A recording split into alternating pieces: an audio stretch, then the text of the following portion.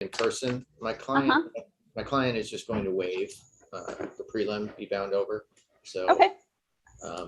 I just If you Hey, if you can tell him to get on, Which case is that? Yeah. Stephen Baker. Stephen Baker. Yeah. You want me to have him get on now? I don't know. Sure. As soon as you can get him in, we'll take that waiver and be moving on out. Okay. I'm gonna mute and call him. Awesome. What Judge, else you got, Heather? Sorry, Delisha Dennis is the victim's advocate. Should I bring her in? She would just sit back and watch everything. She can do that on YouTube. Yep, I do have it on YouTube. So, okay. Yeah. Mr. Riggins. Sorry. If one of the prosecutors needs to talk to the victim's advocate, they can let us know. Okay. Mr. Riggins is in on two people that are in the Wayne County Jail, Mr. Langford and Mr. Roberts. And him and Mr. Curry have already spoken. Yep. Langford and Roberts, correct. Thank you.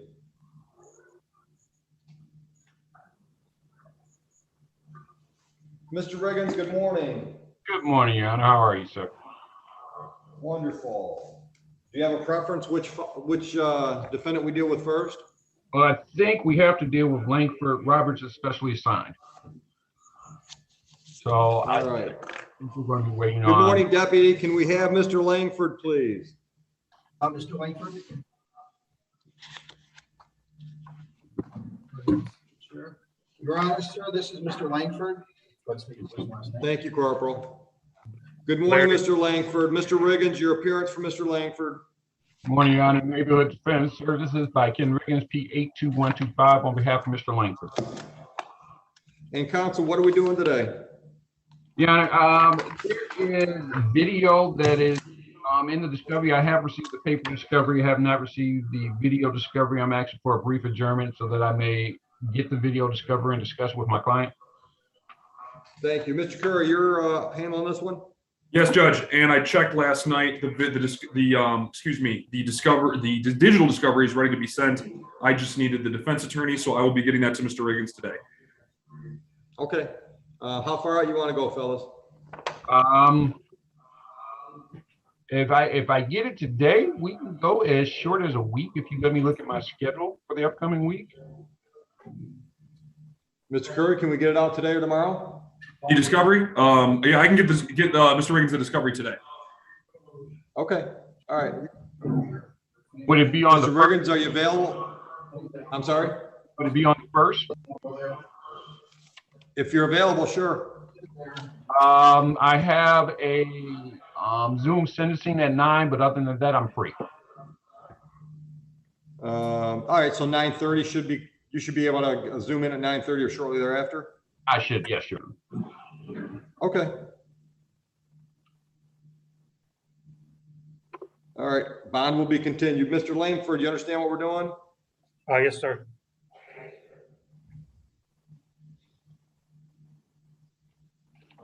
All right, anything else on the Langford matters, gentlemen? Nothing further. Nothing from the people, Judge. Your Honor, that's an adjourned PCC? Yes, sir. Okay, thank you very much.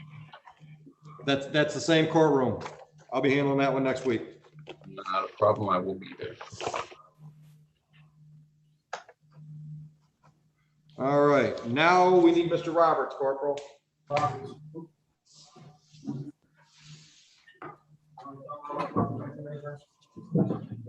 Your Honor, sir, this is Michael Roberts. Good morning, Mr. Roberts. Mr. Riggins, your appearance. Good morning, Your Honor. Anyway, is there any way I can talk to my attorney before we get started, Your Honor? Sure, I'm sorry, I didn't know that hadn't happened yet. Yeah, I Mr. have not Riggins, had can a we put chance. you in a breakout room with the jail? What's that? Mr. Riggins, are you there? Yes, I'm here. Can we put you in a breakout room with Mr. Roberts? Sure, absolutely, Your Honor. All right, doing it Okay. now. Hold on just a minute, Heather. Counsel, Mr. Riggins has a couple misdemeanors and a civil infraction. One is a drove while license suspended that he owes money on. One is a registration or plate violation that he has not yet pled on. Depending on how long he's been in custody, I'm probably inclined to close them all out with time served if he wants to plead that misdemeanor today. So we'll put you in a breakout room. All right.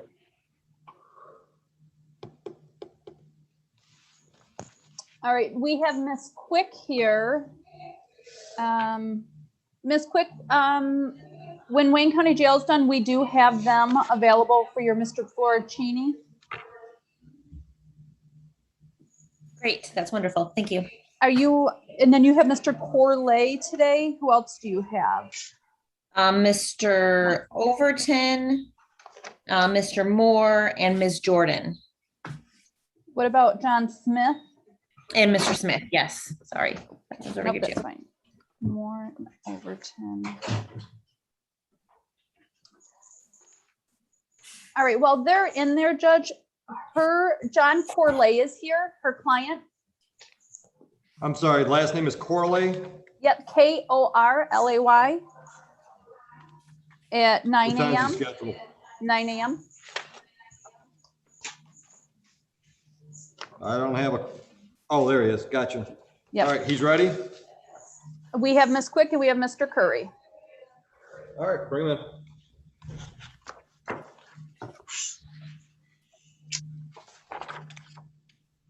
Mr. Corley, are you connected?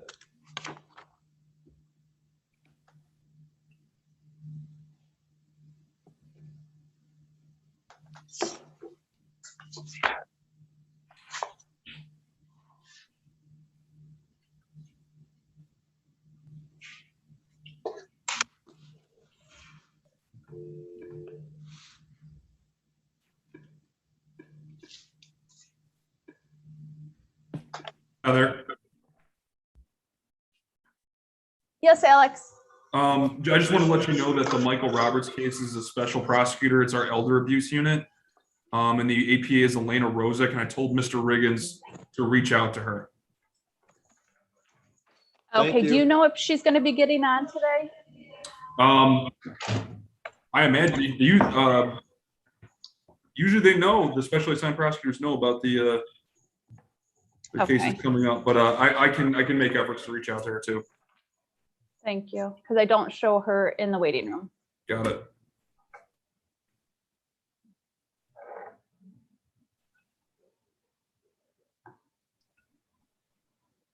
It looks like Mr. Corley is assigned, has audio. Mr. Corley, are you there?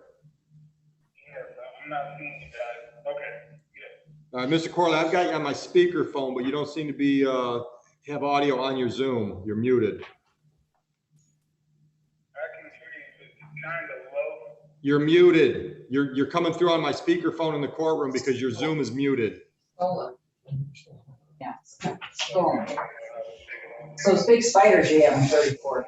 Thank you. Mute yourself, Jane. I muted her.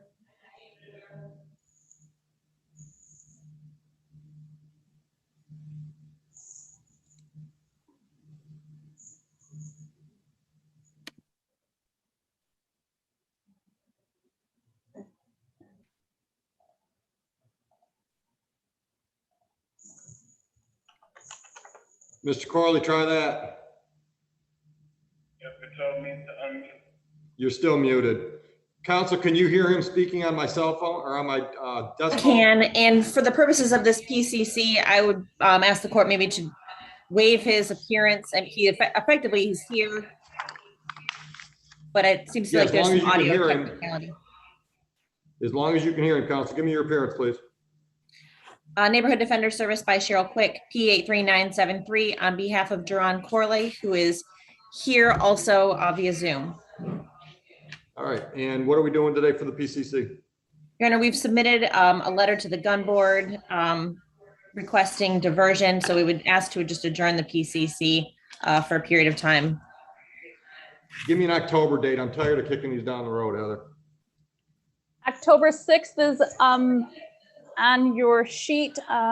We can do all morning, 8:45 through 10 Fine. on the big sheet. All right, Judge. Counsel, That's fine, Your Honor. 8:45. Thank you. Mr. Corley, understood? I couldn't hear it loud enough. We're kicking this down the road. We're adjourning it till October 6th, 8:45. Would it be possible possible for a later time? Council, I'll be free all morning. I'll make whatever time work. let's do 10 a.m. then. That's fine. Council, if you get your results from the gun board, you don't want to wait until October to wrap this up, then contact Heather. I will. Thank you. Just quick, do you All have right, discovery on I'll this just one? continue. I do. Okay, thank you. Mr. Corley, understood? Yes. Have a nice day, sir. Heather, what's next? When Mr. Riggins comes out with Mr. Roberts, we have Miss Rozak, who is the assigned APA. Good morning, Ms. Rozak. Good morning. We have Miss We have any Bickers. of, Yep, we have Miss Go ahead. Bickerstaff, Mr. Rudio, and their client is Fulton, Fulton. Everybody is in the waiting room, and I will bring them in Fulton scheduled when? at 9 a.m.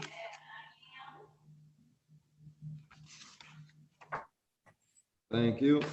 You're welcome.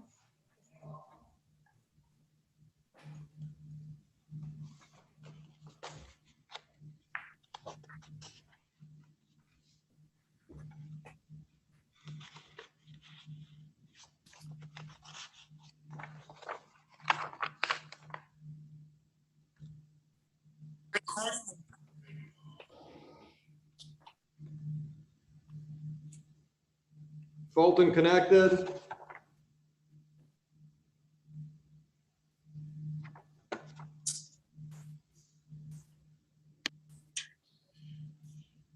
Unmute, Fulton, unmute.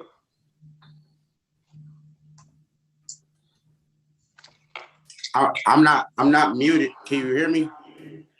Now I can. Okay. Give me Appearances one for second. Fulton. Hannah Yes. Bickerstaff on behalf of the people, P82215. Your Honor, David Rudoy on behalf of Ohaji Fulton, who is present via Zoom. Your Honor, I apologize. It appears my video for some reason is not working. It was Give me working one fine. second. We can deal with that. I'm trying to make it work. My phone is acting up. And council, what are we doing on the Fulton matter today? Your Honor, I was hoping to speak with Ms. Bickerstaff just very briefly, but I would eventually like to set this matter for a preliminary examination, although I'm hoping we can resolve before that date. Judge, I think we're All right, good to let's just set pick the this for an exam date. exam. Let's pick the exam date, and then you two can have some conversation later. And just very brief.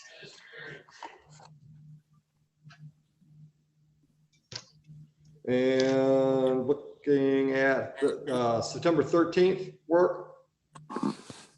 Your Honor, I have 11, 12 or 1 p.m. Your Honor, unfortunately, I have a scheduled deposition that could go up until 5 p.m. that day. How about the 14th? That works for the people. Your Honor, I do have conflicts on the 14th as well. I have a pretrial in the Clarkston District Court. Next date I've got is October 18th. That works for the people. That's going to work very well for defense, Your Honor. Thank you. What time? I've got half-hour slots from 11:30 to 1:30. You can pick. 11:30 would be fantastic, Your Honor. All right, all agreed? Your Honor, is that an in-person preliminary examination? It is. Perfect. All agreed, 1:30? Yes, Judge, thank you. Was that 1:30 or 11:30, Your Honor? I'm sorry. I'm sorry, you wanted 11:30, didn't you? That works well for defense, but I can do Okay. any time Your Honor likes. No, 11:30 is fine. All right, Mr. Fulton, I'm gonna let you go. We're gonna put the attorneys in a breakout room, and then you folks can go when you wanna go. Oh, okay. Thank you, Your Honor. Got that, Heather? Yep, doing it now, Judge. Thank you.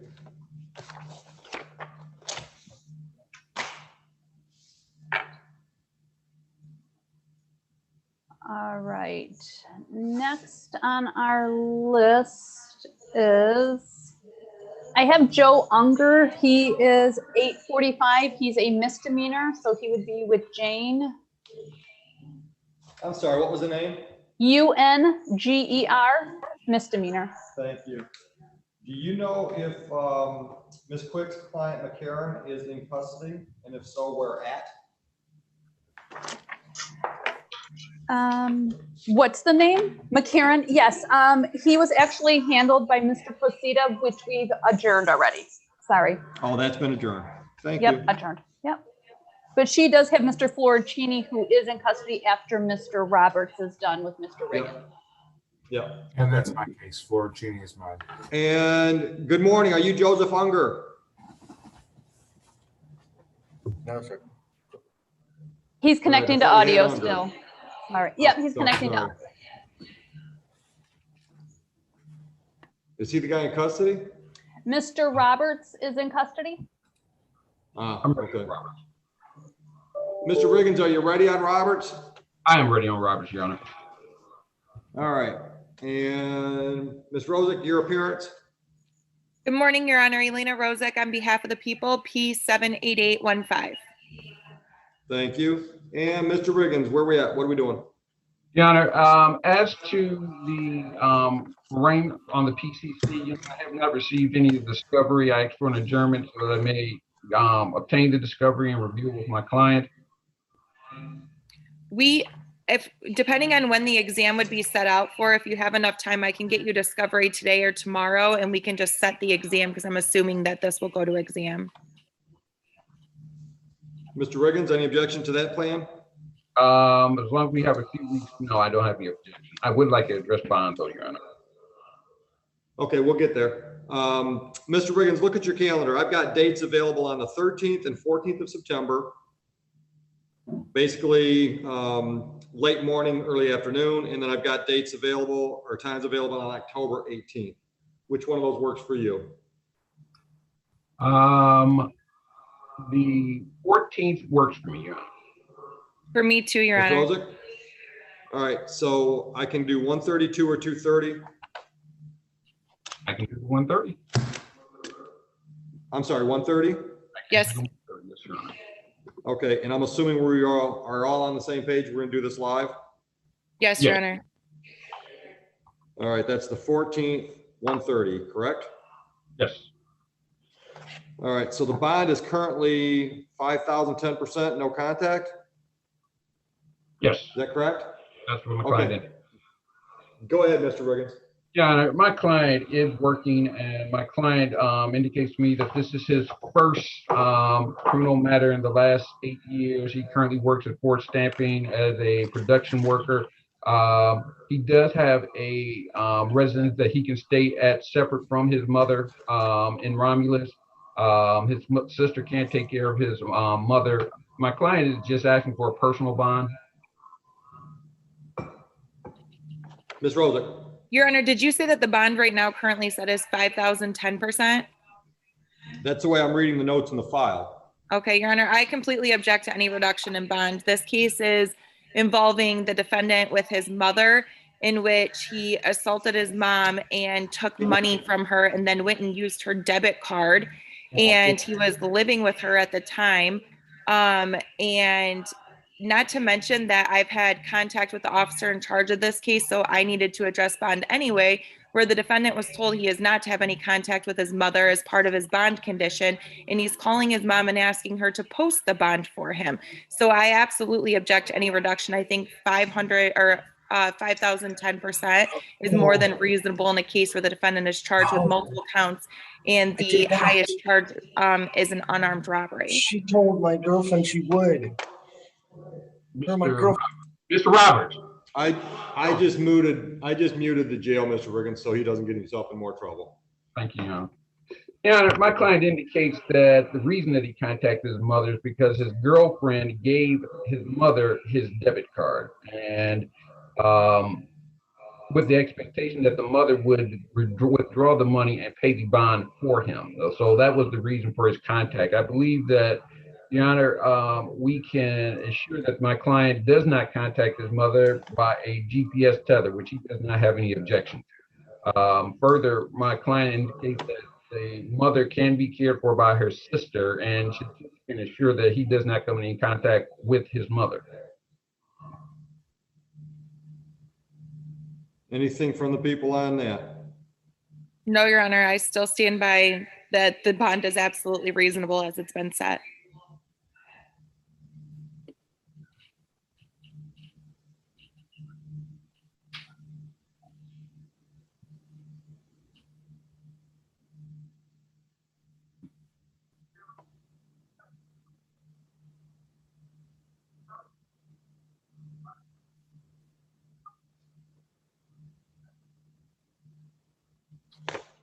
All right, so we've got the date set for September 14th at 1:30. I'm gonna set the bond at a $5,000 cash, or he can be released with a GPS tether. GPS tether will be a location only. I'm not worried about a curfew. The no contact with mom would continue. Any clarifications necessary? No, Your Honor. You're saying $5,000 cash or a GPS tether? I'm sorry, personal with GPS tether. $5,000. Thank you, Mr. Riggins. Thank you, Your Honor. Correct. I misspoke, counsel. And Mr. Riggins, with your permission, I'll speak to Mr. Roberts about some of his civil and misdemeanor files, so maybe we can close those out and move them down the road. Yes, Your Honor, I did mention that to my client, and my client did want to take advantage of your offer.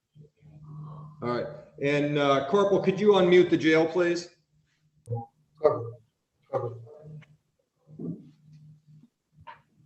Your Honor, can you hear us? Mr. Roberts, can you hear me? I can, Your Honor. All right, Mr. Roberts, I've got some old files I'd like to clean up with your permission. June Okay. 17, 21, we've got a no insurance civil infraction. You owe money on that one. There's an Gotta pay old those. May 19, drove a license suspended. You owe money on that one. And then from June of 21, we've got a misdemeanor plate or registration violation. That one carries a possible penalty of up to $500 fines plus court costs and up to 93 days in jail. Do you understand that, sir? Yes, sir, I do. You've gone over your rights with counsel. You understand those rights? I do. All right. How would you like to plead to that charge, sir? Guilty, Your Honor. I thought I took care of all those.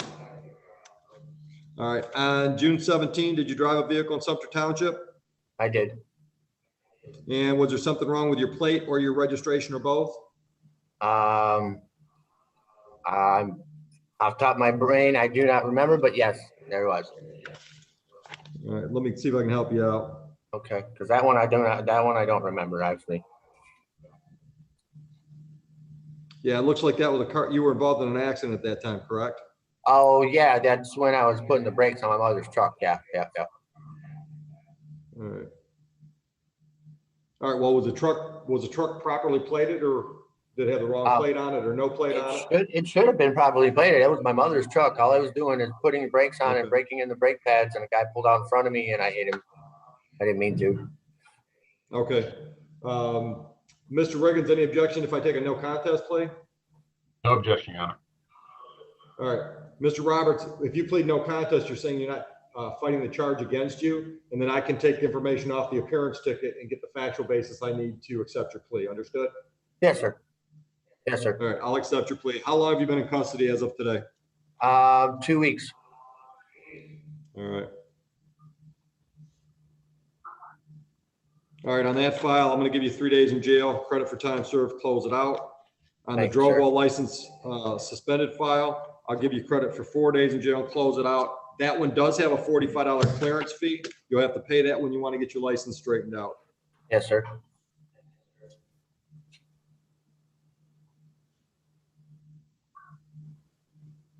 And the last file we've got is the civil infraction that you owe 270 on. We'll close that one out with credit for time served. Thank you, Your Honor.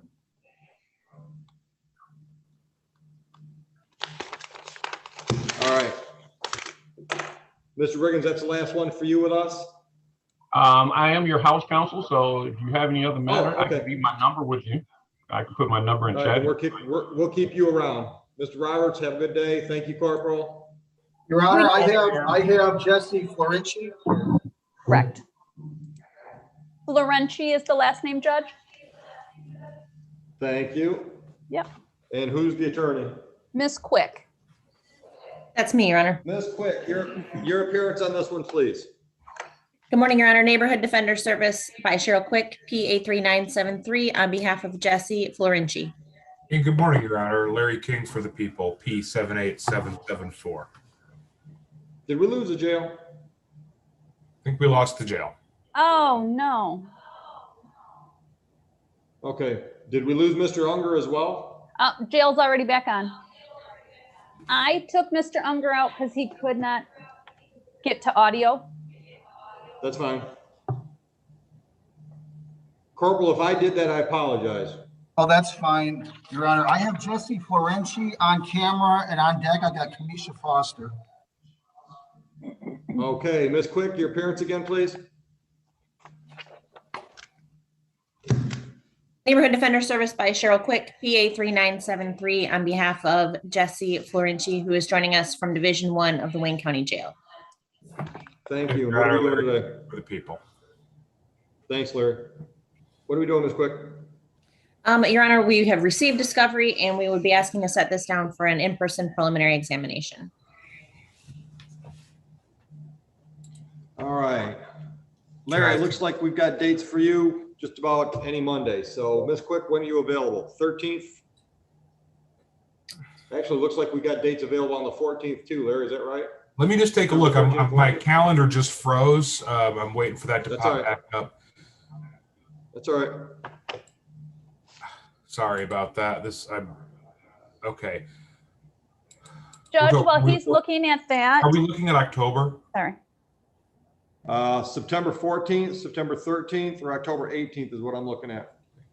So September 13th is good. However, October 18th, I am already there on other exams. So it's actually a better day for me. That way I can just continue to fill that day up with stuff with Your Honor.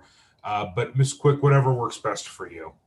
If we could make September 13th in the afternoon work, that would be my preference. Mr. Florenci is currently still in the jail, and I'd prefer not to have him sitting there until October the 18th. I'm sure he would agree with that. If he's just in on this one, let's do it September 13th. I can give you a 12 o'clock or 1 o'clock date. I'm coming from 36th District in the morning, so let's do 1 o'clock just to be safe, please. All right, and Mr. King, we'll try to get you some more work for that day. I'm sure you will, Your Honor. 9/13 at 1 p.m. Correct. Bond will be continued. Mr. Florenci, you understand that? Yes, Your Honor. I have a question. Actually, if I can pop in first. We did request a DSU report when we were last here, and I would just ask if the court has received that. It It will does not call look like it. downstairs. They usually only send it the day of, and it usually comes around 10. So I'll call downstairs to see if it's on the fax. Okay, thank you. All right, go ahead, sir. I was aware that one of my charges had been dropped. My father received a paper and said I only have one count of felonious assault.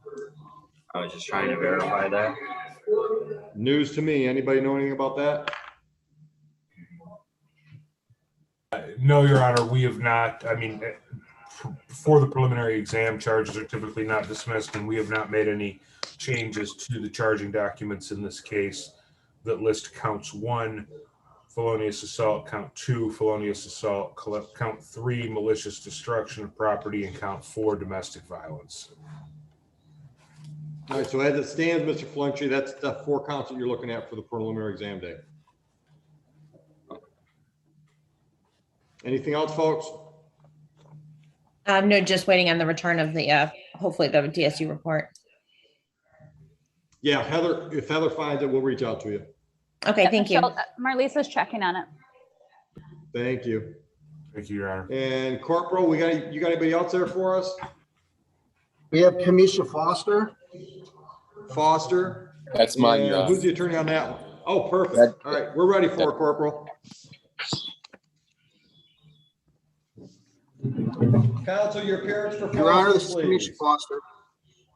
Thank you, Corporal. May it please the court, Your Honor. Tyrone Baker appearing on behalf of Ms. Kamisha Foster, who's present via Zoom, Your Honor. Thank you. And I've got, let's see what I've got. I've got an old misdemeanor file.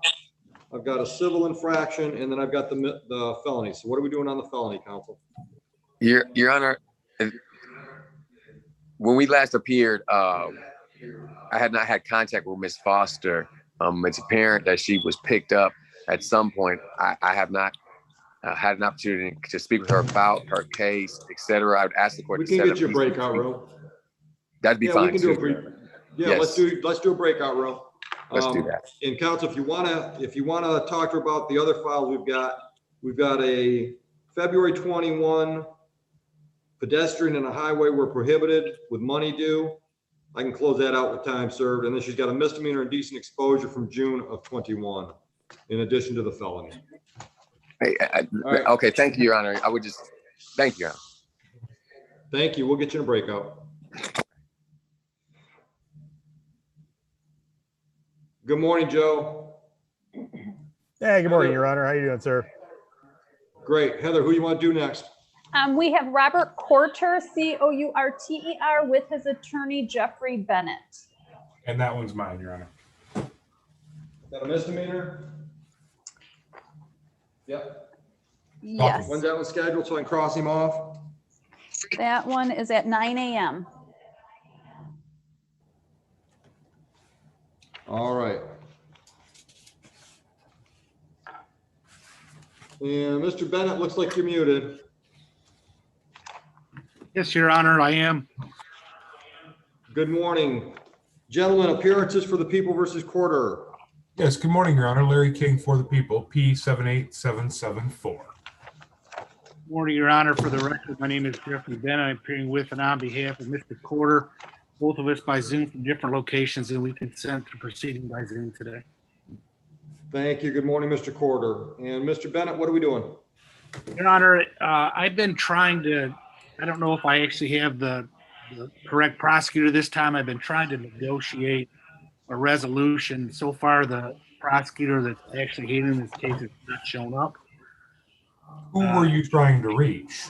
So there was a DV, initially it was not a DV case, and then it was. I called the DV unit, and I have not been able to get a return call. Who have you been trying to get a hold of, Mr. Bennett? I don't know. I can't remember her name initially the first time, but she wasn't a DV prosecutor, and since then I've been reaching out to the DV unit at the Wayne County Prosecutor's Office. Well, let me tell you, I'm the DV prosecutor handling the Romulus docket, while my colleague, Miss Darian Fortier, who's the assigned prosecutor, is on maternity leave. One of our administrative staff, who you may have been trying to contact, has been out ill for a week. Oh, I'm sorry. So I'm wondering if that might be the breakdown, but this will be my case moving forward. I'll put my contact information in the chat for you, and perhaps we can just adjourn this 1 week. Actually, could we have a breakout room? If the judge is okay with it, Yeah, I'm sure. okay with it.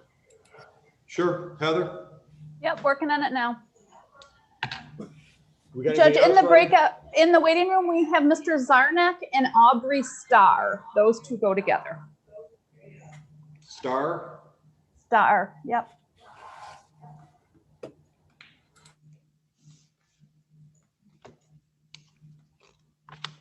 Bring him in.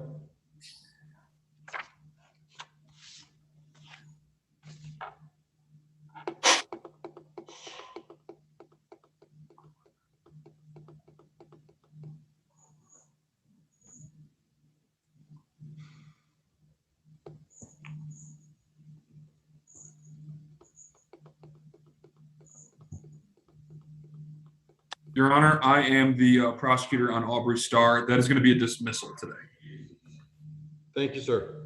No Mr. problem. Zarnecki, are you connected, sir? Yes, I am, Your Honor. Your appearance for Mr. Starr McBride. James Zarnecki on behalf of Mr. Aubrey Starr McBride, who should be present today via Zoom. He is. Good morning, sir. Morning. Mr. Curry. And good morning, Judge Alex Curry on behalf of the people, P84950. After speaking with my supervisors about the unavailability of the complaining witnesses for rather unsavory reasons, the people would be moving to dismiss this case at this time. I assume the defense will not object. Oh, that's correct, Your Honor. No objection to the dismissal. This is dismissed without prejudice, Mr. Starr. That means the prosecutor could refile. Have a good day, sir. Thank you. Thank you. Take care, everyone. All right, Judge, You as well, next, counsel. next is going to be James Devlin and Murray Duncan. Devlin with a D. Correct.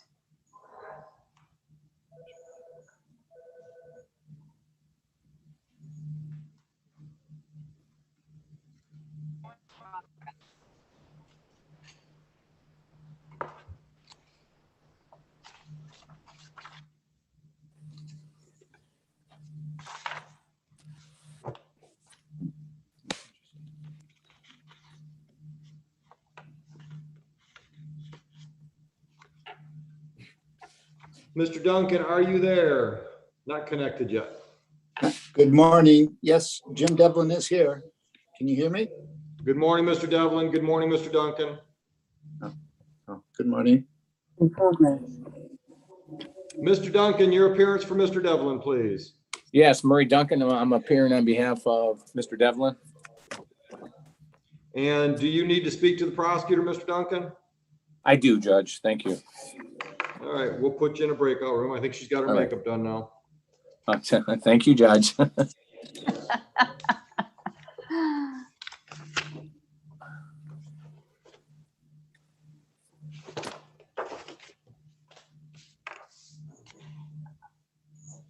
All right, next, let's see. Mr. Sinclair is on Mr. Wade, W-A-D-E, felony.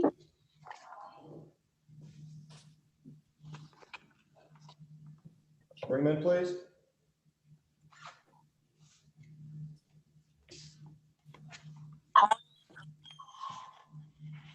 Both are joined with audio. Thank you. Good morning, counsel. Your appearance for Mr. Wade.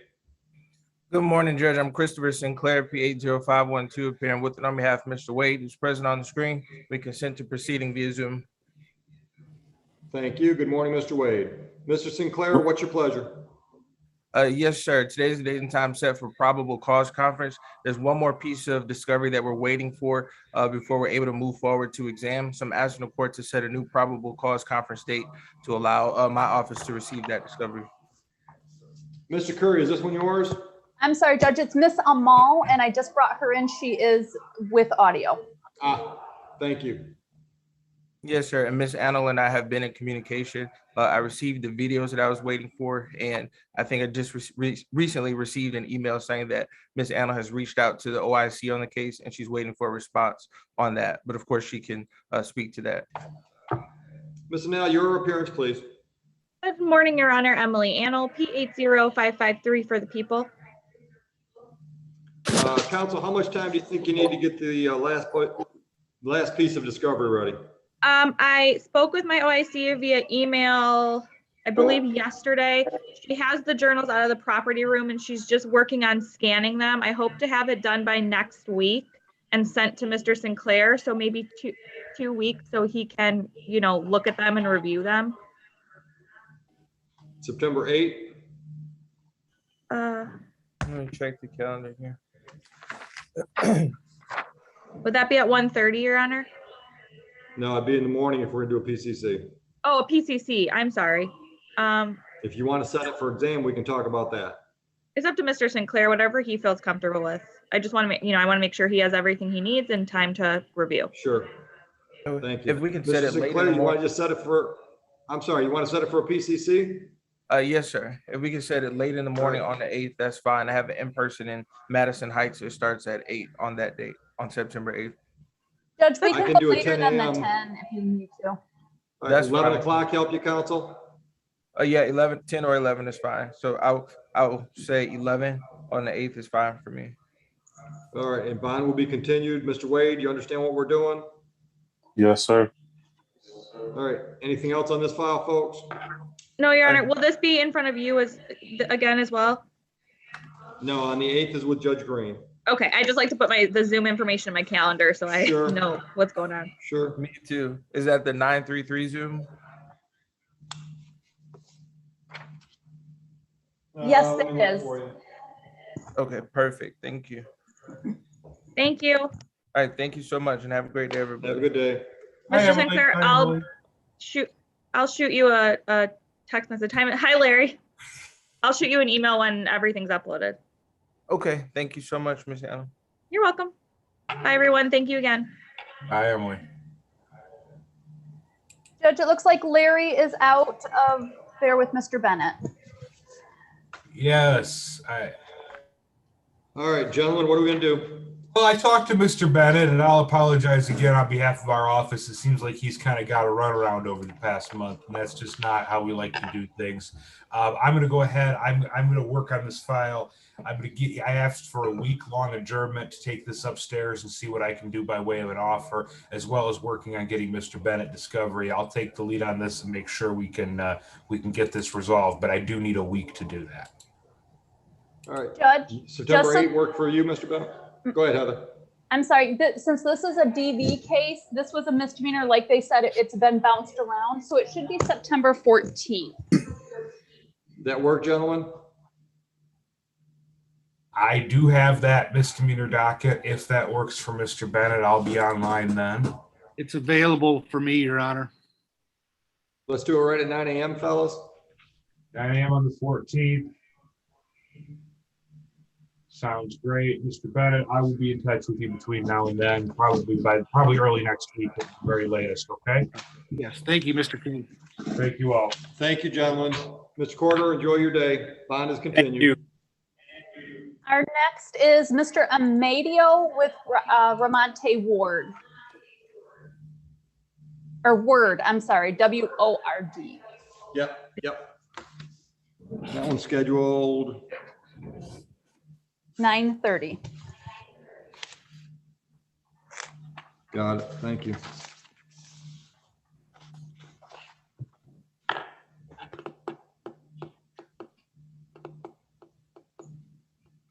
Good morning, counsel. Good morning, Your looks Honor. like your client's still trying to connect. Yeah, he is present. It looks like it's connected with audio. Yeah. And Mr. Curry, this one's yours? Yes, it is, Judge. Thank you. Mr. Amadeo, what are we going to do today while we're waiting for your client to connect? Your Honor, 2 issues. One, I'm still waiting on some discovery Jane was going to get for me. And number 2, the Washtenaw matter goes back to circuit court on September 28th. I'd asked for a 30-day adjournment for a PCC. I'm hoping not to have to run a prelim here and do a global resolution. I still do need some evidence and to hear back from Washtenaw. That's acceptable, Your Honor. What's your date with Washtenaw, Mr. Amadeo? September 28th. I can give you a 29th date here, September. That works, Your Honor, for a PCC. Mr. Amadeo, what piece of discovery are you looking for? Discovery we're losing? The officers told me they did interviews with the witnesses. I have not received those as of yet. They said there were audio interviews when I talked to them way back when. I did get evidence from you guys on evidence.com, but there were no such recordings. So if they're available, I'd like to review them, please. Okay, I'll check into that. Thank you. So you specifically the digital recordings of the interviews, correct? Correct. That's all. Okay. Yeah. So September 29th works for everybody? It will for How defense, about Your 10 Honor. o'clock? Sounds good. Thank you, Judge. You said September 29th, Judge? September 29th, 10 a.m. if it works for you. Got it. Thank you, Judge. Thank you, Your Honor. All right, bond will be continued. Have a good day, gentlemen. Thank you, Your Honor.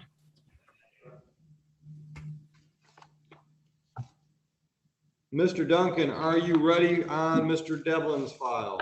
Judge, I did talk to the prosecutor. My client's charged with unlawful feeding deer, and I've got the statute in front of me. Looks like a 90-day misdemeanor with $50 to $500. But I talked to the prosecutor, and what I'd like to do, and prosecutor does agree, is a no contest under 771 for 6 months. There's something in the statute that says loss of hunting privilege is at the discretion of the court. The prosecutor has no objection if Your Honor does not suspend my client's hunting privileges.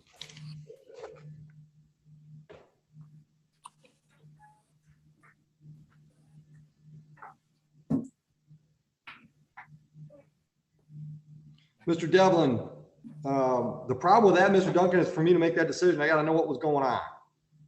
Okay, can I ask that's fine, Your Honor. Can I question my client, because we'd like to try to get this done today. I mean, if possible.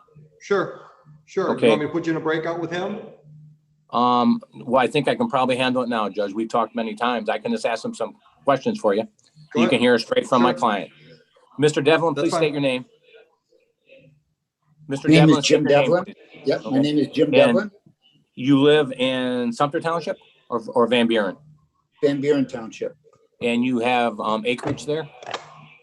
Yes, And do you have a habit of feeding wildlife there? yes, I do. Okay. For And can years you and tell, for years and years. and can you tell the court the way you feed wildlife and what type of animals you usually feed when you do feed them?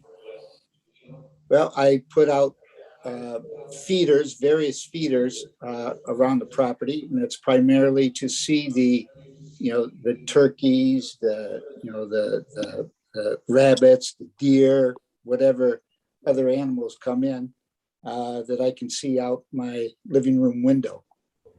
And was it your intent to bait deer? No, Okay. intent was to feed the wildlife like as normal. So, And that's what you've been doing for quite some time, correct? ever since I've lived here, Okay. And how long have you lived at that residence? roughly 25 years. Thank you. Judge, would you like any other if you have any other questions, Judge, feel free to I've ask. got two questions. Yes. Questions, if you don't mind. Mr. Devlin, how big is your property? How many acres? 5 acres. All right. And are all of those feeders visible from a window in your house? Yes, they are. All right. Mr. Duncan, I'm satisfied with the factual basis. I'll accept the plea. Was that a 6-month agreement between the prosecutor and the defense? Yes, Judge, thank you. All right. Anything I should consider before I set terms? Judge, I would just let you know that my client is employed as a 2 project leader. He's been married 25 years, or he's been married 33 years, Judge, and he's lived in the area for 25 years. Okay, thank you. All right, Mr. Devlin, anything you want to add to what Mr. Duncan's told me before I set the terms of sentence? Don't feel that you have to. I'm just giving you the opportunity to do so. I think everything's been said, Your Honor. Thank you. All right, thank you. I'll do the delayed sentence for 6 months. During that time period, stay out of trouble, no new criminal offenses. I will not do anything with your hunting privileges. Court costs are assessed the amount of $400. Can you pay that within 30 days, Mr. Devlin? Yes, I can. Did I say $40? I think you said 400. All right. 40 is better. I thought 400, but I thought I said 40. So $400 within 30 days? Yes. All right, thank you, gentlemen. Thank you, Judge. Have a good morning. Always a pleasure, Mr. Duncan. Thank you. All right. Bye-bye. Heather, what's next? I'm not sure if Mr. Bickert had enough time with Foster in the breakout room, if they need more time. No, Let's find out. I believe that we're set, or at least for now. Okay. We can call it. All right, and counsel, what's your pleasure? Your Honor, I did have a lengthy discussion with Ms. Foster. At this time, I think it's appropriate that the case be set for exam. We do not have any waiver. I would ask the court. I want to ask the court a question real quick, which is, my understanding is that Ms. Foster was on bond for my case, and I believe she may have had an outstanding misdemeanor warrant. I believe that's how she finds herself in custody. So I guess my question is, if we're setting this for exam and the misdemeanors are resolved, if that's the case, it would be my understanding that Ms. Foster might be released prior to the exam. Yeah, it looks like the bond on this file is 1,010%.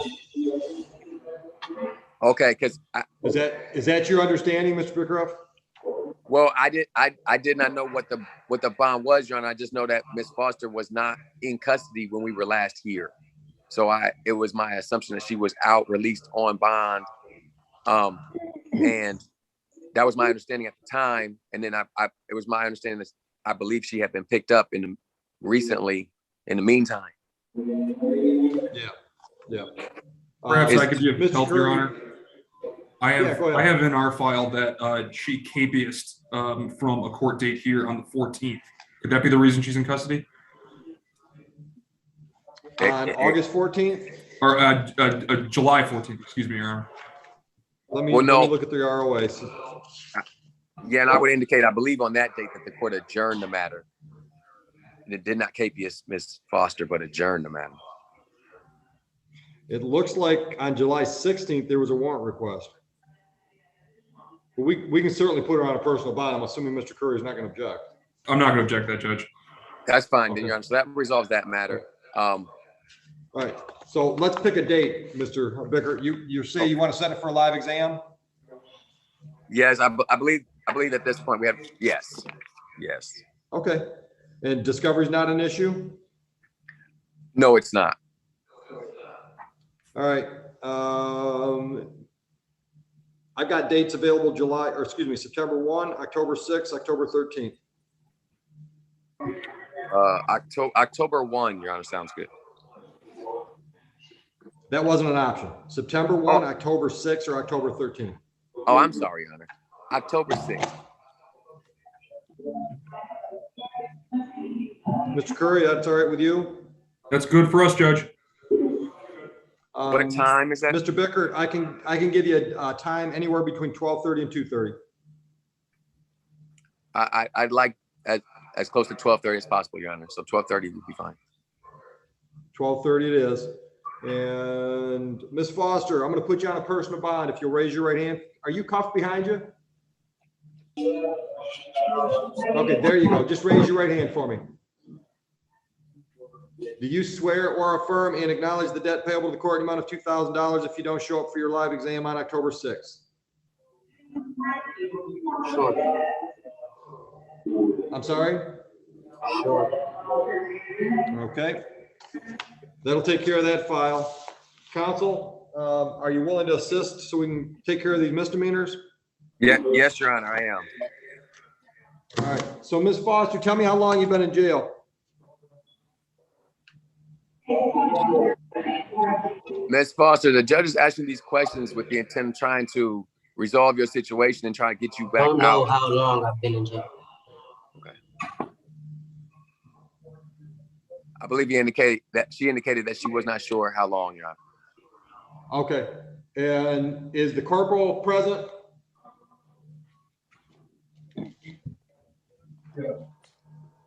I'll set these files. We'll deal with them on the October 6th date.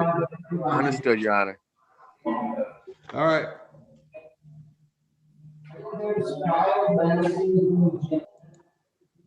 Judge Stephen Kramer is a misdemeanor. I'm sorry, I'll wait till you're done. Yeah, Mr. Bickert, anything else from you? No, Your Honor. Thank you. Have a nice day. Thank you, Your Honor.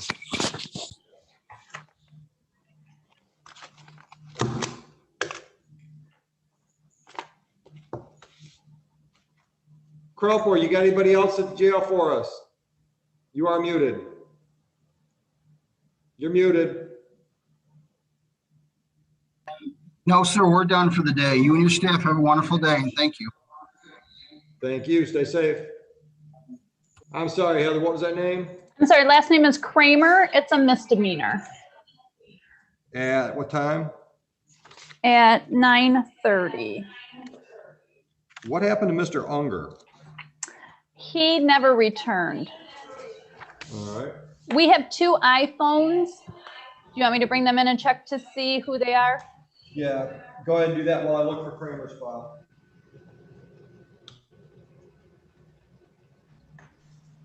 Hey, Heather, Yes, Larry. where do we stand on the John Smith felony? We're just, he's in the waiting room. He was up next after Mr. Kramer. Great. And then I was going to bring him in, and Miss Quick is his attorney. Wonderful. So it'll just be a few minutes. Thank you. And Ms. Gillis, are you prosecuting on the Stephen Kramer file? She's muted. Jane, you're muted.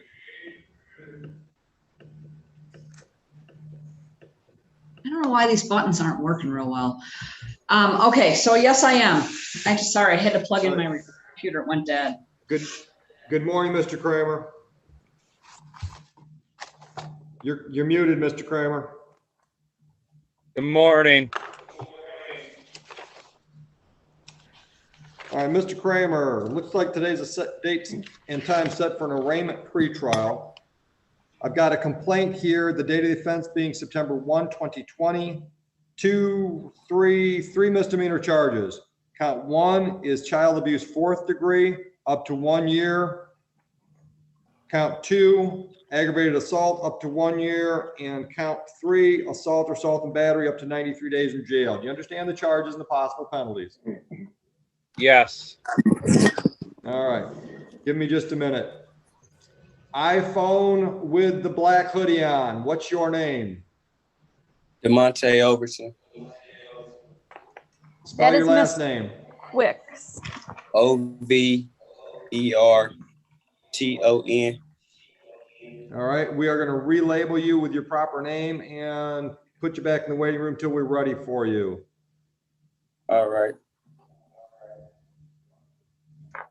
Mr. Kramer, are you prepared to go forward today without benefit of an attorney, or would you like to speak to a court-appointed attorney? I would like to speak with the court-appointed attorney. All right. Mr. Nunley, are you there? I am here. I missed the charge though. What is it?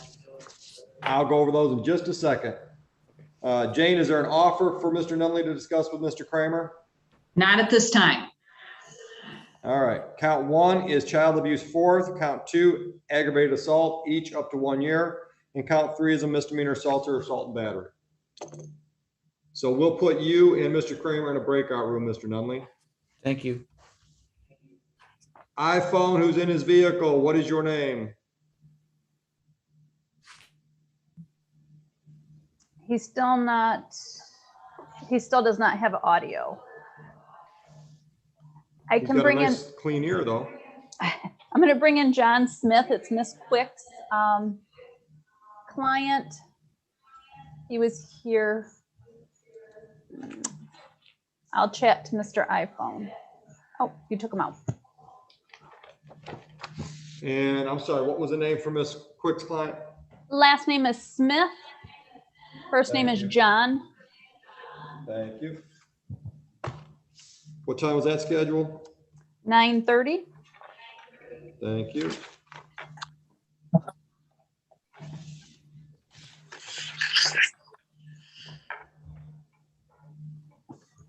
Mr. Smith, are you connected? Yes. Good morning. Counsel, your appearance. Good morning. Good morning, Your Honor. Neighborhood Defenders Service by Cheryl Quick on behalf of John Smith, PA 3973. And Larry King for the. And what are we doing? 7-4. Thank you, Mr. King. We would request to set this for a preliminary examination. We just gave you a date, Ms. Quick. What was that? Maybe we can put it on the same That was date? the 13th. That was for a case that was in custody. I know Mr. King said that he's also available on October the 18th, and will be in that Either court. of those days. All right, but we just set one for Ms. Quick on the 13th, correct? Sure. Yes, that's Ms. right. Quick, is that right?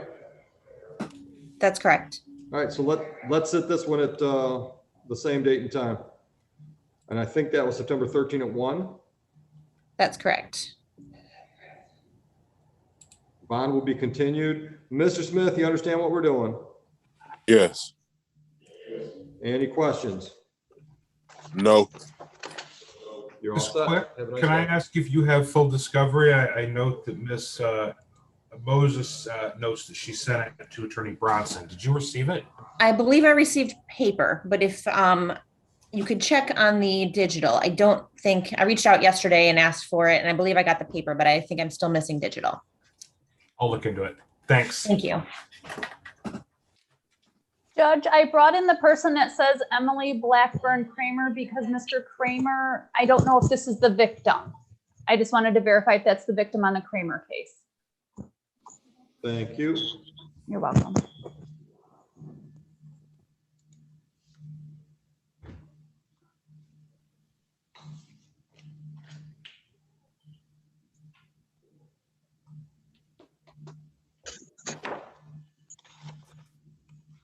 Ms. Kramer, Yeah, what are you here on, please? the case against Stephen Kramer for Zachary Kramer. Okay, thank you. That's what I thought. Jane, did you need to speak to your victim? Yes. We have, Yes, Okay, I'm gonna put you in a breakout room. thank you. You're welcome.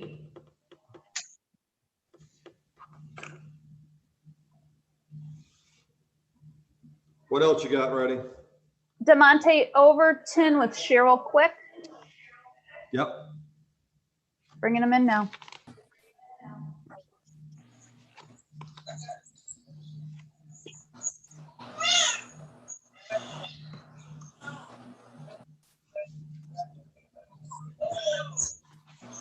Ms. Quick, your appearance for Mr. Overton, please.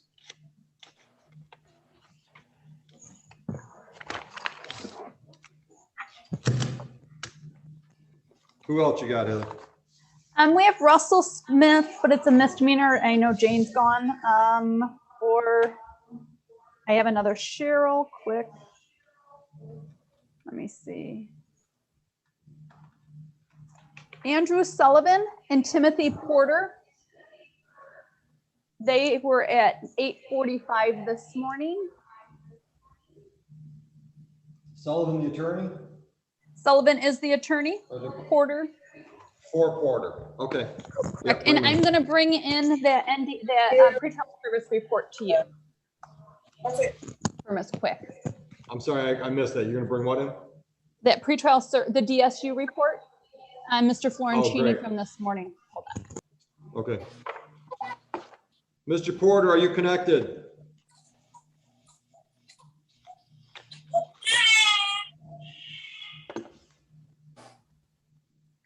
Counsel, it looks like Mr. Porter has no audio. Your Honor, I can contact him and try and help him, or if Your Honor is inclined to, I know he's making a diligent effort, but if Your Honor is inclined to waive his appearance, I'll obviously be able to be in contact with him immediately after our hearing. All right, what are we trying to do this morning? Yes, Your Honor. I think we were here for a probable cause conference just 2 weeks ago. The holdup is missing video in discovery. Prosecutor Curry was helping to uncover that video. This is a operating while intoxicated case, beginning with a traffic stop, and we don't have the dash camera, so we were trying to locate that. I don't know if there's an update on Any that. luck? I do have an update on that, Judge. We have, in the previous discovery packet, there were 10 videos, I believe, uploaded and sent to Mr. Sullivan. And I have here from an email from the OIC who emailed, who I assume is their, someone who handles their digital discovery. And I have from that individual, Ken Dandy, saying that the Officer King's dash cam, I believe, and that is the officer, I believe, who made the traffic stop. His dash cam should be included in that packet. I can resend that to you, Mr. Sullivan, if you like. I will review again. It doesn't sound as though you're certain that this is a dash camera from the officer that arrived first to the scene. Well, according to the investigative report, it does say that Officer King, after observing blah blah blah, without going into the facts of the case, it does seem that this is the officer who conducted the traffic stop, and per my email to the OIC where I asked for specifically any dash cam footage. I don't have enough patience to handle this. Put these two in the breakout room, let them figure out discovery, and guys, do this before Wednesday morning so it's not clogging up my docket. Yes, Judge, sorry. Put them in a breakout. Yes, Ms. Gillis, do you need more time with Ms. Kramer? Nope. Thank you, Mr. Ms. Nunley Kramer. might want to talk to me.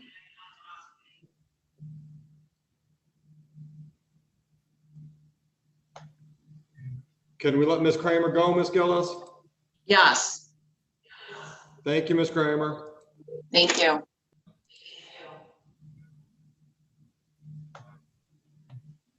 Mr. Nunley's in a breakout room with somebody else. Heather, I think with Attorney Stephen Sharg, what's that about? Mr. Sharg has Jasmine Ward, which is also a felony, and we don't have the prosecutor. Russell Smith is a misdemeanor. That is actually on Brad Taylor Trucking. I'm sorry, it's what? Kind of sad. Brad Taylor Trucking at 9:45. Perfect. Yeah, the time helps a lot.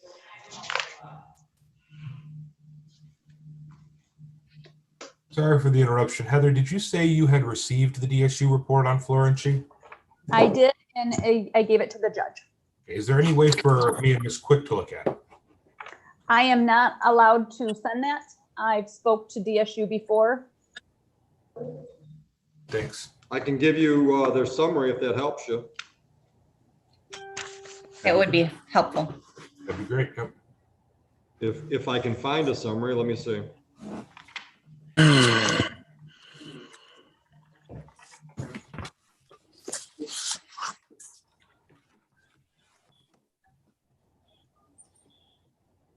On the iPhone, what is your name, please?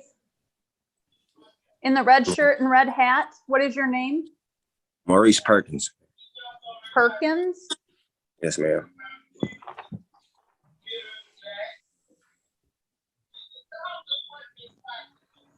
All right. Mr. King, Ms. Quick. When Go we're ahead, ready for Heather. you, I'll call you back in, okay? Yes, ma'am. Thank you. All right, Judge. All right, so I'm not going to read you the whole paragraph.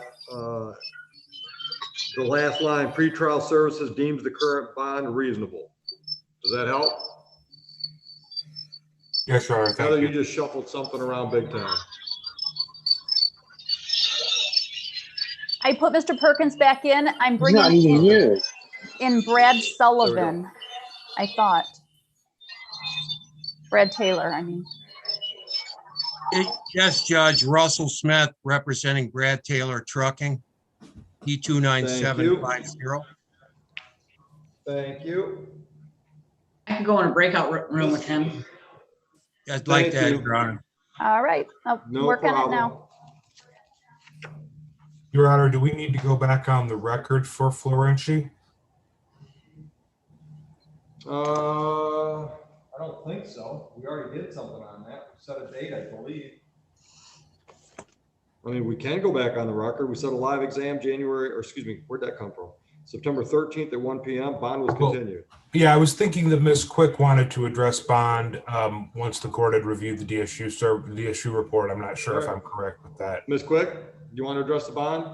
Your Honor, I would have made a motion to reduce the bond. Mr. Florenci has been in custody since the time of his arrest, and he's unable to post the bond. So I understand the pretrial service deems the bond reasonable, but he does not have access to any money while he's in there. He does have a place to live with his father in Taylor. That is actually the place where he was arrested, but it is not close to where his, I guess, soon-to-be ex-wife, who is the complaining witness in this matter.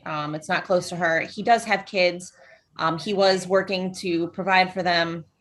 They're kind of being shuffled back and forth from with family members now. And so we would ask for a personal bond for him so that he can get out, get back to work and also care for his kids, be a stable family. All right, I set the bond originally, and I'm certainly not going to change it based on what I read from DSU. So bond will be continued. Thank you, Thank you, Your Honor. Thank you, Ms. Quick. Your Honor, I believe that this wraps up the docket for me today. I'm going to log off unless there's something that I'm missing. No problem. We'll Nope, find it you if looks we need good, you. Larry. All right, everyone have a great rest of your morning. Thank you, Larry. Stay well. You too. Mr. Nunley, on Mr. Kramer's file. Is Jane still here? Yeah, she wanted to talk to you, but I think we stuck her in a breakout room with somebody else. Okay. Yeah, so I just need to talk to Ms. Gillis. Sure. Sure. Okay, we have all parties on DeMonte Overton available. All right. What are we doing? Your Honor, this will be a waiver this morning. All right, Mr. Overton, you're muted.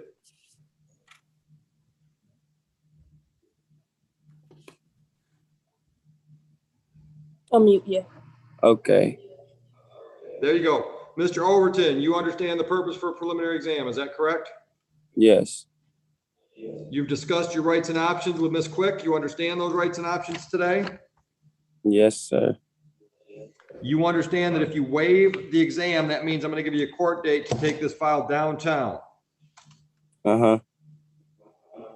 And that's what you want to do today? Yes. All right. Your arraignment on information date is September 8th, scheduled at 9 a.m. I'm assuming, Ms. Quick, they're still adjourning those? Your Honor, I don't know if anybody knows what they're doing with the AOIs right now. That was a refreshingly honest answer. We'll stay on top of that. We'll check for the 8th, and I'll stay in touch with Mr. Overton. Yes. Thank you. Mr. Overton, my job is to give you an AOI date 2 weeks from today. So good luck. Bond will be continued. Anything else, counsel? Nothing from defense, Your Honor. All right, Mr. Overton, enjoy your day, sir. All right, thank you. Y'all too. I'll be in touch with you, Mr. Overton. Heather, what else you got? Mr. Sullivan and Mr. Porter. And Mr. Sullivan's still in a breakout with Jane, I think. Nope, he's there. I'm also here, Judge, and I can hopefully enlighten you about. Oh, there you go. Yeah, tell me. Yeah, Judge, it appears that, so we sent the discovery link to Mr. Sullivan back in July. It appears to have not downloaded correctly or something, because he only had a fraction of the videos that were available to us on evidence.com. Okay. So I just resent it to him. Okay. So unfortunately, we have to adjourn the PCC. Your Honor, I would be willing to set the case for an exam at this point, with the state's representation that the video exists and it just wasn't. There was somewhere lost in translation, but it exists, and it seems that I should have it here later today. Okay. So I'd be prepared to set the case for an exam at this point. All right, and we're going to do this live, I assume. Yeah, that'd be preferable. Okay, and I still don't have. It looks like Mr. Porter's connected but muted. So. I just October 6th date. Who's talking? Mr. Porter, sir. Just hang on, Mr. Porter. Yes, sir. Just hang on, Mr. Porter. Gentlemen, for Mr. Porter's exam date, I can give you a date for September 1 next week, or October 6th or October 13th. All would be afternoon dates or times. The October dates would be preferable to me. October 6th, 12:30. That's great time to me. Let's do it for the people, Judge. Mr. Porter, that work for you? Yes, sir. All right, bond is continued. Anybody else got anything on this file? No, Judge, but Andrew, please contact me if you're still having problems getting that dash cam. Will do. Thank you. No problem. Have a good day, gentlemen. Thank you, Judge. And are we ready on our trucking file? Yes, Judge. Can you tell me the amount on Appearance, if that you don't mind, overweight? client. Say what, Jane? Can you tell me the amount on that overweight? The overweight, according to our register of action, is 12,560. Ooh, that's a lot. 10,000, fine. Judge, in talking to Ms. Gillis, I believe further conversation is necessary. If the court could set this for an additional pretrial, I believe this was set for an arraignment. It'll give us more time to dialogue. Yeah, I can bump these all out 1 week if that gives you enough time. I could certainly try that, Judge. Ms. Gillis, the number that I have for you, is that your best number to reach you? The one on the court phone? Judge, these are misdemeanors, so they need to go out a little farther, please. Okay, where you want to put them? 915 or 922. Let's go to the 15th, people. What time of day would that be, Your Honor? 9 a.m.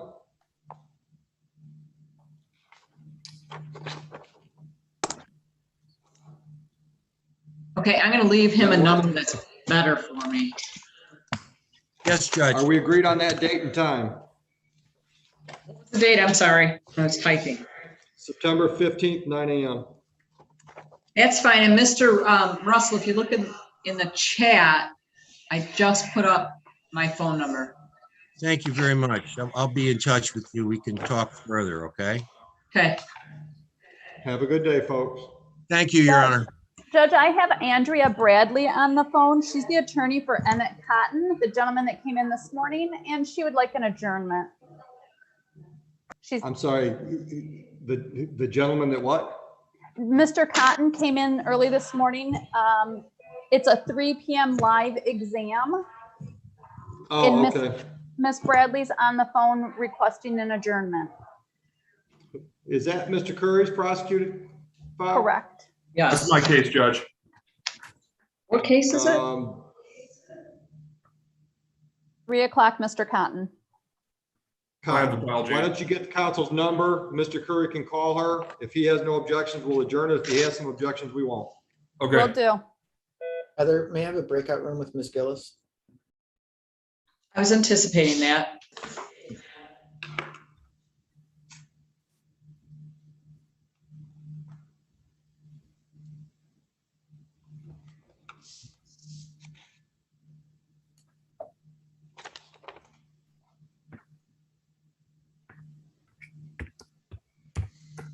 Hey, Heather, have you heard anything on Black, Mr. Bohannes' file? We handled that this morning, Judge. Is that an adjournment? That's an adjournment, yes. Thank you. Thank you. Sorry. We still don't have Mr. Sharp. I'm going to bring Mr. Sharp in and see if he knows anything about his client. Who is his He's been in client? the waiting room. I thought his Ward, client, and he, Jasmine Ward. He's been in She's the under waiting room. Jasmine, I'm thinking. I'm going to bring in Jasmine. go ahead.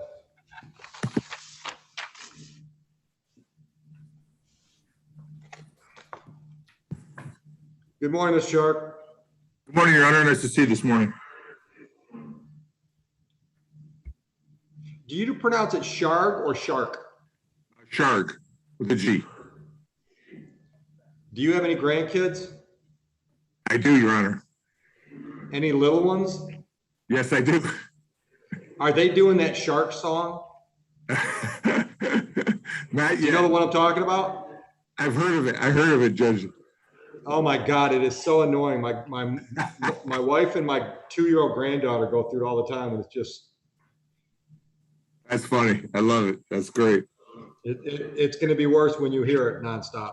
I'm sure. I'm is sure. Is this Jasmine Ward? Yes.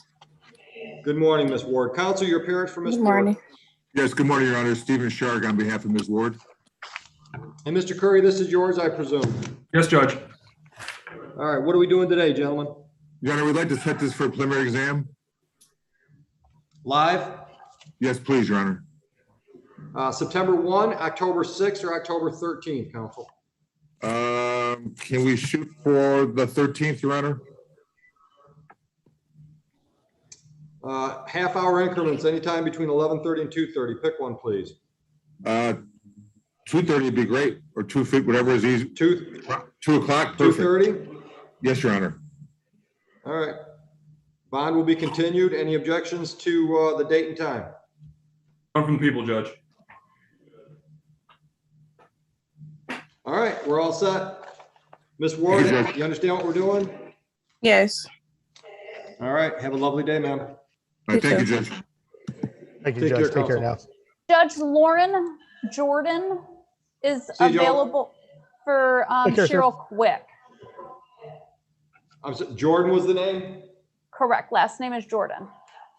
Thank you. And that's my case too, Judge. I can do this one and then call Miss Bradley on the Emmett Cotton matter. Thank you. No problem, Judge. All right, looks like Miss Jordan is connected, so appearances, please.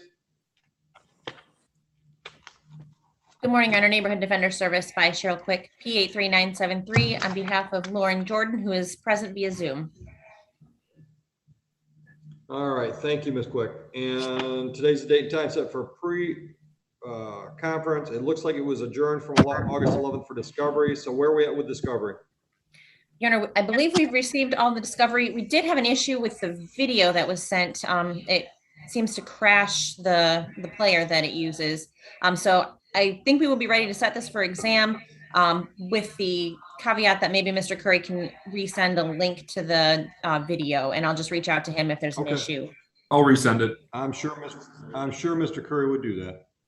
And I think we've kind of picked, I don't know, have we set any for you on a Wednesday yet, Ms. Quick? No, I believe we've done got some the specialty 13th. dates.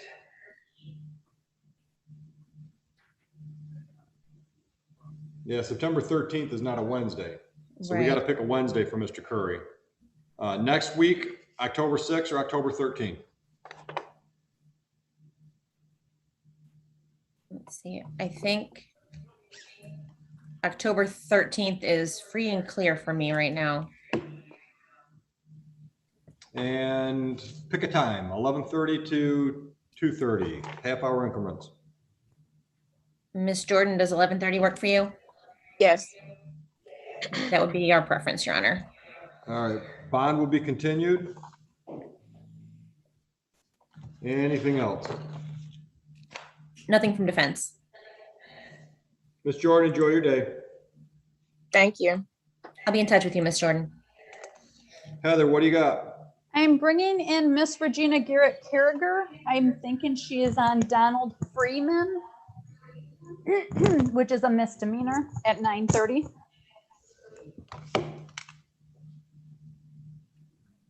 Judge and Heather, I'm going to step out to call Miss Bradley really quick. Please. Okay, thanks. Thank you. Good morning, Ms. Carriger. You are muted. Good morning. I am here And- on behalf of Mr. Vincent for Mr. Freeman. Thank you. Is your client with you, Miss Garrett, or are they in the waiting Yes, room? he is here. We're bringing it in from the lobby right now. Thank you. Okay, thank you. And Ms. Gillis, this is a misdemeanor, so I'm assuming it's yours. Yeah, but I didn't hear the name on it. I was in the breakout room. Freeman. Yes, that's mine. And that was scheduled at 9:30. All right. Yes, but So I what are don't we doing on have- that one, ladies. I don't have a file on that. Do you have a final lab on that, Judge, in the file? Do I have a what? Final lab in the file yet, or no?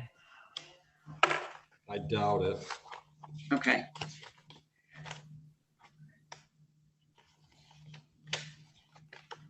No. Okay, I know what I'm gonna do. I can talk to the attorney in the breakout room. Oh, Michael Vincent isn't here. Yeah, he sent his A team. Oh, good. Okay, I'll go in the breakout room with her. I think we just lost her. Something just, did we lose I thought her? she went in the Well, I breakout think- room. No, I didn't do a I breakout think room.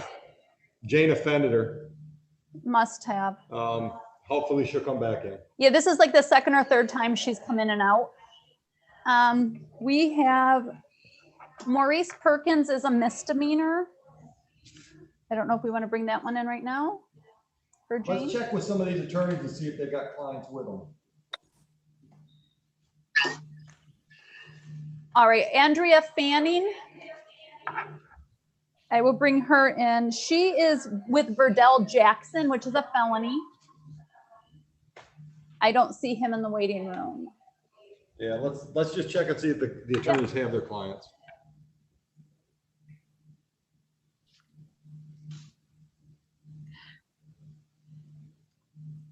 Good morning, Miss Fanny. You don't happen to have your client with you, do you? No, but he should be on because I've been talking to him all morning. I will get him on, Your Honor, immediately. Thank you. He might be this. Yeah, if We have a Bluetooth and an I'm just- iPhone. yeah, I'm bringing the iPhone in right now. Okay. Okay. Let's find out. Thank you. This iPhone's been trying to connect all morning. Yep. Okay. Anybody recognize him? Miss Garrett's back. My I'm sorry? apologies, Your Honor. Our internet connection dropped, so we had to Okay. switch devices. All right.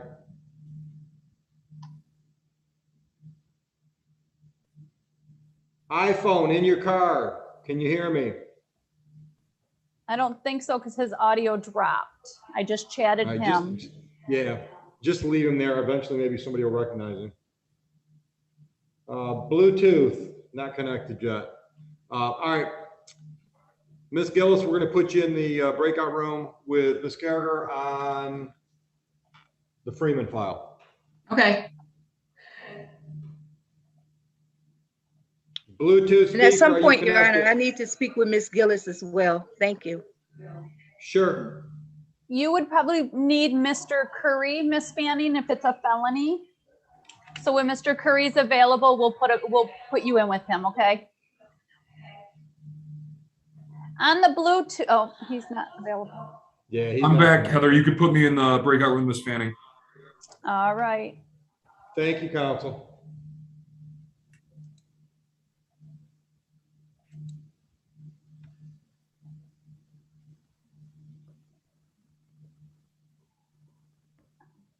Judge Royce is there on Mr. Kramer. I don't know what he plans on doing, what his next step is. Thank you. Mr. Nunley, are you ready on Kramer? Yes, Your Honor. And what are we doing? I asked for discovery and Ms. Gillis just emailed it to me. It's about 35 pages. I want to get it to my client. So if we could just have an adjournment so that we can review this and then see what we can do. You want to go 1 week, 2 weeks? How far out? Let me open my calendar. Judge, his is a misdemeanor. Yeah, you want to go out a while. Was that the Yeah. 14th? 15th or That work, Roy? 22nd. 15th to 22nd. Royce? The 15th, I have a jury trial with you, Judge. It's supposed to start at. Oh, that's 9 right. Heather, we shouldn't be setting pretrials that day. Yeah, it's going to be with Judge How did Green. Judge, you put it, a Oh, jury that's trial. Yeah. Oh, Yeah, okay. yeah, Well, yeah. So we can't. in other words, I'm we'll give you the unavailable. 22nd. 22nd. Yeah, how about 22nd? That works. What time? All right, Mr. Kramer, got that? September 22nd, 9 a.m. Yes. All right. Mr. Kramer, I'm And sending let's you talk bond. right now. Mr. Kramer, I've got your address on South Huron River Drive, correct? Yes. Phone number for you, please. 734-778-7969. And Mr. Nunley, anything Yes, as sir. to bond? Oh, well, I guess we'd waive the formal reading and we'd ask to put in a personal bond. This is an old case. This is over a year old. The alleged victim in this case is his son, and they go golfing together and they have dinner together. He's now an adult. He's 18. So I don't think there's any risk to any alleged victim in the case. So I just asked the court to enter a personal bond. All right, I'm gonna set a personal bond, Mr. Kramer. Who's What's that? speaking? Yeah, this is Jack. Jack, that's great. You got a last name, Jack? Donaldson, I'm sorry. I tried to dial in and got a little confused here. What time are you scheduled, Mr. Donaldson? 9:45. Is it on Continental Rigging? Yes, it is. Yes, ma'am. Is Continental Rigging a corporation or an LLC? LLC, sir. Are you an attorney? I am not. No, I'm just the Do you have an owner of attorney the. with you? I do not. You cannot represent an LLC in a court of law, sir, unless you're an attorney. An LLC is a separate legal entity. I couldn't let you represent your wife in front of me, your mother, or anyone else. So hire an attorney for September 15th at 9 a.m. September 15th. Okay, yes, sir. Yeah. Thank you. Right. All right, Mr. Kramer, I'm going to set you on a personal bond, 2 conditions. Number 1, you cooperate with Mr. Nunley so we can move this case along. Number 2, you are not to harm, harass, or confront the complainant in this matter. Do you understand that? Yes, sir. Raise your right hand. Do you swear or affirm and acknowledge the debt payable to the court in the amount of $2,000 if you violate bond? Yes. Any questions, Mr. Nunley? No, Your Honor. Good day, gentlemen. Person on the Sylvia Bluetooth speaker, what is your name, please?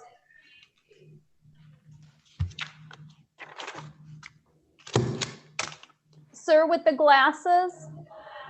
Yep, you. What is your name, please? You're muted. Push the little microphone button at the bottom of your screen. Okay, I'm on mute. Okay. My name is Rodeo Jackson Jr. I'm sorry, what is the name? Rodeo Jackson Jr. Dale Jackson Jr. Yeah, Yes, that's my Birdale. client. That's my client. Oh, okay. Thank you.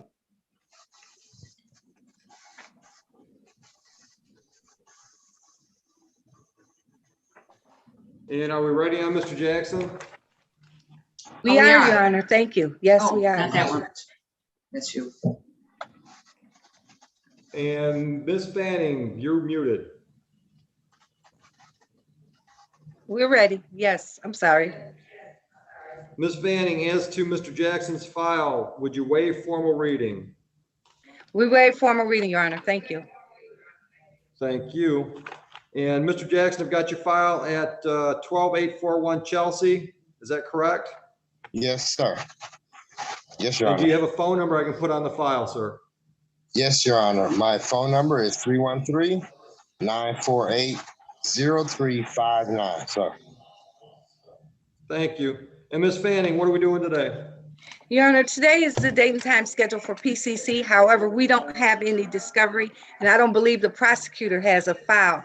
So for that reason, Your Honor, we are prepared to waive all timeframes so that I can get the discovery and discuss it with my client. Thank you. You're welcome. Judge, that is correct. And in my docket sheet, I have this listed as a Pat 2 case, and the file is not in our out county office where we normally keep the 34th District Court files. But so I imagine it's either with our typist or with our Pat 2 specially assigned unit. So as to Mr. Jackson and the co-defendants, Mr. Snell and Mr. Avery, I will let I will follow up after this to find out where that file is, Judge. How far out you want to go for the PCC? Your Honor, I don't know how long it's going to take the prosecutor to give me the information. So I would think at least 2-3 weeks. You think you can have the information to me? That should be fine, Judge. Thank you. How about 9 a.m. on the 22nd of September?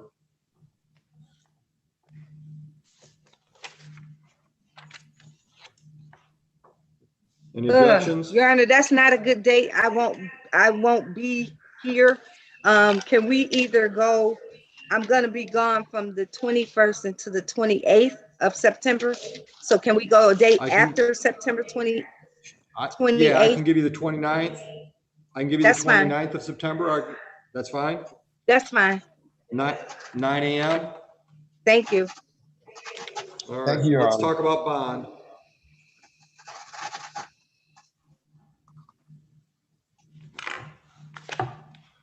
Any bond rec from the people?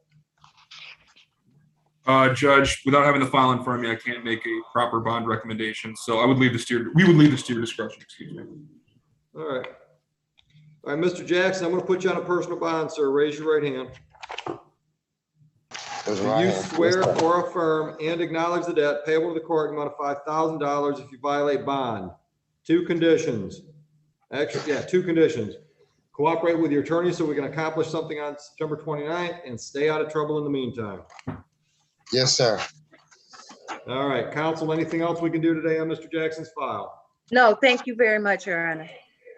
You're welcome very much. Mr. Jackson, have a lovely day. Thank you. You as well. Bye-bye. Thanks, counsel. What do we got, Heather? Miss Carragher's case, are we finishing that up? Ms. Carragher, are you ready on Freeman? Yes, Your Honor, we are ready. What are we doing?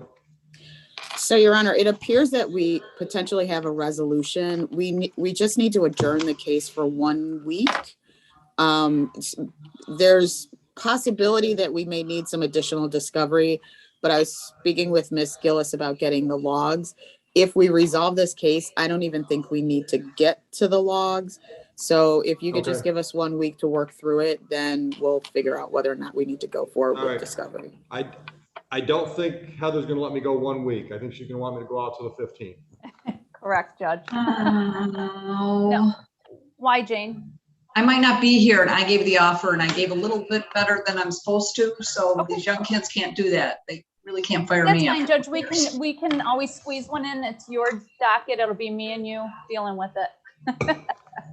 And we're patient. We'll wait for September you 1. guys all morning. I appreciate All that. right, September 1. Schedule it at Okay, 9 thank you a.m. so then? much. Thank you, ladies. Thank you so much, Your Honor. Thank you. You're welcome. Thanks, Jane.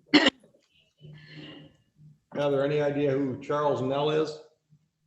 No, but Mr. Mays is on a case, just him without his client. And then we have Mr. Perkins, that misdemeanor that we still have to deal with Jane. And if I All right. can just chime in, I am standing in on Mr. Snell, Charles Snell. Okay. Do you need to That speak to would be Mr. for Nell?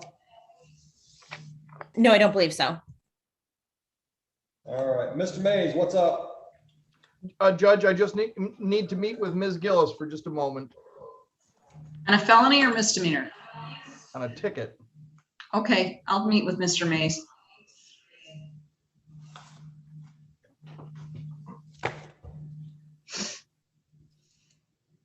Love that suit, Bill. All right, Miss Quick, we're trying to bring in Mr. Snell.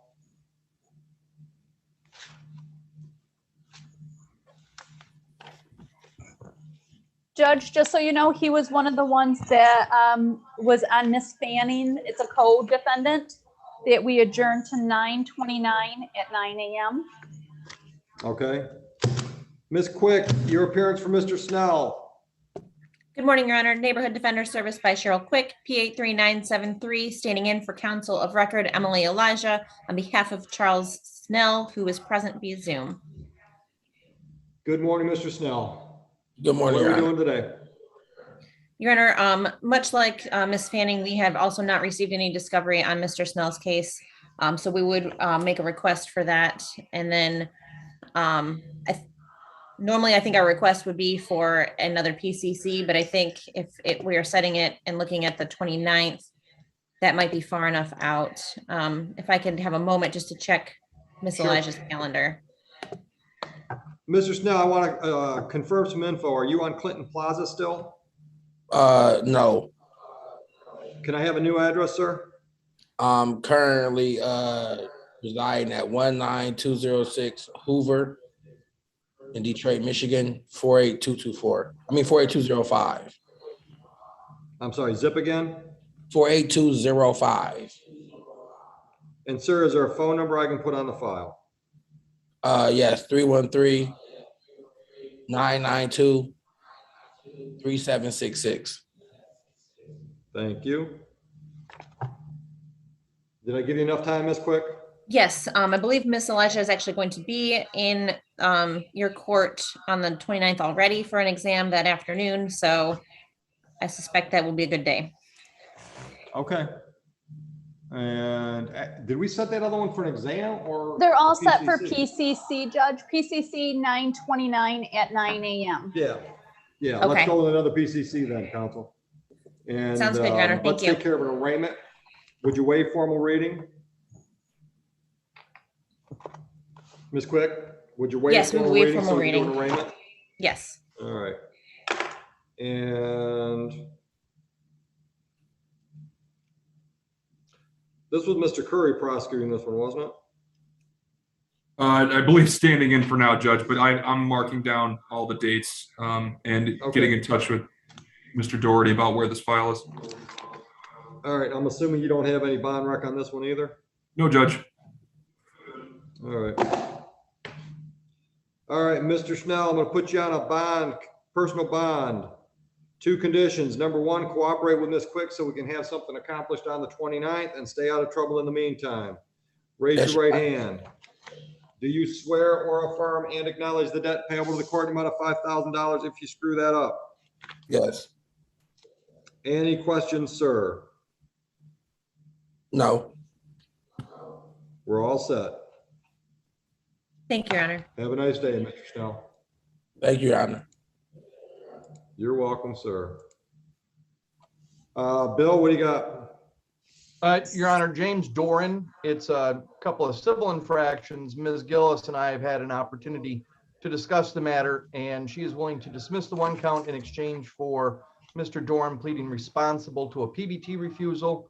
I have authority to enter a plea on his behalf, and I would ask that the court enter that for the PBT refusal. I'll accept your plea to, yeah, I'll accept the plea to the A ticket, dismiss the B ticket, fines and costs $180 within 30 days. Thank you very much, Your Honor. Enjoy your day. You too. Thank you. Yeah. Heather, what else is ready? Maurice Perkins. How you doing? Good morning, Mr. Perkins. Good morning, Your Honor.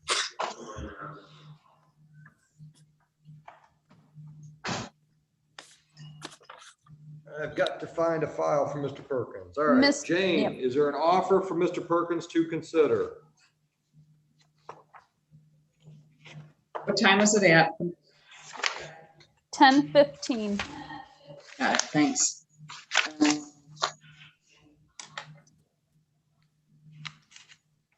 He can plead to 1, drop 1. Did you get that? Yeah, you don't care which is which? Nope. All right. Mr. Perkins, you want to take a seatbelt civil infraction? She'll dismiss a 90-day misdemeanor. Yes, sir. I would. $65. Can you pay it within 30 days? Yes, sir. Any questions? No, sir. I know I got one more ticket. All right. I'm sorry? I got two papers in the mail for one of them driving on suspenders and then the seatbelt. Well, it's operating with no license or multiple license and seatbelt. She's dismissing the misdemeanor. Oh, okay. Cause look, I already paid. I'm paying my tickets off, Your Honor. I paid off Harper Woods. I done paid off Detroit. Good. I'm paying off everybody, so I'm just trying to get my stuff cleared. Awesome. Okay, good. So I got your address on Waltham. That a good one? Yes, sir. How about a phone number? 313-915-1662. All right, so pay that $65 within 30 days. We've dismissed the misdemeanor. Appreciate it. Yeah, that's a good deal she gave you. Have a Yes, good day. sir. That's a blessing. Judge, I'm bringing in Raven Surface. It's another misdemeanor for Jane at 10:15. Thank you. Hello. Okay, do they have an attorney? Doesn't look like it, no. No. Good morning, Ms. Service. Mr. Service? Yes, You there? good morning. Yep, good morning. Good morning. I've got two files from July 19. A misdemeanor registration or plate violation that carries up to 90 days in jail, up to $500 fines plus court costs. Oh, I'm sorry, a second misdemeanor, no insurance under the insurance code, same possible penalty, and the third file is a stop sign civil infraction. Ms. Gillis, is there an offer for Mr. Surface to consider? You can plead to either one of the misdemeanors, either the registration plate violation or the no insurance. All right, Mr. Service, if you plead to one misdemeanor, I'm sorry? Dismiss the stop sign. Right. You can plead to one misdemeanor and the other 2 files will be dismissed. Understood? Yes, sir. Are you prepared to go forward today without an attorney, or would you like to speak to an attorney? I'll go forward without. What do you want to do? Go forward. Which one? You want to take the deal? Yes. All right, pick a misdemeanor. Which one do you want to plead guilty to?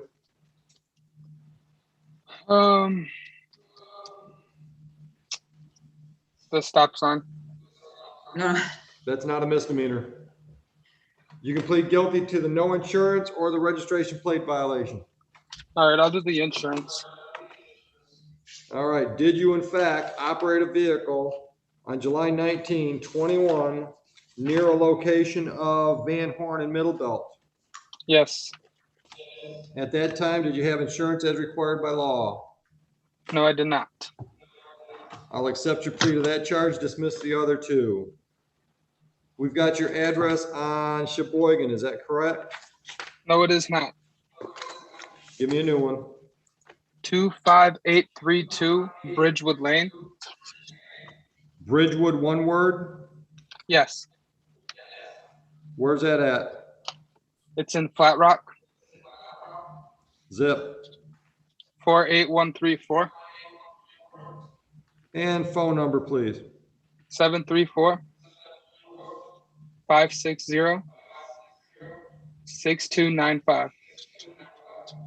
Are you working? Yes, currently yes, but I'm at home right now. All right, where do you work? Landscaping out of Livonia. How long you been with the company? Almost 6 years. Anything else you want to tell me before I sentence you? No.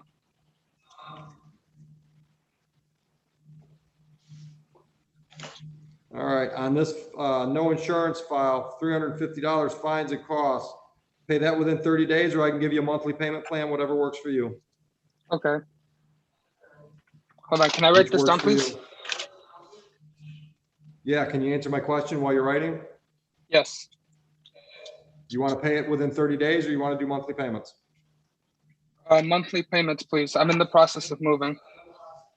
Okay, how much per month and when can you start? I could start next Friday. $100 payment, pay it off over the 3 months because we're currently in the process of moving. That's fine. Let us know your new address with your first payment.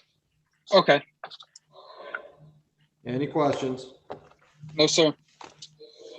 You're all set. All right, thank you.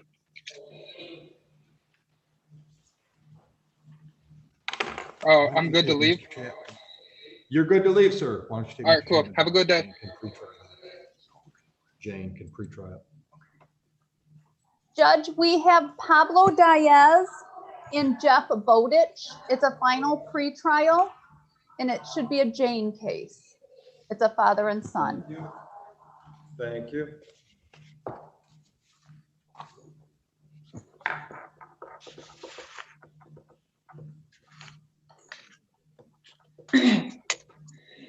Mr. Bowditch, your appearance for Mr. Diaz, please. Your Honor, excuse me, for the record, Jeffrey Bowditch, 45367, appearing on behalf of and with Mr. Diaz, who I believe is present by Zoom. Yes, I am. Good morning. Mr. Good Bowditch, morning. you need some breakout time with your client. No, Your Honor, he and I just spoke by phone about 10 minutes ago. Do you need to speak to Ms. Gillis? Yes, Your Honor, please. All right. Jane, are you there? I am here. We're going to put you in a breakout room with Mr. Bowditch, please.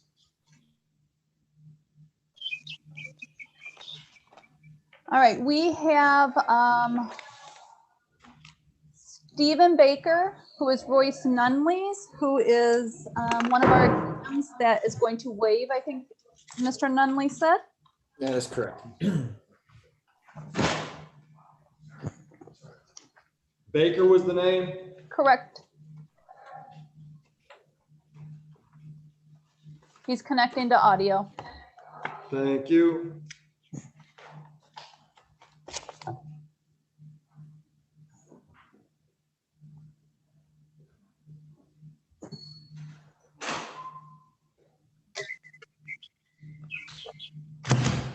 Heather, that one waiver we did this morning, I did not fill out the white sheet. I forgot all about it. That's fine. I know where to find you, Judge. Yeah, Mr. Baker is still trying to connect.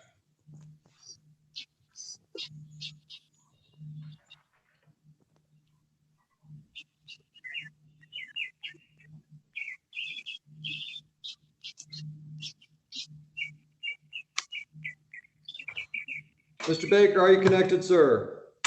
I believe so. Yes, sir. You are. Mr. Nunley, your appearance. Royce Nunley appearing on behalf of defendant Stephen Baker. I understand this is a waiver today, Mr. Nunley. That is correct, Your Honor. We've received the discovery, reviewed it. I've gone over Mr. Baker's rights, and we've decided to waive the prelim. Thank you very much. Mr. Baker, is that true? You understand the purpose for an exam? Yes, sir. You've gone over your rights and options with Mr. Nunley. You understand those rights and options? Yes, sir. Understanding all of that, are you waiving the exam today, and are you doing so freely and voluntarily? Yes, sir. I will accept your waiver and give you a court date for September 8th at 9 a.m. for your arraignment on information. Bond will be continued. Mr. Nunley, is there anything else? Nothing further, Your Honor. Good luck downtown, Mr. Baker. Enjoy your day. Thank you. Judge, You're next welcome. up is Kip Reichert and his attorney. It says Genevieve Taylor, which it should be Randa, so might be standing in to take the waiver. Yep. Yep.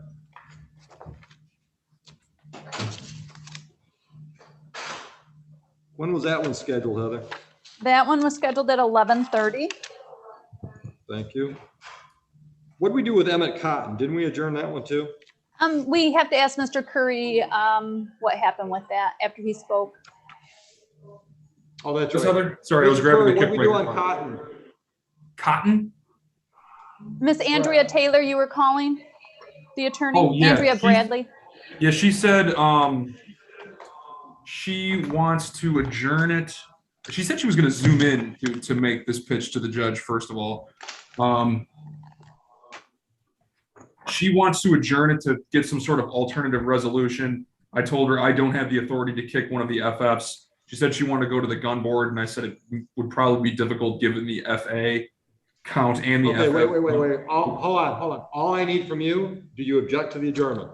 I don't object. That's all I need. So when she gets in, we'll pick a date. Gotcha. Try and get Thank an you. alternative resolution. Attorney for Reichert, your appearance, please. Yes, Your Honor. Thank you, Your Honor. Genevieve Taylor, P72797, appearing on behalf of the attorney of record, Jeffrey Randa, with the consent of Mr. Reichert, who is here via Zoom, and also consents to having this via Zoom. Is that correct, Mr. Reichert? Yes. Thank you. Counsel, what are we doing today? Your Honor, go ahead, Miss Gillis. Alex, did you grab the file on Reichert by chance? I did grab the file, Jane. Oh, okay. Your Honor, this is an OWI third. We had hoped that we could, we reached resolution, but I don't think the court allows this in this court where we do that down to the OWI 2 and agree to sobriety court with 60 to 90 days at the end. Correct. So you can is agree that to correct? everything except for the 60 to 90. Well, yeah. We just try to avoid downtown because it depends on it's all over the place depending on the docket attorney you get. I understand that. We try to run our own sobriety court program here, so that's where the rubber hits the road. Okay. So what are we doing today?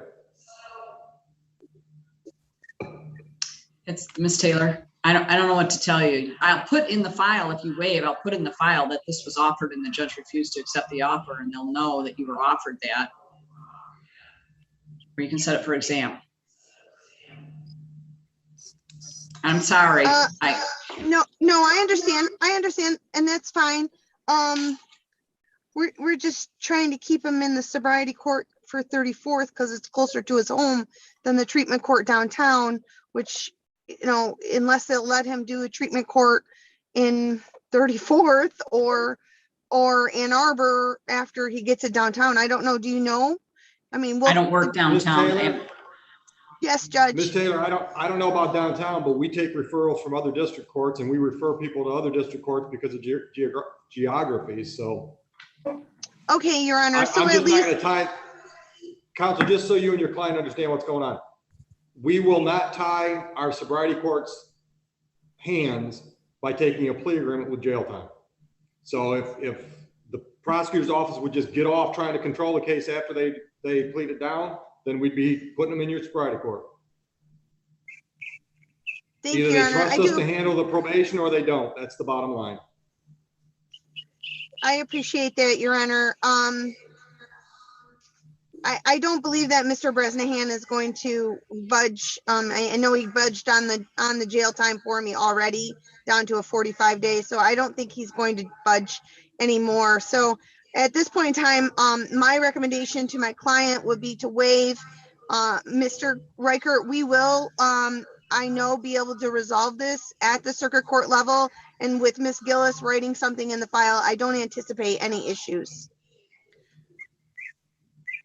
Mr. Riker, though, Mr. Riker, you need to know that you have the right to a probable cause hearing, which is a hearing where the people have the burden to show probable cause was a crime committed and probable cause that you committed that crime. If we waive that right, then you will be bound over to the circuit court and you will not come back on that. Do you understand all that? Yes. Is that something you want to do, or do you want me to have the matter set for a preliminary exam, which was what was set for today?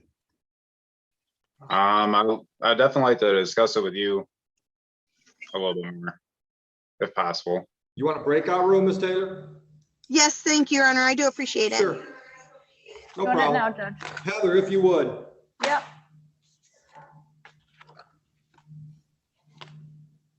We're ready on the Diaz-Pablo case. That will be real quick. Thank you. Mr. Bowditch. Your Honor, once again, for the record, today's date and time set for a final pretrial in this matter. The alleged victim is a gentleman named Mr. Brown. Okay. I'm gonna write the note. Oh, is What's it the first name? I'm Daniel? sorry. Is it Daniel Brown? Daniel Brown, yes, Your Honor. I'm going to bring him He's in. in the waiting room. You brought him in. Thank you, Judge. Ms. Gillis, do you need to speak to Mr. Brown? Yeah, I didn't think he was here. I didn't see him on the screen, so I will speak to him. All right. Thank Judge, you. Sorry. Mr. Ash is here on Avery Norman. He's one of the co-defendants also. Norman. Correct? But I don't see Norman anywhere. Thank you. Good morning. I need to speak to. Last name is Avery. I'm sorry, Avery. All right, go ahead, counsel, on Avery. Yes, I need to speak to Ms. Gillis about this case, Judge. All right, Mr. Curry's handling these, counsel. Oh, So we'll put you in a breakout room with Mr. Curry. thank you, Judge. Thank you, Judge. You're welcome.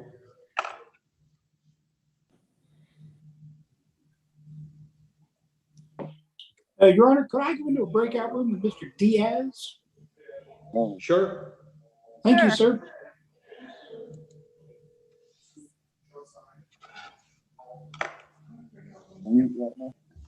We can set up dozens.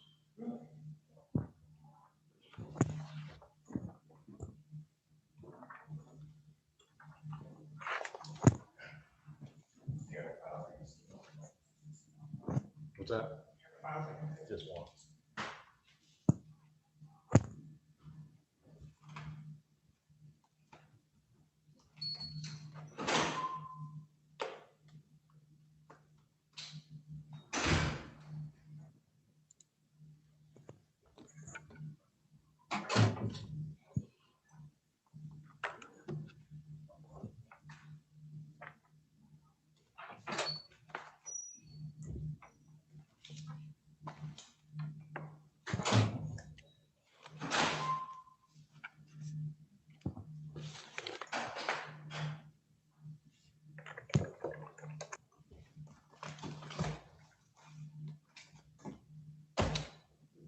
You can give that to Heather too.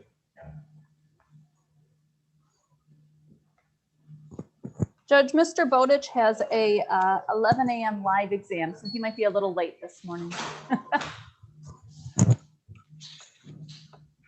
Thank you.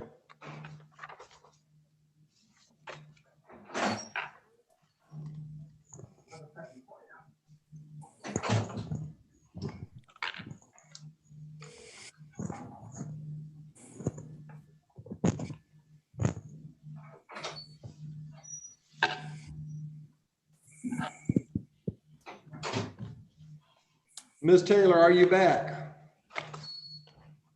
I am, Your Honor. Thank you, Your Honor. What's your pleasure, ma'am?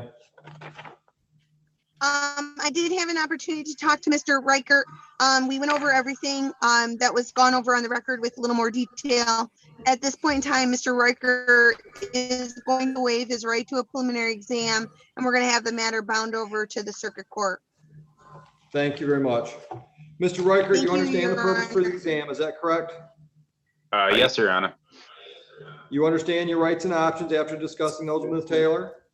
Yes, sir. They come back with a, I don't know.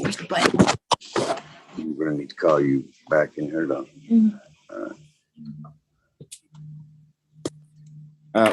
Madam Clerk, Yeah, counsel, I'm in the middle of something. Right. Mr. Reichert, Yes, sir. understood? Yes, sir. And you understand if I waive the exam, the file goes downtown? Yes, sir. In understanding all of that, you want to waive? Yes. All right. AOI date, September 8th, 9 a.m. I wish you luck downtown, Mr. Reichert. Ms. Taylor, Thank you. anything else? No, Your Honor, that's it. Thank you, Your Honor. Thank you. Have a nice day. You as well. Counsel on Norman, where we at? Sorry. Judge, it's my understanding that this PCC is being turned to September 29th with the other co-defendants right. for What time discovery. All right. Do you have Mr. Norman? Because he has yet to be arraigned. Judge, I'm looking to get discovery to find if there's a phone number in the discovery. I was wondering if the court has a phone number when he was. I do not. I do not, so- counsel. All I've got is an address on Finkel. So, Judge, can we adjourn this so I could make contact with him, try to find him? Sure. Because I'm maybe in the discovery, I'll be able to find out more information about him. Right. Yep. So let's adjourn this till September 29th. Hopefully you can find it before then so we can accomplish something. What time do we schedule those, Mr. Curry? I don't remember the time, Judge. 9 a.m., Judge. Thank you, Heather. 9 a.m. Thanks, Heather. You're welcome. Yeah, I'm logged in now. So the All case. right, anything else we can do on Norman? Thank you, Or Judge. Andrea, I'm sorry. Thank you, Judge. You have a wonderful day to you. Judge. You as well. Thank you, counsel. Thank you. All right, Mr. Smith, are you there? Yes, I'm here. What time are you scheduled? It's for Austin Smith, my son. I'm his legal guardian. He's supposed to be logging in for 10:45.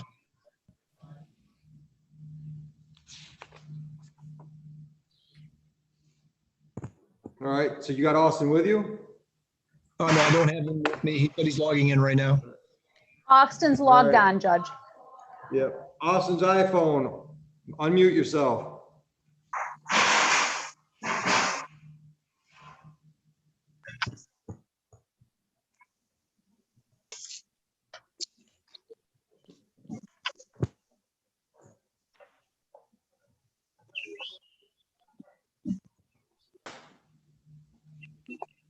Heather, I'm having trouble finding that file. Austin, are you with me? I thought you went back to grab it, Judge, a little bit ago. You were looking for it. Austin, are you there?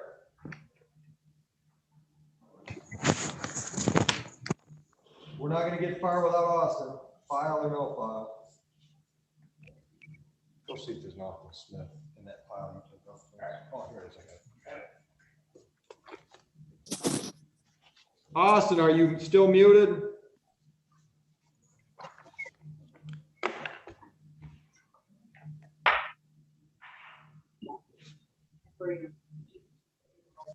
Austin, are you there?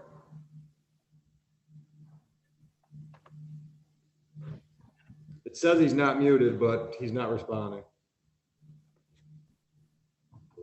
Yeah, let me call him.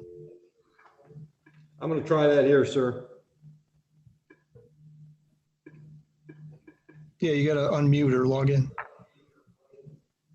He's calling you now.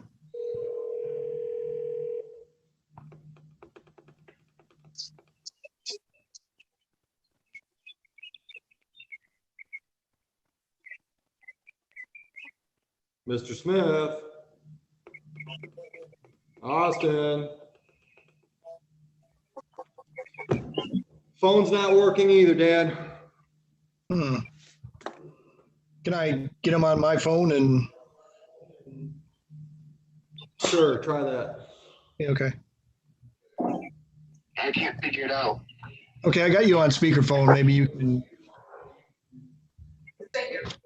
Hold on. Jane, are you prosecuting Austin Smith file?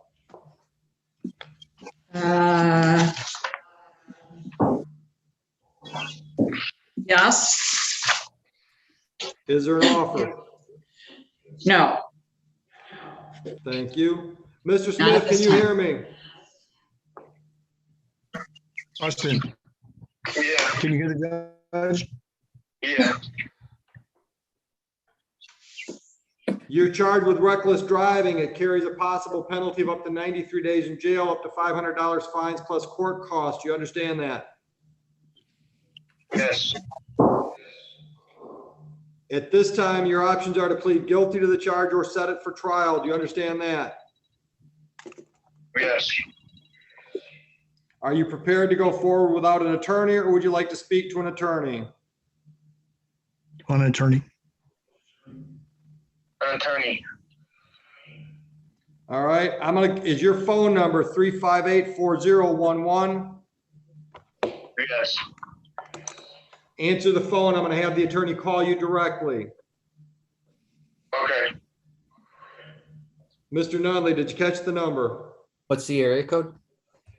734-358-4011. Got it. Mr. Smith, the elder is on our Zoom. He is the legal guardian for Austin Smith, correct, Dad? Yeah, that's correct. All right, I gave you the number for Austin. The charge is reckless driving. Yep. Can I talk to Jane first and then give him a call? We have a driving record. We put you in a breakout.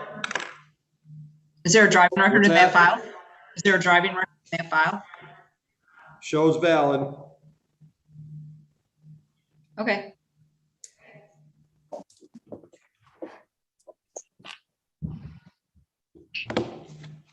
Dad, hang out. Just hopefully we'll see where we're at and get something resolved. Yeah, okay, thank you. Mr. Bowditch, are we ready on Diaz? I'm waiting to have a conversation with Miss Gillis when she's free. All right. Daniel Brown.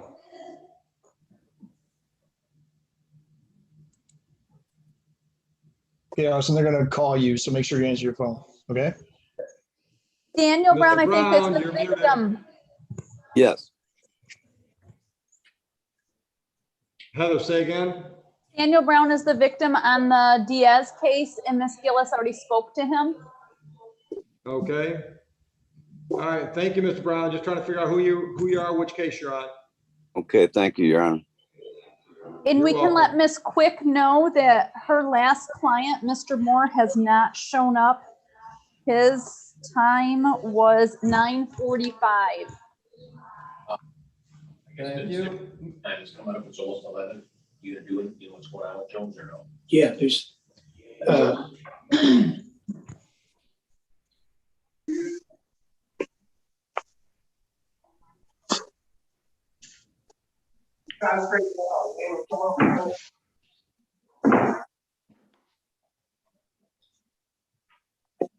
Ms. Quick, did you catch that?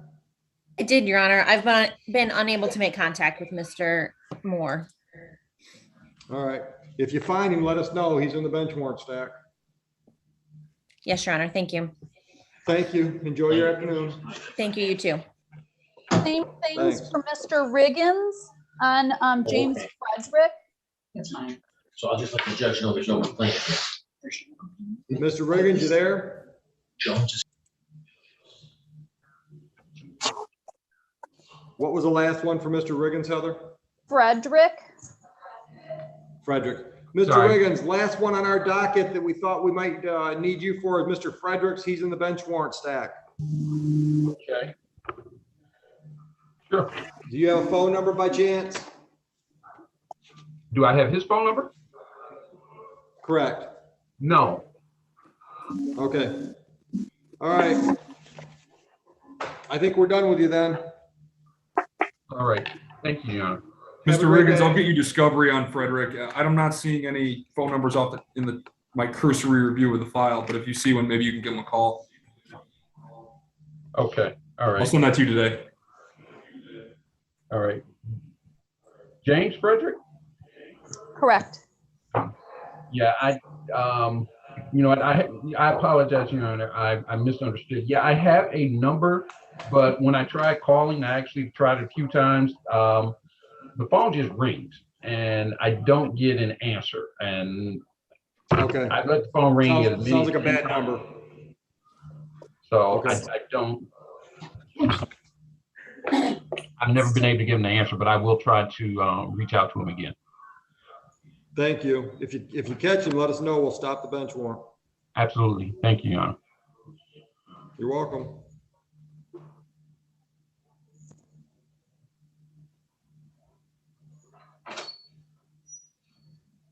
Mr. Bowditch, did you and Ms. Gillis have enough time? You're muted. Good. Okay, thank you. Are we ready on Diaz then? Yes, Yes, Your Honor, we're ready. What are we doing? Your Honor, on behalf of the people, we would just, we're not prepared to go forward at this time. We'd ask that just be dismissed without prejudice. No objections, Your Honor. Dismissed. Thank you, Mr. Brown. Thank you, Mr. Diaz. Thank You're you. welcome. Thank you. Heather, Good may day, I gentlemen. Mr. Smith? I'm sorry, Royce. You have a breakout room with Mr. Smith. I've got his son on the phone. I just want to Sure. try to talk to them all at the same time. Sure.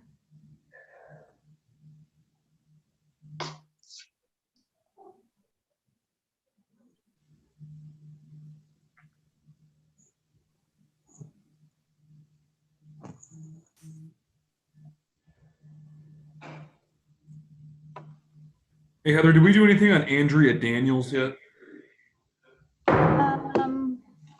No, and the attorney never showed either. Oh boy.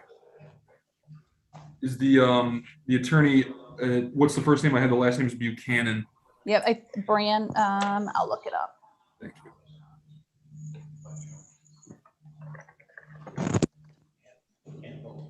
Brandon Buchanan.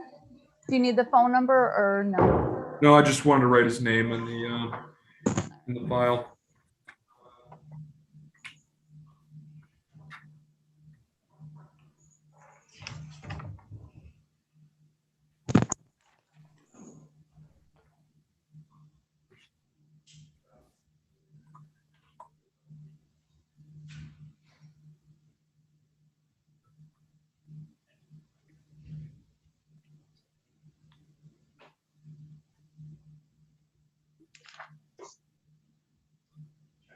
Yes.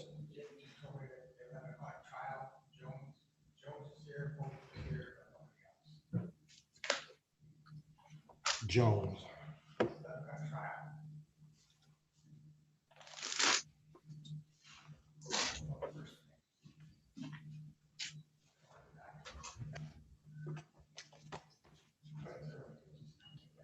Hey, Jane, are you prosecuting the trial with Ricky Jones, defendant? I am, Your Honor. Right now, as of right now, the victim is not shown. I'm asking for at least 20 minutes. Yeah, no problem.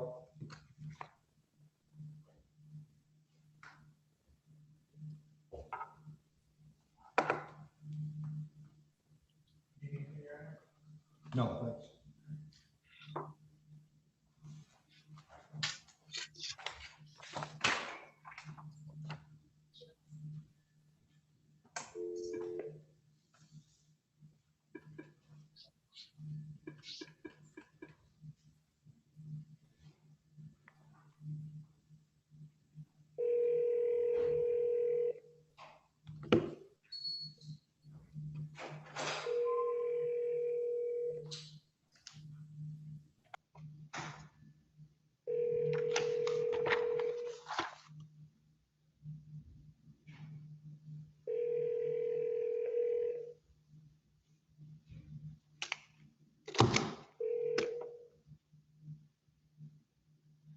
Hello? Jeffrey Grubbs. Yes, I was literally trying to get into the courtroom right now. All right, so try to zoom in so we can take care of this. Okay. Hey, Jane, you with me? Yep. With you. Jeffrey Grubbs, scheduled at 10:45. I just got him on the phone. He's trying to zoom in. It's a Drovall license, not valid or improper license, just so you can look at the file. Heather, Mr. can I Nunley, go- are we ready to do something? If I could go back in with Miss Gillis, please. Sure. Okay, can you just tell me ahead of time, does Jeffrey Grubbs have a license right now? Revoked. Okay.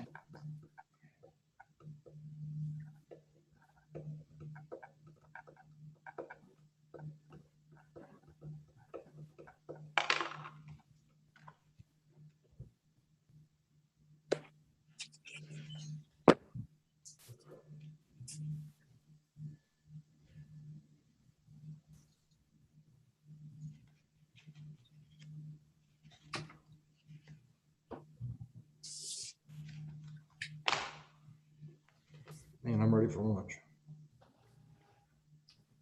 So am I.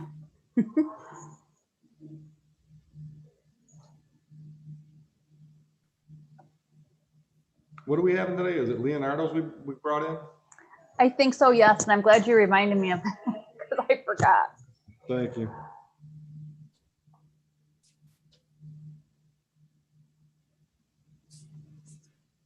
Susie's bringing in a coconut cream pie because that's what Paula requested. Ooh, sounds good. Did Susie make it? Oh no, the pie lady, Oh, okay, nice. Wanda, the one that sends me bad jokes by text. Oh, she's one and the same. Yep. Nice.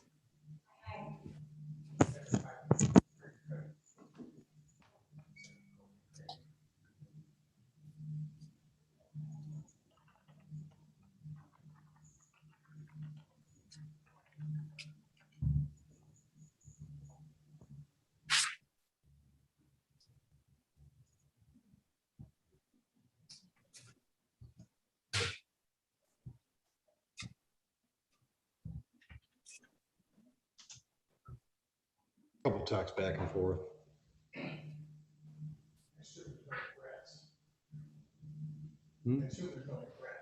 Oh, I doubt it. Christine had lunch with the other day. Said she's, the kids are keeping her busy and.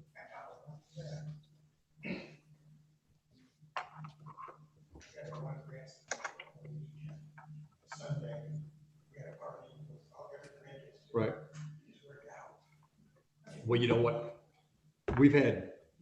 Susie's had Harley all weekend because the kids went up north for family reunion. So we had him into last night because they were coming home late. He does not do stars well. That dog kept me up all freaking night. Mr. Nunley, are you ready? Well, we were wondering if we could all get into a breakout room with the dad, with Ms. Gillis, and with myself. We have the technology. Heather? Yep, working on it now. Yeah. Nothing from Grubbs yet, Jane. I'm assuming there's no offer because he's revoked. Oh, sorry, Judge, I already hit the button. It's all right.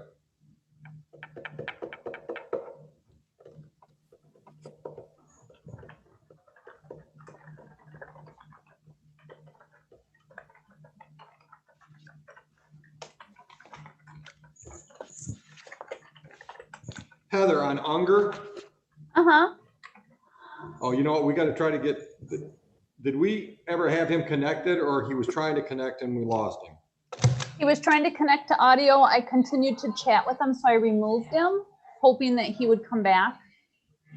So I can just reschedule him if that would be best. Yeah, that's probably nicer than giving a bench warrant.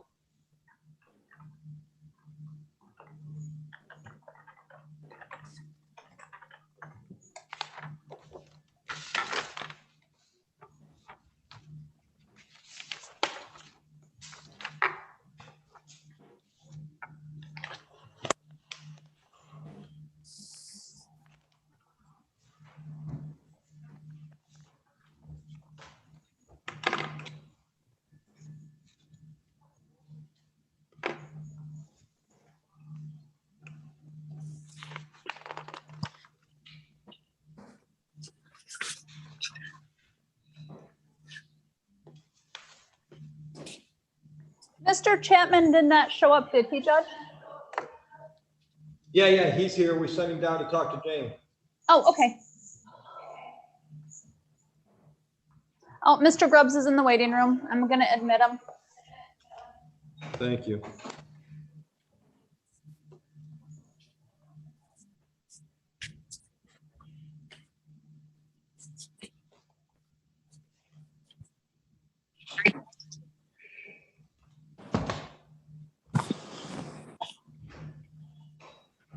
We're gonna see if your victim shows up on that one.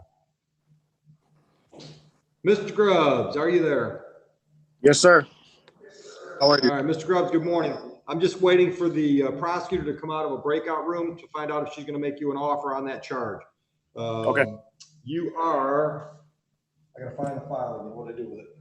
You're charged with a misdemeanor, improper license, driving with a license not valid or improper, carries a possible penalty of up to 90 days in jail, up to $500 fines plus court costs. You understand that? Yes. All right, let's see if she's got an offer for you to consider. And if you want to talk to a court-appointed attorney, we do have one available to you. Okay. Looks like you owe us a whole bunch of money right now, and you got a payment plan kicking in on September 7th? And I've been making payment. Okay, so that's just your next payment due date, It's right? yes. September I made 7th? one. Okay. Yes. All right, let's hang out, wait and see if the prosecutor's got something for you to consider. Okay.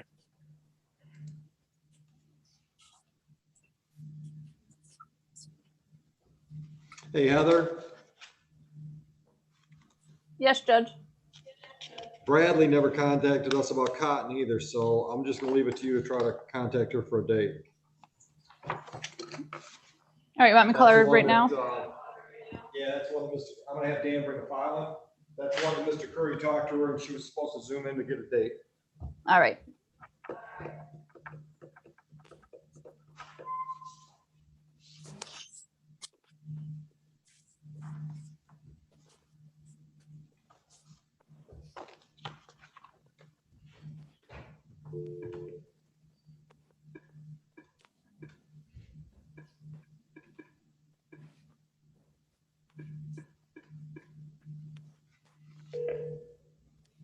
Thank you for calling for the law office of Brandon S. Buchanan. Please record a detailed message and we will return your call promptly. Thank you and have a great day.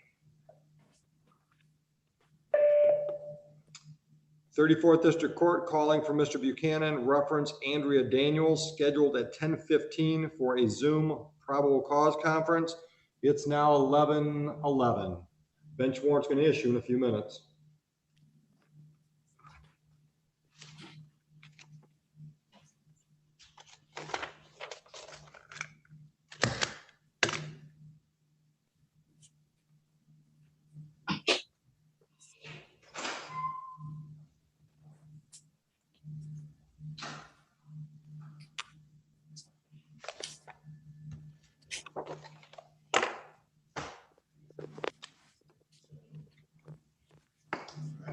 Mr. Curry? Mackenzie. Yes, Heather, sorry. And Emmett Cotton, Yep. I just spoke to the attorney The All right. PCC is going to be 9/22 at 10 a.m. All right, so we're setting up for a PCC on 9/22? Correct. Okay. Did she say she's gonna write the gun board? She said nothing. Okay. If it's a gun board issue, then do you want me to call her back and tell her to do later in October? No. You think that'll be good? I think that'll be fine. Okay. But it was separate exam today though, right? And it's separate Correct. PCC? Okay, got it. Yep. Okay. I will, because I'm gonna be the one following up on this file. So I just wanted to mark that down for. Okay, yep. We're putting it back to a PCC she asked for. Got it. Okay, thanks, Heather. You're welcome. All right, bye-bye. Your guy's here, right? On Jones? Jane, do you have any offer for Mr. Grubbs to consider? No. All right, Mr. Grubbs. Yes. The offer is you plead guilty or set it for trial, understood? What am I pleading guilty to? The operating with an improper or invalid license. Or I can let you talk. I can let you talk to a court-appointed attorney if that helps you. I was brought up for driving with not a valid license on. Well, my file says the charge is drove while license not valid or improper license, 90-day misdemeanor. Okay. You're muted, Jane. I could do no ops, Judge. I'll take no ops. I'm cool with that. Okay, understand that that's still a misdemeanor, goes on your driving privileges and could result in a greater suspension period. Yes, I understand. Okay, so did you drive a vehicle on that date of April 24, 19 while your license, at a location of Yes. 94 Wayne Road? Yes. And at that time, did you have a valid license to show the officer? I did, but it was in Colorado. So you did not have a valid Michigan license to show the officer, correct? All right, it'll just be a little bit. We just gotta say yes. Mr. Grubbs, is that correct? Yes. And Ms. Gillis, are you satisfied with the plea? Satisfied, Your Honor. Mr. Grubbs, I'll accept your plea. I've got your address on Cumberland Drive. Is that all right? Correct address? Yes, 13473 Drive, Elko, Michigan. Correct. Are you working? Yeah, not right now, but I'm going back to Davenport Brothers Construction. I'm sorry, what's the name of the company? Davenport Brothers Construction. All right. How come you're not working? They got to be busy. Oh, they're very busy, but it's a long story. I'm sorry? It's a long story. My best friend and I got into it, but so. Okay, so Davenport fired you? No, I laid myself off. You laid yourself off? Yes, sir. So that means you quit? No, I didn't, but. All right, what's a self-layoff mean? You voluntarily left your job, correct? Yes. Okay, when was that? I don't have the paperwork on me right now, but go find it. You don't have a what? I don't have that exact paperwork on me right now, the exact date, but if you give me a second or put me in a breakout room. Has it been a year? Has it been a week? About 6 months. It was back in like December something. Okay. So you haven't worked at all since December? Yes. Okay. Anything else you want to tell me before I set fines and costs on the misdemeanor charge? No, Your Honor. $750. You want a monthly payment plan or you want to pay it all within 30 days? If you could do it on a monthly payment plan, that would. How much per month, sir? If I could continue with my $100 a month. I can tell you, you can do it. I just add it into the current payment plan? If you're cool with that, yes, sir. Sure.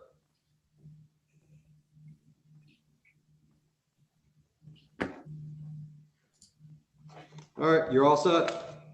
Thank you, Your Honor. Have a great day. You as well.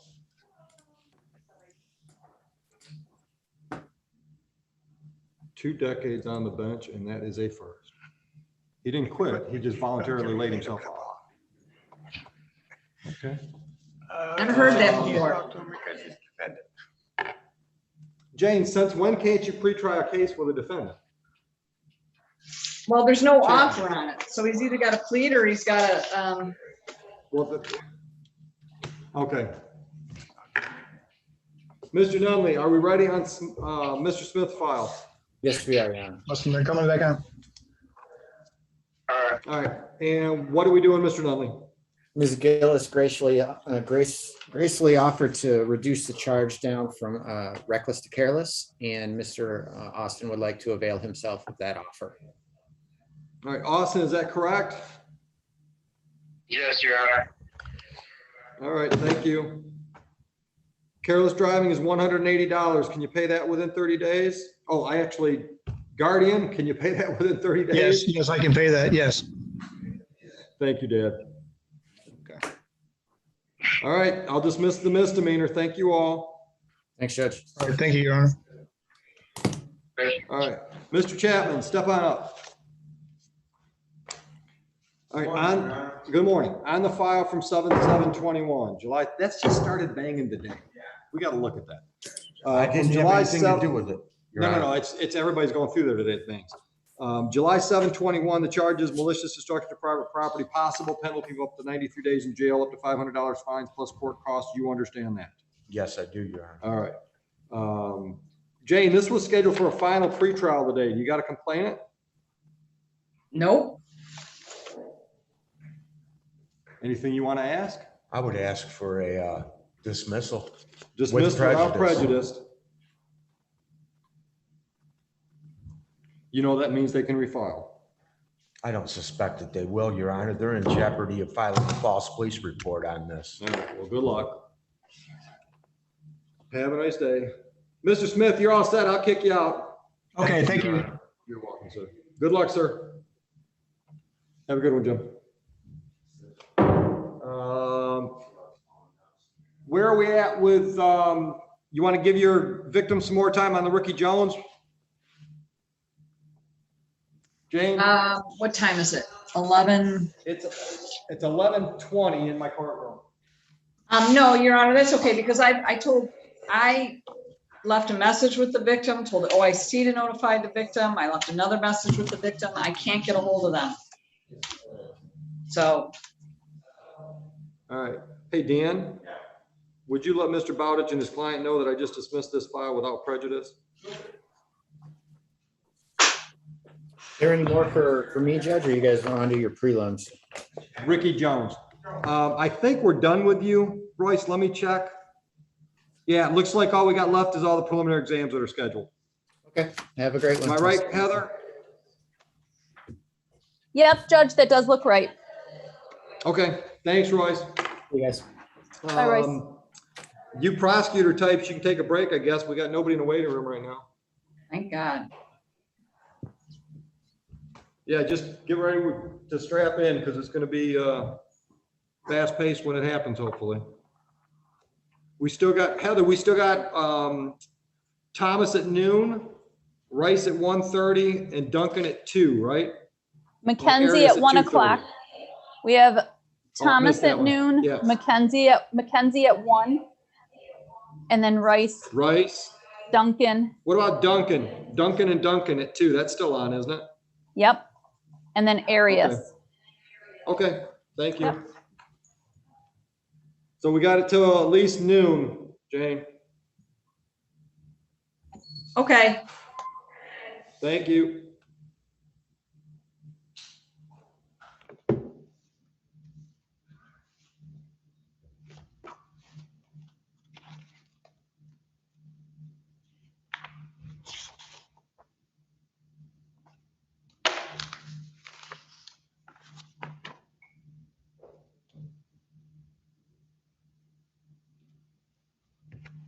Heather, you still with me?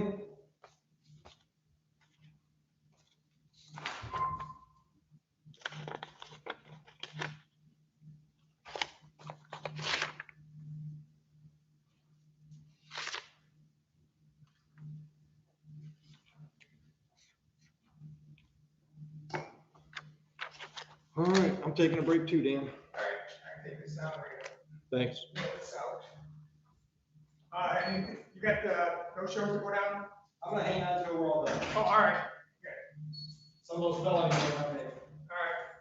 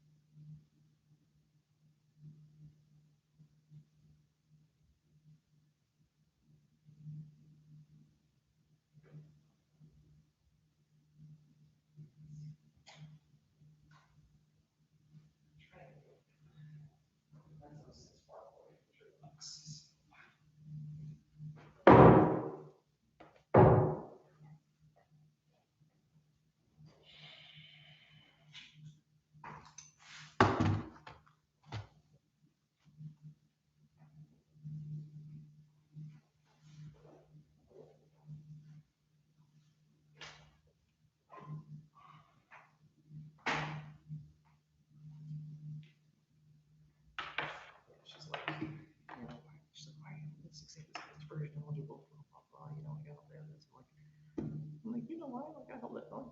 And she's like, you don't have any charges that added to NDS cases? And I said, well, are you going to add any charges today? She's like, no. Then what's the deal? There is a potential charge for embezzlement, but it's, I don't think that's really outcome determinative. Embezzlement's a 5-year felony. You're charged with a 4-year felony. The difference would be 2 instead of 1, but when it comes out of the same transaction, it's not as bad.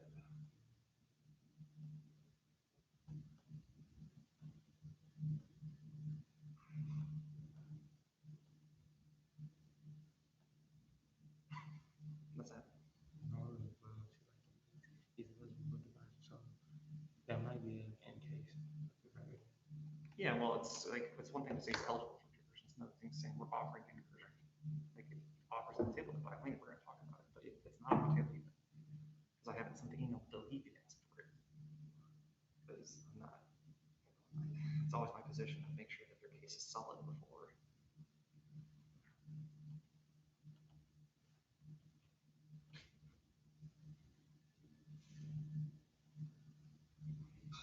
Should always try for dismissal first. Freezing. This is just comfortable. You gotta wear more layers. Layers on. More layers. Parka, hat, gloves.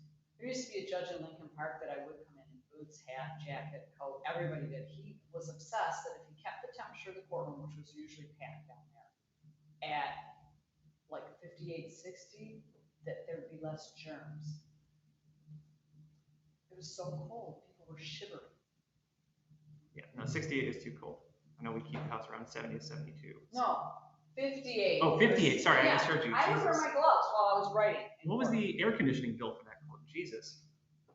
Well, this was during the heat too, though, so they save money on heat. In the winter, I come in with my boots. Oh. I went, you know, usually we leave them in the attorney's office and you put on your, because I was defense attorney at the time.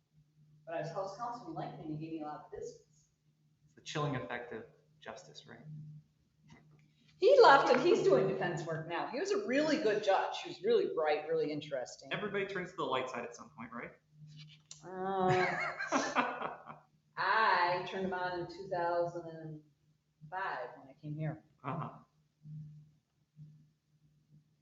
They didn't have defender's office when I was practicing. I mean, they had a very small. I thought SDO's been around since 70 or. No, since the 50s. Yeah, it's been around forever. So. Yeah, but it was small. And also underpaid. Very underpaid. Because I know when I started there, it was $35,000 a year, and that was 2015. Are you one of the old crew? Yeah, I was at SDO before NDS. How's Tim Rather? Tim's good. He actually interned at the prosecutor's office before going to. No, he was my intern. Oh. But he's been off sick since you were on maternity. I don't know how he is. I'm not on his team, so I haven't spoken with him in a while. I know he had. was in the hospital I didn't know that. Yeah, I was really worried he got like COVID. No, everybody's been hush hush. They're not allowed to say. But he was my intern, and I really liked him. And he was going to go to the prosecutor's office. And you know how it is political. There's one person that doesn't like you, and that person's long gone. Mm-hmm. They torpedoed him. Yeah. No, Tim's a great guy. I actually, one of the first trials I ever watched was one of his trials. Okay. Mr. Hordos, I didn't know for sure if you were gonna come, because like she said, I didn't know if you were with the old crew and you're not coming back, or what old crew? The other you know how like you guys would rotate at NDS? Oh, you mean SDO? Huh? SDO when we would not do vertical representation? Well, when you guys did the NDS, and then like there was Stephanie Farkas and everybody like months and months and months ago, and then we were getting a new crew. Mike Carter wasn't no longer. You were back with them. Yeah, we still do rotations for the court, like where we're basically on pickup, where we'll say, all right, all of my team is on pickup for this month or something like that. But we still keep like whatever we pick up during that time, we keep it. Like, oh, I thought you guys gave it away. No, we keep okay, so that makes sense. Cover for each other. It's the weirdest thing. Like the old defense office used to. Yeah. But I think it's better this way because Mr. Thomas and I have had a good opportunity to speak, build a relationship. Oh, I think it's a lot better. Yeah. It's much better than if Mr. Thomas had to meet, 4 different lawyers between. Because of COVID and everything kept pushing out and changing the rotation. So this is definitely best practices. Like this is in compliance with MIDC standards. So to the extent that we can, we try not to, unless it's an emergency, we don't do substitutions. Oh, okay. Yeah, some people were covering Tim's case. That's the only time I've ever seen it. Yeah, I'm going to find out. I think I should call him now. Yeah, you've made me very concerned. I'm going to have to reach out to see what's going on with him. I was going to ask you, is he okay? I don't know. I just know He he's just out. came back, so and he's not on scene. So he was hospitalized, Jonathan, at least 2 weeks. Well, I know he just had a kid. He was coming back from paternity leave as I was starting, and so. No, he was back working one day. He was supposed to show up when he came in, and he came in and asked to adjourn. This was not. Like I said, I'll ask around and see what's going on. I know some people on his team, so Liz will know.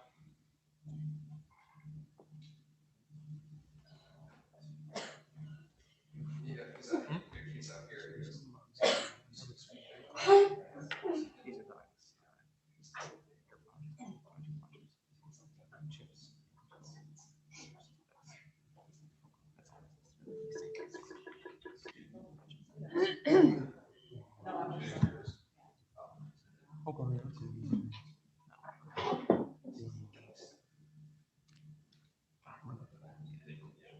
Hey, sorry, can you talk? Because I'm going to be getting on the bench in a minute. What? Oh. You're silly. No, sorry. How's your big one? Heather, we can hear you completely. What did you decide to do?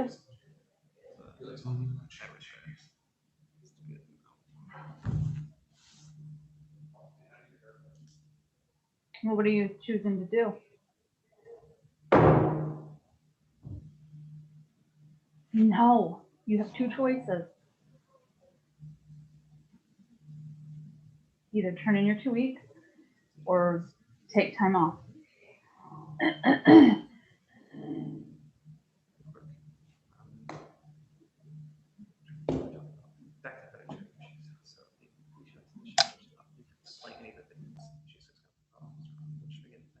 Red flag to me, best evidence relations. In order for someone to testify about what they see on a video, they have to have some specialized knowledge about what's contained in the video. Like identify, like that's the entryway, that's a bin. Like that's a lot, but it's not allowed to say. I observed in the video he was stealing stuff. It would be if this person has some specialized knowledge, you could say an employee is not supposed to do what you're seeing in the video. Like that's permitted, but it's not permitted to say.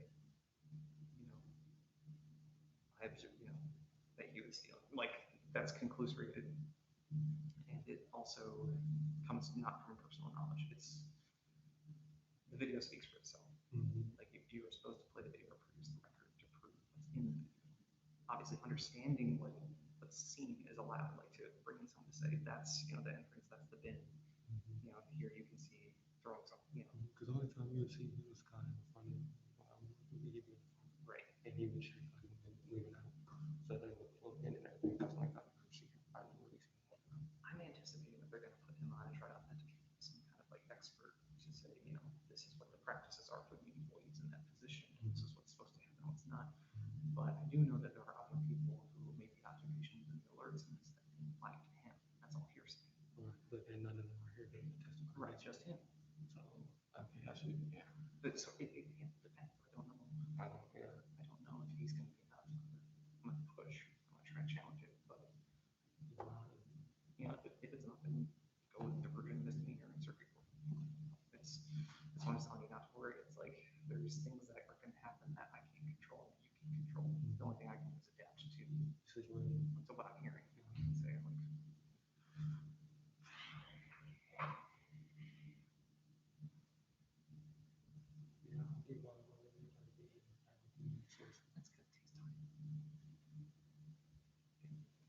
That's going to take time. Every time I do this,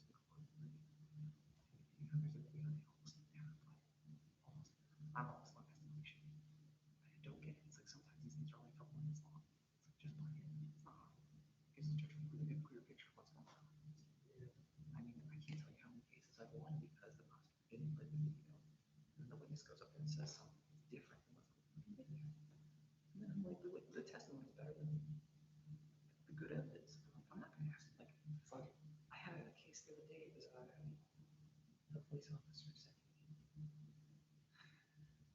so he was responding to a shots fired on someone across the street. He asked, you know, he matched the description that was given. He's, hey, what are you doing? He says, I'm running. Like, takes off running.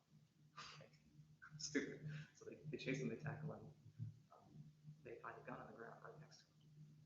Okay. Charge him with resisting obstructing. They charge him with possession of a firearm, carrying concealed weapon, all that shit.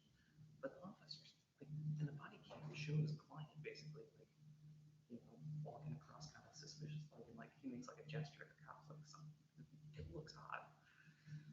But the officer didn't testify to anything.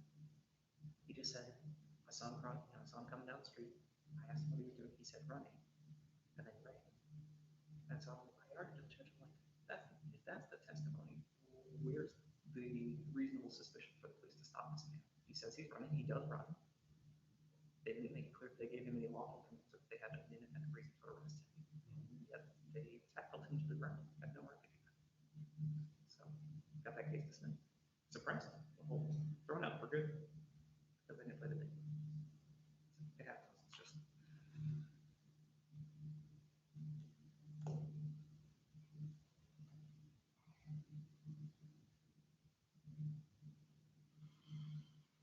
I just don't know what's going to happen.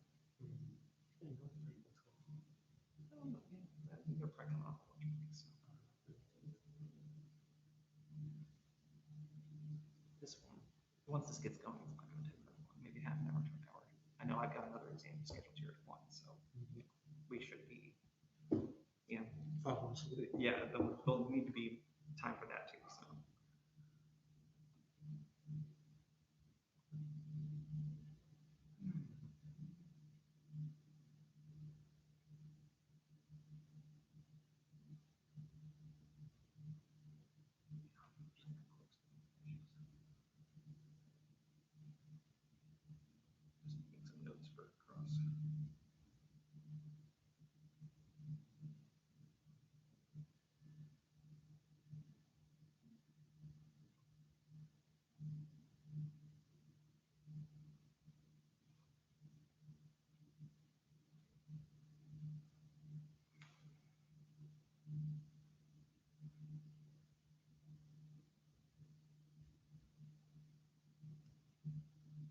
I thought was weird here was the date mismatch. I was curious about was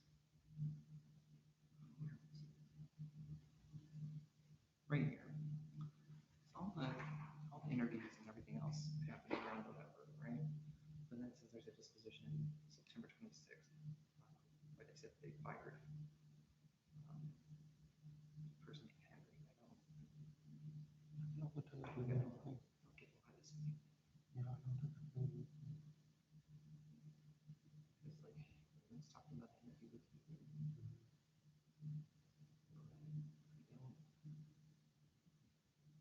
We've got, another reference to you, but it needs this random, finger person. So I'm gonna ask about that.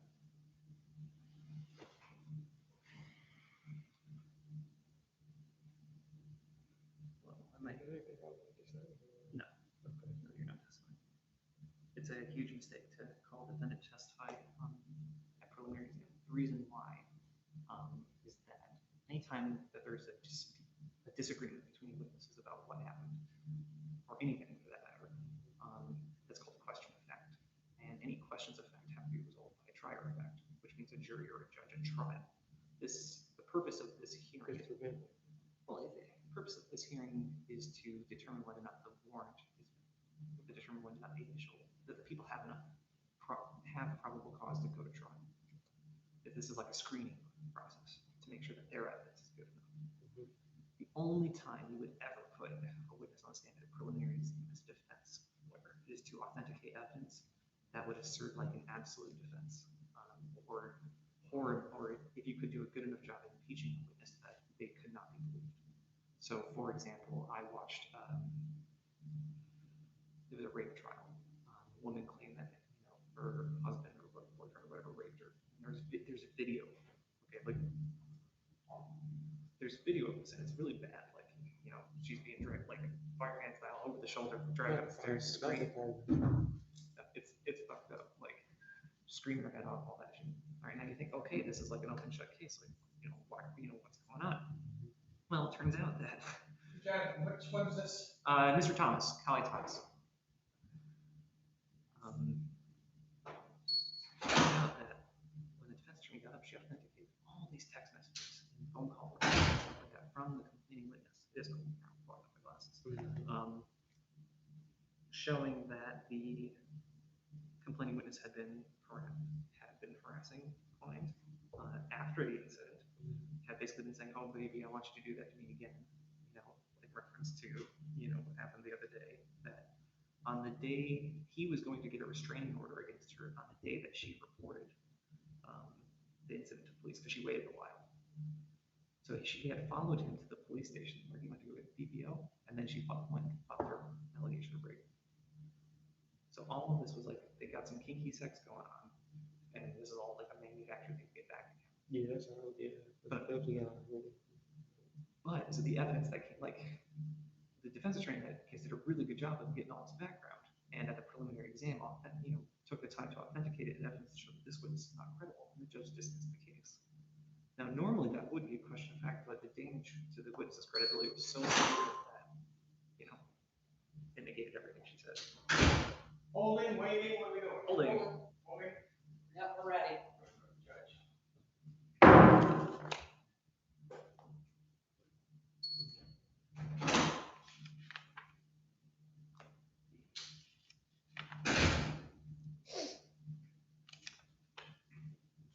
You're gonna be back out here now that you're back? Yeah, we're actually coming up on rotation, I think, all through October. So we'll be out here a lot more. Oh. Although obviously mostly on Zoom since we're just gonna be doing PCCs for a while. So I'm gonna get different NDS attorneys. You're gonna get everybody from my team. So you'll get, there's now, I think we have 6 or 8 lawyers on the team. So you've got Brandy, Blaze, Natalie Phelps, you've probably met, Andrew Sullivan, Hannah I Bear. had those guys. What? I've had those guys all along. Right, it's all this, we're all in the same office, it's just different teams get assigned at different times. But am I gonna get new people now? There's some people you probably haven't met yet that are new to the office, like Hannah Barron and Lauren Anderson, both just got licensed, so. Nope, haven't seen them. Yeah, you will. Am I gonna get rid of Blaze Spring? No. Why? You wanna do a prisoner swap? What? You wanna do a prisoner swap? Prisoner swap? Yeah, you take it, you take one of ours, we take one of yours. Oh, yeah. Like, you're gonna give us Blaze? Okay, sorry, that should be like a draft where we give you one and you get, we give you 2 and you give us 1 back. That would be fair. Can we pay you to take it? Nobody would take him. No. He's like the talk of meetings with the judges, they're Smiths. I come. I will say, I owe Blaze a huge debt of gratitude because people used to say I was the most annoying lawyer in the office, and now I'm not. That's true. Nobody's like him, and I had to refile some cases. Well, that's not good. So that's too much. I know. We do transmittal sheets, you can't just, I didn't say anything to the exam started. The judge was like, why didn't you say something this morning? What was fabricated? Oh, getting digital. Like, as in lied about getting discovery? No, stood up at the time and said, I'm asking for specific get digital. I didn't even know. But you had already transmitted it. That's a problem. You should contact Brandy about that. And, the problem is the judge was pissed because that was the case. Digital, because we had cases backed up. We could have moved some on. Yeah, no, if you're lacking discovery like that, usually you call Call me it. at 10 o'clock in the morning. Right. If it's gonna be, let me discuss, so I can have it refiled by 3 o'clock that afternoon. This is more problems for them downstairs. No, the best practice and what is basically what we are told to do is get discovery orders early and then file, if we don't get it within the timeline, file motions to compel, do it in pre-exam motion practice. It's not something you do on the day of. So, yeah, he stands up and, you know, and, it's a really crowded day. And said, why didn't you speak up earlier? You know, these people can sit in here, you know, whatever the case is. Even police officers, you want to pull police officers so you can be a smartass? I'm like, no. Yeah, no, that's not best practices. But Yeah. I will say this: he may be an asshole, but he's our asshole. He's what? He may be an asshole, but he's our asshole. He actually, I've seen him do some pretty good workups on some cases. It's just, I think. I've heard that he was supposed to be helping someone travel. When McKinney did a really horrible job helping them. They were. I don't know about that one. I know I just watched him do a bench yesterday, and I was giving him live feedback, so to speak, saying what he was doing impeachment, but the witness was saying that they couldn't remember, you know. And I'm like, and he keeps trying to go on this impeachment path when the witnesses like, deny memory, and the judges start to give pushback, like, look, you're not going to impeach this witness. And I'm like, refresh their fucking recollection. Like, what are you doing? Give them the impeachment document, have them refresh the recollection, and then impeach them once they confirm. I'm like, what are you doing? I'm not blaming someone for not knowing because there's a lot of stuff we're supposed to know and we have a lot of hard time. But Well, these witnesses had some selective memory. They remembered everything when the prosecutor asked them questions and nothing when the defense asked them questions. I don't see So, what's wrong with that. yeah. I was looking for the poor Deli, where was it on the dock? Poor Deli. Oh. Nothing. I didn't have anything down on that. I don't know what happened on that. You can go on the website. Later on this afternoon or tomorrow. They might have not shown. We had a lot of no shows today. His methods are to basically annoy. Well, Jonathan, you're one of the few people that can actually be somewhat honest. I try. Nice to say. Love me or hate me. What? Did you need that paperclip? Did you need this paper? Just a paper clip. I don't know if you need it. Oh, yeah. Sure, I have to keep my things in order, man. There you go. Thank you. No, love me or hate me. The one thing I would take all the time. Well, some people just won't say anything until they want to. But no, it's. How do you got the senior status? For what? How do you get the senior status? That's a good question. I think he was a supervisor at DC. I think it's, what is it? PDC is the name of the DC Public Defender Office. I think he was a supervisor there and then got the senior attorney position here. You always keep saying, I'm from DC, I'm from DC. That's why. Where'd you go to law school? Where'd you grow up? Grew up in Greeley. Mm-hmm. Up in the sticks. He likes to ask him about his manure pit story sometime. About his what? Manure pit story sometime. Manure pit? Yeah, apparently he had like some sort of like traumatic manure pit incident as a kid. Yeah, up in Grayling, because that's what you do up in Grayling. That is really cold downtown. Where is it, DC? Grayling is up north, top of the. On top of the mid. Yeah, up in the boonies. Up towards Traverse City. Is it right? Is it farther west? Pardon? I thought it was like you got like Gaylord, and I thought it was Grayling. No, Gaylord's north of Grayling. Okay, so I got that backwards. Yeah. It's between 75, which runs up the middle at that point. It's to the west of 75. It's not as far west as Traverse City. And it's a little further south than Traverse, I think. Let's just say it's a place where the buses don't run. There's no such things as buses. There's no taxis. There's nothing. The sticks. The sticks, yeah. If you ever want to know where a place is, it's the buses. Don't run there. Yeah, I ain't going with no buses. I'm not going. Listen, you should go to the UP. No. Yeah. Well, then you got to ride a deer or an elk to get anywhere in the winter, right? What? A deer or an elk. That's weird. Yeah, I've almost hit them. I actually came so close that it actually must have swiped the ass of the deer because I had white fuzz. Oh, poor thing. I've got a cousin that lives up there, and seeing their winter pictures of like the snow meters or whatever that they get are like 10 feet. Stuff. Like, it's crazy. My daughter went to college there. My son went to college there. My brother lives there. We had a home up there. We just sold it after 17 years. Wait, because isn't what's that called? Lake Superior? Yeah, Lake Superior State in Sault Ste. Marie, and then you've also got Northern Michigan up in Houghton. Okay. Northern Michigan University Marquette and Michigan Tech. Oh, Michigan Tech. Sorry. Yeah. And but it's Lake Superior. Lake Superior is so freaking cold. Mm-hmm. Don't go swimming without a wetsuit. Without a wetsuit. And also, don't ever go to Whitefish Point in August or September. Why? Black fly season. You never had that. There's a bunch of black flies that come over from Wisconsin. Every year they like migrate or something. I didn't know flies. Those are horse flies. The horse flies, they bite. Yeah, they bite. They sting. They're Yeah, no, horrible. we get those too. But you know what? Black flies are really those things that are no-see-ums. You can't see. Like when you cut your line, you wear a net over your head. Okay. You wear a net to ride your ride home. Then the horse flies. The horse flies. The net, the no-see-ums, they bite you and they purposely bite you in areas that they can see like infrared, and they bite you on your neck. Usually you can have like a swollen neck. It feels like really stiff. It's really cool. I really don't miss it that much. I'm thinking Florida's my next place to go. They have snakes now. I'm not sure I want to go to Florida, at least not for a long time. It's kind of like the death zone at the moment.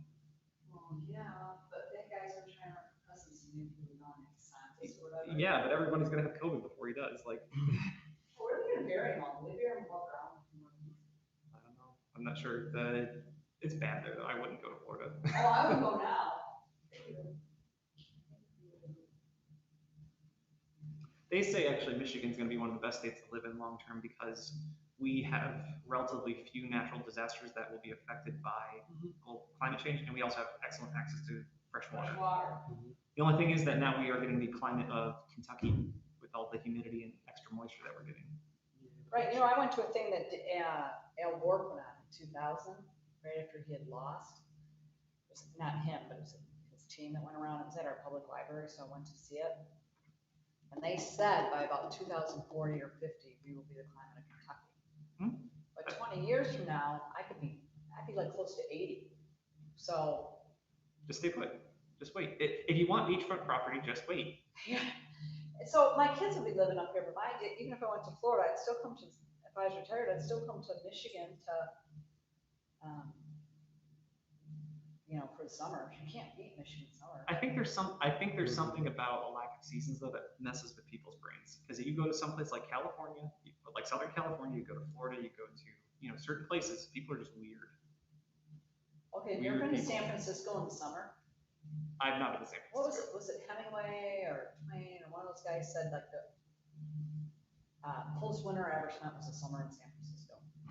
It is so freaking cold there in the summer. It is cold. And that water in that bay, that's why people couldn't get off Alcatraz, because it's like Lake Superior. You're going to die within, you go into hypothermia. Freezing water in a strong current, Pardon? Freezing water in a strong current. I went sailing in that bay. It was tough. What about Thomas? This is Mr. McKenzie, correct? This is Thomas. Mackenzie's at 1. Oh, okay. That's our the 2 DV cases. Are we ready, or do I have time to go to the bathroom, or is he coming out? You got time. I think he's coming up now. I thought Dan went and told him that we were ready. Is he coming out right now? No, he's coming up from downstairs. Yeah, I'll run. I'll be ready. Yeah.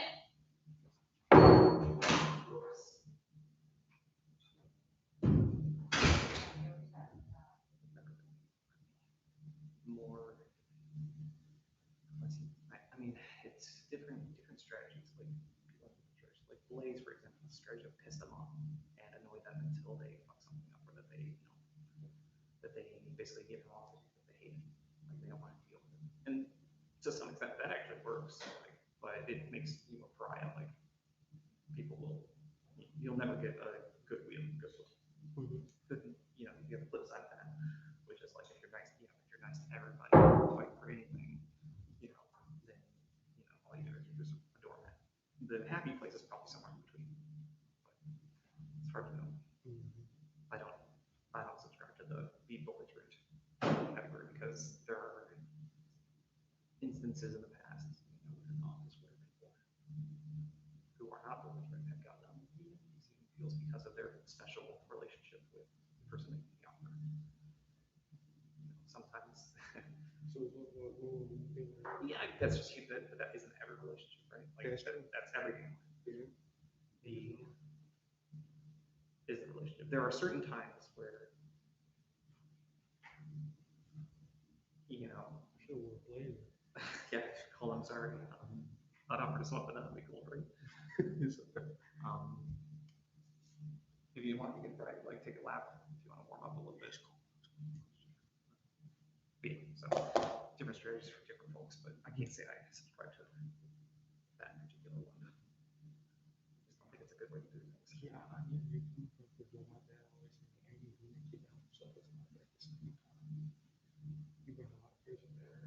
I think he likes it. Like he likes the confrontation. Like he gets all on it.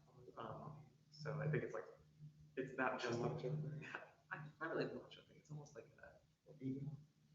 So like how many know like ego? Yes. Some people just are like meaner kind of types. And I think he likes that. I don't know. I would get exhausted by it. Like. Well, yeah, just like burn out. I remember me handling about 150 cases a year. Like, without every case, you're gonna have a problem. There was ways to do it without being. What is it the saying? There's ways to disagree without being disagreeable.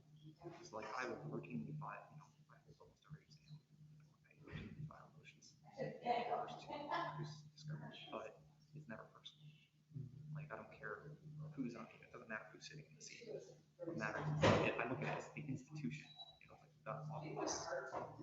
It's not just about I mean, the relationship matters in terms of getting things done. Like saying, can you get this to me, please? I might send them a text saying, like, hey, where's the discovery? Like, you might have, it might give you an increased level of access, but in terms of like demands, when I'm filing a motion saying, please turn this over, it's not personal. I'm not calling you lazy. I'm saying your office didn't provide this. Your office needs to provide this. If they don't, then I'm going to dismiss you. It usually don't work out. Like it's just not personal. There's, it's only personal when people think they start, getting in your face about stuff. And then you just get enough on a burden in return, which is always fun.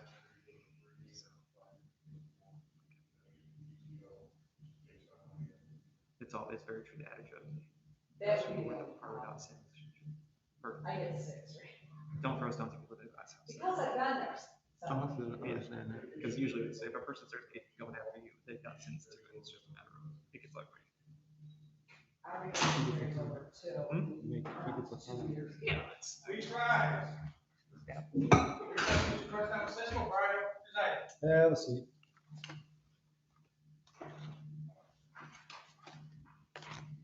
Which one are we doing, Thomas? All right, appearances on People versus Kaylee Thomas. Jane Gillis on behalf of the people. And Jonathan Hortis, P78948 on behalf of Mr. Thomas, who's seated to my right. Mr. Thomas, can you stand up and state your name? Kaylee Thomas. Good afternoon. Are we ready? Yes, Judge. Yes. Let's get started. At this time, the people will call James Caldwell.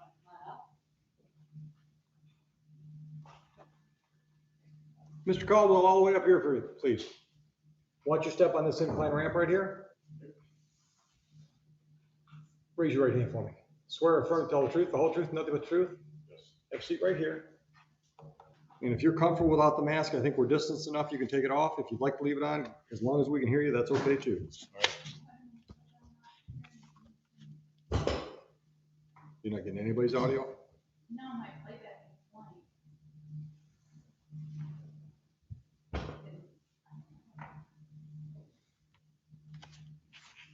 You shut it down, start over.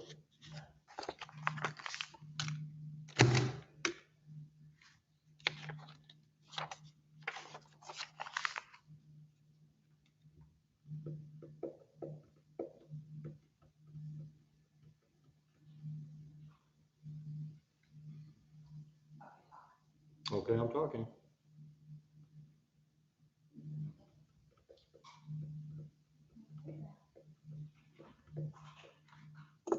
Well, we could make sure it's recording on Zoom. And it should be, because I did not turn that off. Still recording, so we're all right. Okay, Yeah, we're all right. Go ahead. Okay, can you state your name for the record? James Caldwell. Okay, and Mr. Caldwell, I'd like to draw you back to the attention of November 18th and 19th in around that time period. Where were you working? I was working at the Amazon in Romulus on Ecorse Road. Okay, and what was your position there? I was loss prevention specialist. Okay, and did you get alerted to something unusual activity that was happening? Yes. Okay, what was the nature of that activity? It was reported to me that some empty packages were found in the men's bathroom. And Judge, I'll just list an objection and ask the court take that for a non-substantive purpose, since it's a hearsay. I will. That's fine, just to get to where I need to get. Yep. Okay, so based on that information, what did you do next after that? I started an investigation. I was able to identify bins that had product in it that was missing. So I researched those bins, saw where they went, who worked in those bins, and then I used like videotape to identify when the product was taken out of the bin. Okay, so when you work a bin at Amazon at the warehouse, are people assigned to a bin? No, the bins actually move around and they're assigned to a station, and a person is assigned to the station that bin goes to. Okay, so nobody, and so once you're assigned to a station, you stay at that station? Correct. Okay, and you said you looked in the bins. How did you look to see? We have a tool that shows the bin movement throughout the site, so we can identify each station that bin is presented to.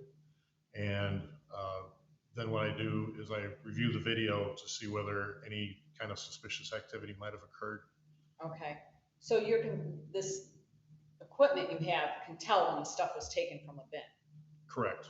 So then you watch the video of when that stuff was taken from a bin? Correct. Okay, and did you see stuff taken when you were watching the video? Your Honor, I'm going to object as to best evidence rule. If there's a video that can show someone removing something from a bin and this person was not a eyewitness to the event, I think the video would have to be played for that purpose. Okay, you know what, I'm gonna move on. I think I can do this without the video. Okay. If at the end he wants to play it. Based on watching the video, did you come up with the name of a person that you thought you might need to talk to or investigate further? Yes. What was the name of that person? Kaylee Thomas. And do you see that person in court today? Yes. And can you tell me what color shirt he's wearing? He has on a blue shirt. Noted. Okay, and this warehouse is in Romulus, correct? Correct. Okay, and so did you approach Mr. Thomas or have an opportunity to talk to Mr. Thomas after this? Yes, we called Mr. Thomas in to have a conversation with him. It was myself and an HR representative. Okay, and did you talk to him about what you'd seen on the video? Yes. Did you talk to him what you had seen regarding the recording of when stuff's moved in and out of the bins? Yes. Okay, and what happened after that? It was during that conversation that he admitted to taking 22 Apple Watches, a pair of AirPods, and some food products from out of our cafeteria. And Judge, I'll list an objection for corpus delicti pending establishment based somewhere else. Thank you. I'd like to address that now. I think I've Go ahead. established corpus delicti because something's been taken from Amazon. Say again? I said I've established the corpus. He's saying that I haven't established the corpus delicti? Is that? I don't think corpus has been established yet. Corpus has been established because stuff is missing that was taken. And you've established it through the defendant's mouth. No. I've established you- it because he works for loss preventions and things were missing from bins. And he's established that things were missing that weren't supposed to be missing. Response would be that criminal agency, I think, is also needed to be demonstrated as part of establishing corpus. Saying that there's missing items doesn't establish criminal agency. Okay, let me back up for a second. Go ahead. Did anyone have permission to take these things out of the bins? Only the people that are authorized to take it out. Did Mr. Thomas have authorization to take those things? No, he did not. Did you have authorization to have any of those possessions that were taken out of the bins? No. Okay. Anything else? Oh, sorry, Judge. No, I'll deal with the rest on cross. All right. Okay. I think that's a withdrawal of the objection. The objection still stands pending cross.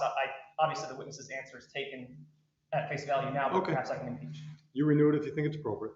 Okay, so, did he have, when you talked to him, did he have anything on? Yes, What was that? he had the AirPods that he admitted to during the conversation. Okay. And the things that he admitted to taking, did that match up with the empty boxes someone reported to you? Yes. Okay. And he didn't have permission to take any of these things? No. Your Honor, actually, I'm going to move to strike the answer regarding whether or not his statement was consistent with the report given to him, since that was for a non-substantive purpose. I think that would be a way of importing it in for a substantive purpose. Can you speak louder? Sorry, the witness testified that why he was doing things, that's fine for a non-substantive purpose. But when he says it was consistent with the report that I received, that's turning that into a substantive purpose. I would ask the court to strike that portion of the response. Response from the people. It makes it substantive when it matched up, it brings it all together. I mean, I think that you could weigh what you want to weigh in it as the judge. It's a part of his investigation. He confirms, he sees empty boxes, that's weird, that's not supposed to happen. And then after talking to Mr. Thomas and all his admissions, it all brings it full circle. I'll allow it. Thank you. I have no further questions. Cross. All right, so you said that there's a tool that helps you determine where the bins are moving throughout the site, right? Correct. Is there a electronic record or log that you could produce that would show a record of where this bin was? Yes. And presumably that's the same record and tool that you relied on to make the determinations you've said so far, right? Correct. Okay. Where is that electronic record stored?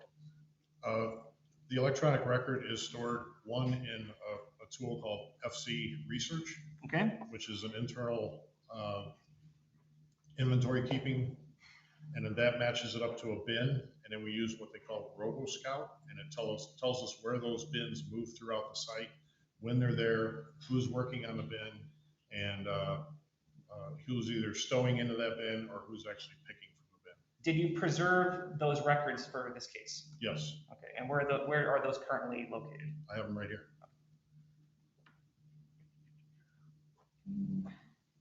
Now, you said that Mr. Thomas was not authorized to remove items from the bin earlier, right? Correct. Now, the bins, though, did swing by his workstation, correct? Correct. And part of the duties of an employee in Mr. Thomas's position would be to interact with the bins, correct? The only interaction he should have is putting product into the bin, not removing any product. Okay, so you're saying that any movement out of the bins is unauthorized? At his station, yes. Okay, there's no circumstances in which an employee in Mr. Thomas's position could touch items in the bins. Wait, I'm gonna check, that's not what he said happened. He said I agree. I'll rephrase. Are you saying there is no situation in which anyone in Mr. Thomas's position could take an item from a bin and remove it, even temporarily? That's a possibility, but reviewing all the stations that went to, it only happened at his station. Okay, so Judge, I would move to strike the answer as violating the best evidence rule because it relies on what's in the video. In response to that. Well, that was part of his investigation watching the video. If Mr. Horace would like to play the video, we can play the video if you want. I don't want anything. This is your case. Yeah, I mean, so. I don't intend to introduce it. It's not the evidence for the defense. So that was part of his investigation, what he saw. That's why he determined to, we have the corpus electi, we have the larceny in the building, things were taken, empty boxes in the bathroom, stuff is missing from this bin. part of his investigation is looking at the video, looking at these logs. It's all part of his investigation to come up with a name. I don't think it's improper to say that things weren't to be, what do you say, they weren't supposed to be taken, or they didn't, he saw that there was things taken? Or there was things taken, is that what you're saying? The witness's statement was that he observed items taken in the video, and that's the part of the answer that I would move to strike, since it contains, that it's best evidence territory at that point. Well, I can re-answer, you know, I think it's Try it. based on logs and video, so. So, all right. I just want to clarify your answer. You said that there may be a circumstance in which a person could remove an item from a bin. There's a possibility, yes. Okay, so it's not inherently always unauthorized, right? It is unauthorized for a stower to take any product out of a bin. Okay, but you said that there were situations in which it could happen.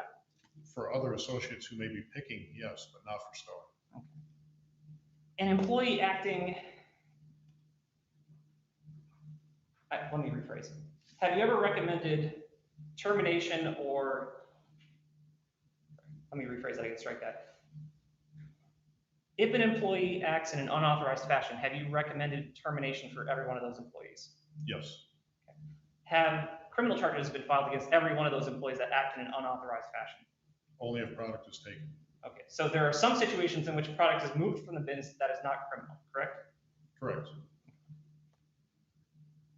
And I should say, removed from the bins in an unauthorized fashion that is not criminal. I don't understand the question. So while it may violate Amazon's policy to remove items from the bin, right? Correct. It is not necessarily criminal. Not right? necessarily. Okay. Now you were investigating another person as part of this incident, right?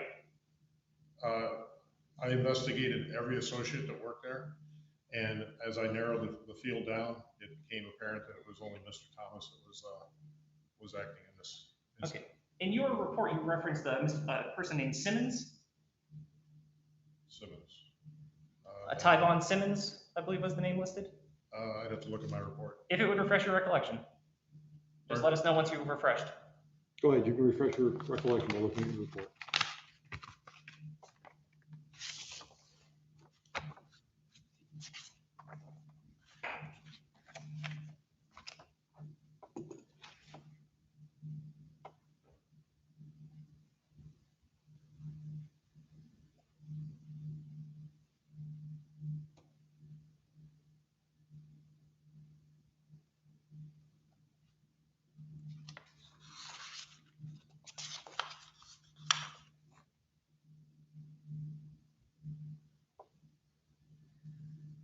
I have nowhere in here that there's another person involved.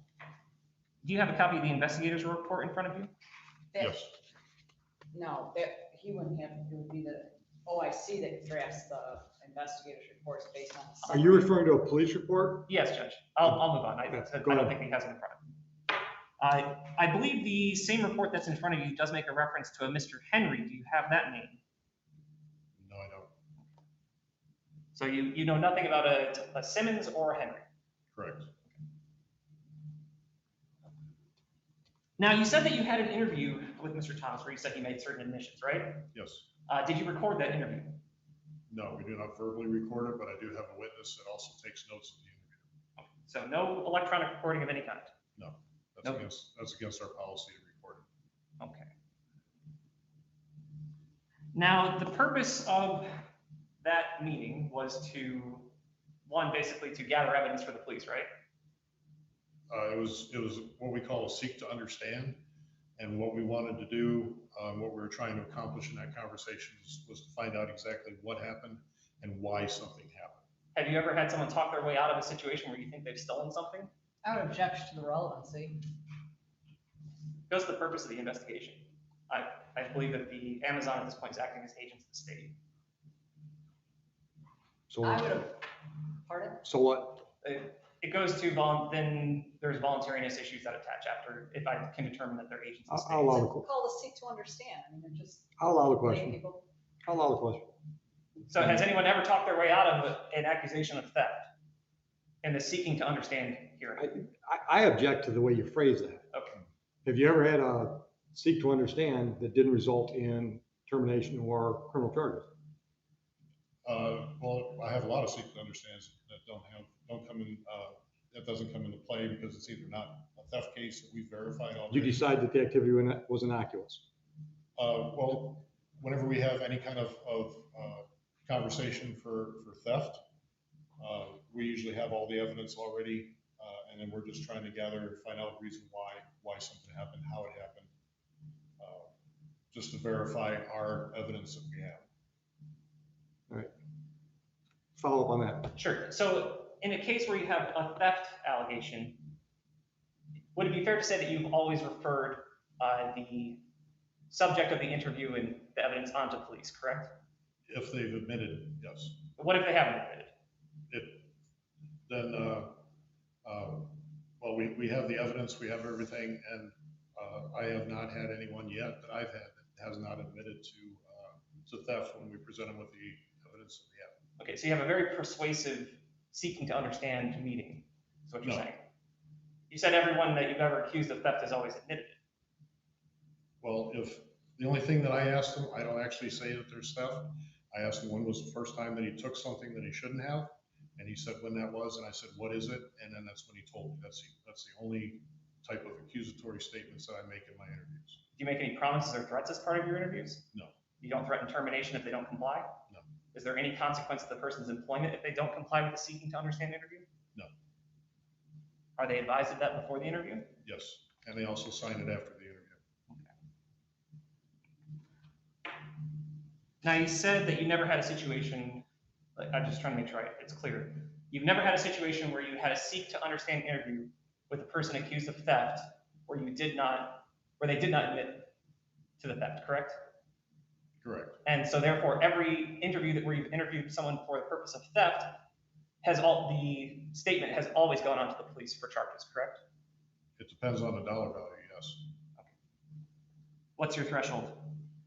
Below $50, we do a promissory note, and above $50, we refer for prosecution.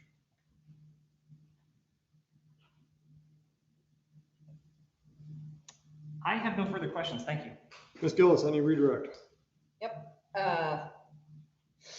So just so I can verify, I mean, you looked at the log, and I think it was called FC Research Correct. and RoboScout. Scout. By looking at those things, could you determine that inventory was missing? I can actually see in the bins when I verify those times on video, and I can see when a product is there and when it's not there. Okay. And Mr. Thomas did not have a position where he was allowed to remove things. Is that correct? Correct. I have no further questions. No regrets. Thank you. You can step down, sir. Thank you for your time. The defense has Go ahead. no witnesses. I moved to bind over on the charges continuing. No witnesses, but I do object to the bind over. I move to dismiss the case on the basis of corpus delicti issue, Judge. I think the people did not adequately demonstrate criminal agency before the statement was admitted into evidence. That being that the removal of an item from the bin is not inherently criminal. That not everyone, while it may be against Amazon's policy to do so, it might be grounds for termination. It's not inherently a evidence of a larceny. Additionally, I believe I properly objected to the testimony regarding whether or not items were observed being missing on the video as a violation of best evidence rule. So this witness did not have personal knowledge, could not testify to what was seen on the video as to whether or not things were removed or et cetera. Testify to that for the purpose of investigation, but not in a substantive purpose. So if all we have is an indication that items are not supposed to be removed from the bin, but it's not inherently criminal, and then a confession saying, I took items, the corpus at that point hasn't been established. And so I think, therefore, the confession needs to be not considered by this court. Second issue I would raise would be one of lack of Miranda due to Amazon essentially acting as an agent of the state in taking of these seeking to understand interviews. That I think kind of speaks for itself when every single person who's ever been accused of larceny admits to the larceny. I think that's suggests a highly coercive environment. And while normally the only time we analyze Miranda or anything like that in these situations is for a state custodial interrogation, but I would say that Amazon in this instance is acting as an agent of the state because they are building a criminal investigation for larceny offenses over $50, where I believe it didn't come out on the record, but one could easily assume that based on the nature of the items described, that this investigation would necessarily be forwarded on to the police. Pick either one and respond. They weren't acting for the state, he was acting for Amazon to get information for them. I'm sure Mr. Thompson knew that he wasn't acting for the state. And by the time he did take that, well, first and second of all, the fact that he's gotten great results from this just indicates he does a lot of investigation before he will sit down and talk with somebody.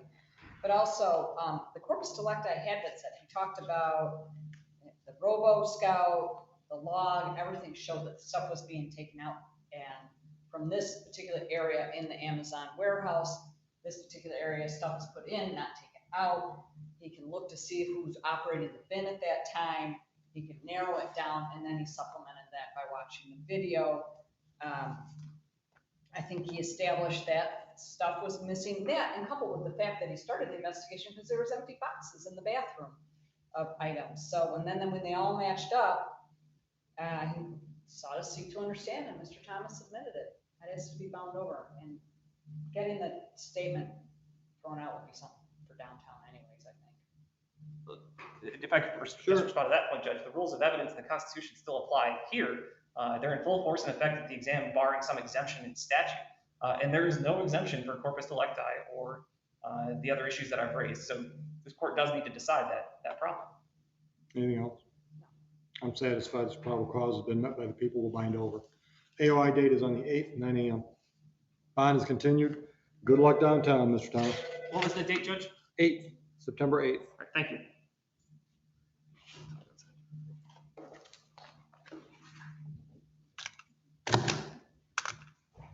Thank you, Your Honor. You're welcome.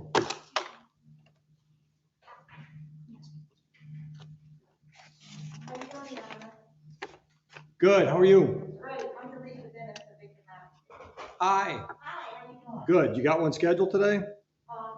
That exam, and I'm here for the other two, which I don't know if they're gonna go on, Wednesday.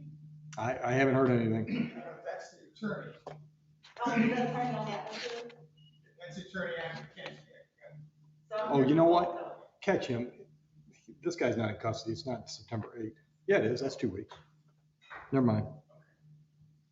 And none of our exams. No.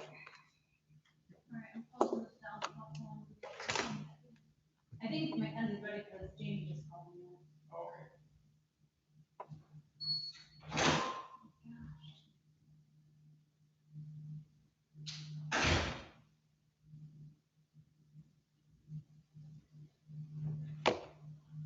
Sorry about that, Judge. No, we're good. I thought I gave you the bad date. We're all right, 9/8. It's okay? Yep, thank you.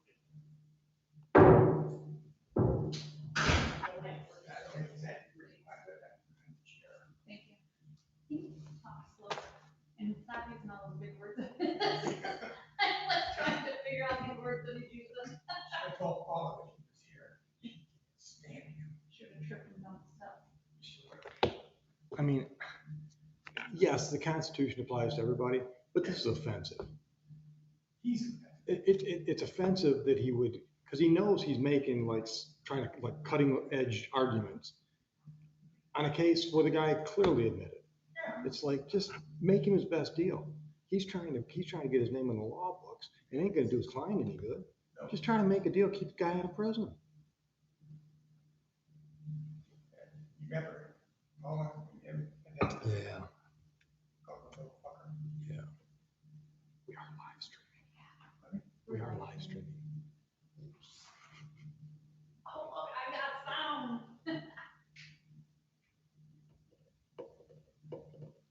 You know why? I mean, why it wasn't? No, I just, I don't know. Pick up. Go see what's going on with Mackenzie, man.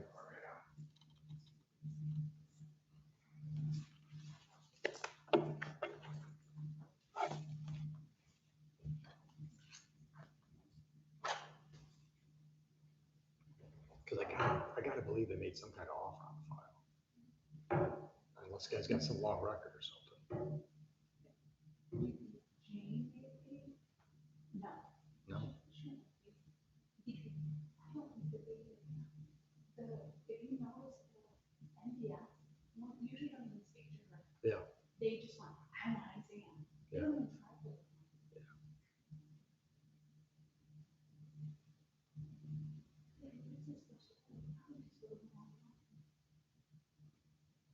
I don't know. Hope so.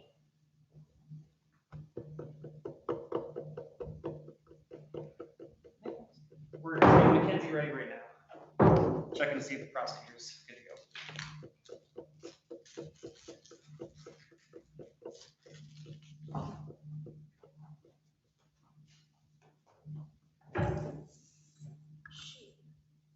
Horrible to hear.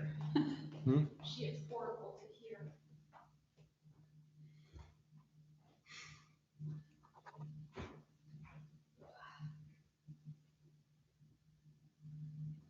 All of them really good. Yeah, she's having fun. So did Michelle Johnson. Yeah, it's a lot shorter than usual. Her hair? Yeah. But she said 85 pounds. She's lost. Really? I didn't want to say anything because I knew she lost weight, but that's a lot of weight. How? What's she doing? Well, she said now she's watching what she's eating and she's very active like in with her horse rescue. Yeah, good. Because I've seen her at home on so I bring her all my bottles. Yeah. And I've seen her and she wasn't even that small. And that was just a couple months ago. Oh, cool. June, I think. Where's she living now? Still out on 12? Because she was out like on the way to Irish Hills for a while. I think she's like out here. Right on US. Something like that. It might be, yeah. The Yeah, wood's expanding. That's new. Humidity. I think the hinges are probably sagging. Something, or it's expanded because of humidity, but it's No. plastic. But isn't it wouldn't it be that particle board underneath? Yeah, but it hasn't been any more humid in here last week than it was, last month, so. That's true. I have a question. Can you tell me, do we do Cora Daily this morning? Who? Cora Daily? I think Daly was a bench warrant. I think It doesn't sound familiar. Let me look. I'm pretty sure, because I never had it. Yeah, it's in the bench warrant. Okay. Thank you. Appearances for the People versus, are you on? I'm sorry. People versus Andy McKenzie. Good afternoon, Your Honor. Emily Annal, P805534, the People, standing in for Assistant Prosecuting Attorney Lawrence King. And good afternoon, Your Honor. From Neighborhood Defender Service, Jonathan Hortis, P78948, on behalf of Mr. Andrew McKenzie, who's standing to my right. Mr. McKenzie, can you please state your name? Andrew Stephen McKenzie. All right, we're ready? Your Honor, I think her name, I didn't even understand it. oh, Emily Annal, A-N-N-A-L. Oh, I seen you earlier. Oh, yeah. The people are unable to proceed, Your Honor. The complaining witnesses have failed to appear. I talked to APA King prior to standing in for him today. He indicated that the witnesses were notified, subpoenas were sent, as well as they were notified, and Ms. Cole spoke to a victim advocate and indicated she would not be appearing. So they did have notice of the date. Mr. And I Wilson. also called out in the hallway for them and checked with your court officers to see if they could. Thank you. And we move for dismissal on both. Dismissed without prejudice. Thank you. Both files. All right, thank you, Judge. My client's currently wearing an electronic tether. Do we need a special order to have that removed? Yes, we will do a MIT. And there's also a bond on one file. Did you post a bond or somebody post for you? You posted? One was paid for by the city, I think, and then my mom paid one for herself. So return her. I think she's here. She's here. All right, I'll make a note. 90% of the bond will be returned to the poster. Thank you, Judge. Thank you, Your Honor. Thank you, seriously. Have a seat in the hall. We can Yep. You're okay. Just have a seat in the hall. Mr. Horto? Yes. I'm just gonna do a register of actions for, showing that this is something you can do for your client, and that's what he can take that down to Tether. Okay. They're still doing that out of Dickerson. I know they've moved all inmates out, right? They're keeping Tether at Dickerson as of right now. Good, good, good. Yeah, everything's changing. You leave for 3 months and the whole world changes. So, I'm liking the new digs though. So. Thank you. Although 100% more stairs this time. I said there's 100% more stairs, unfortunately. Yes. Gonna take more than my Swiss Army knife to fix that. What's wrong with it? Gonna take more than my Swiss Army knife to fix that.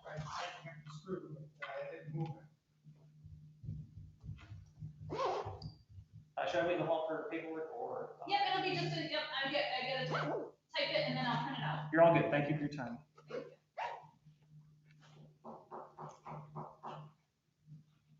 Good luck with that. Hopefully there's a warranty for the contract. Not for sure. Go ahead. Thanks. Have a good day.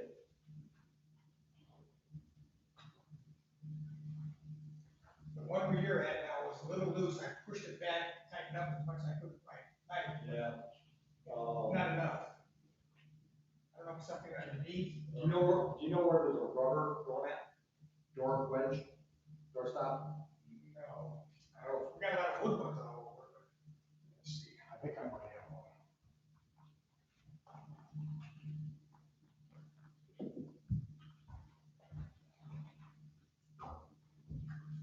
Here we go, and it's gonna be next to that.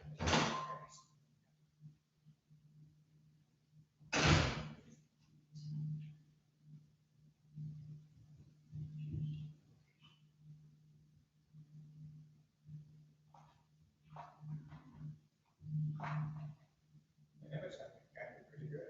Yeah. We're talking about, it's very sure. It's nervous at all.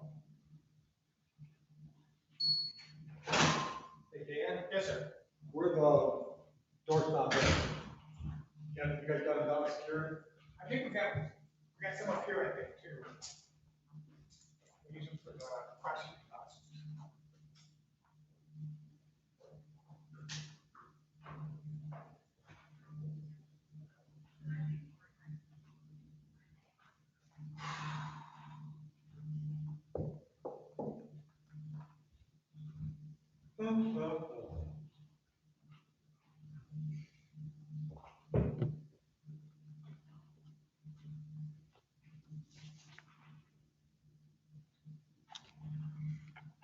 That's the problem with scheduling these every half hour.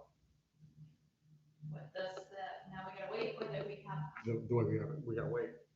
I think we should start scheduling 2 every time, so. You know, make them wait. I mean, it's more efficient to have them wait than me. Yeah, that's the one I'm using to keep my door blocked off. So let me have, that's all right. Leave the rubber one, then the rubber one won't hurt anything. No. And I'll use this one under my door. Okay. How have we been doing that lately?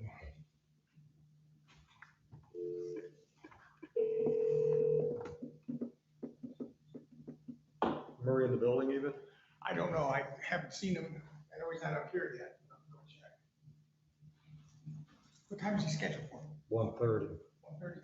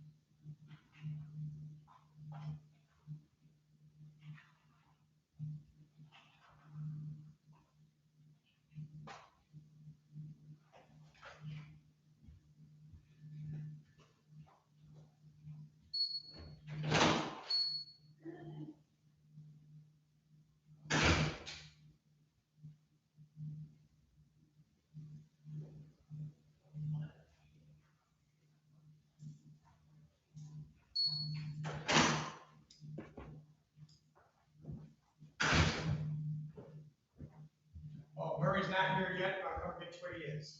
Thank you.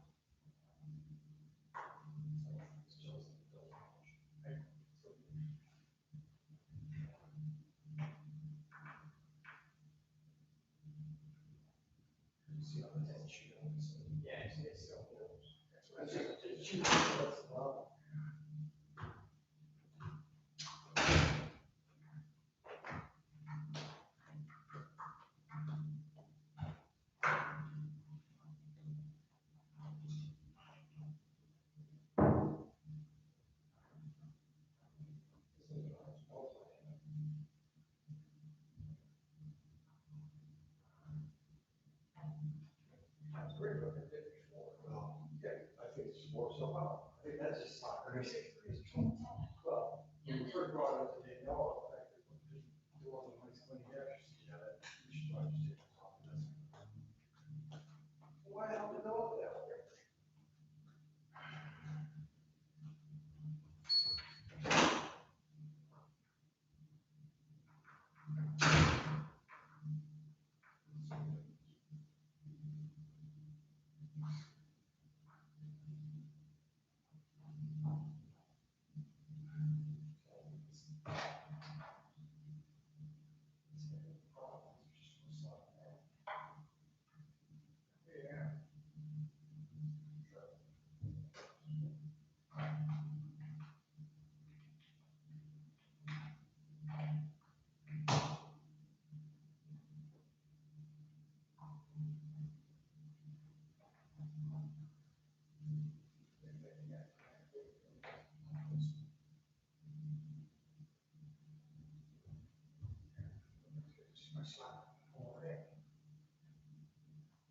Crazy thing is, you look at it, it looks like heavy duty stuff. Yeah. You can't see what's up your shoe. Yeah. Let's show him where it gets here.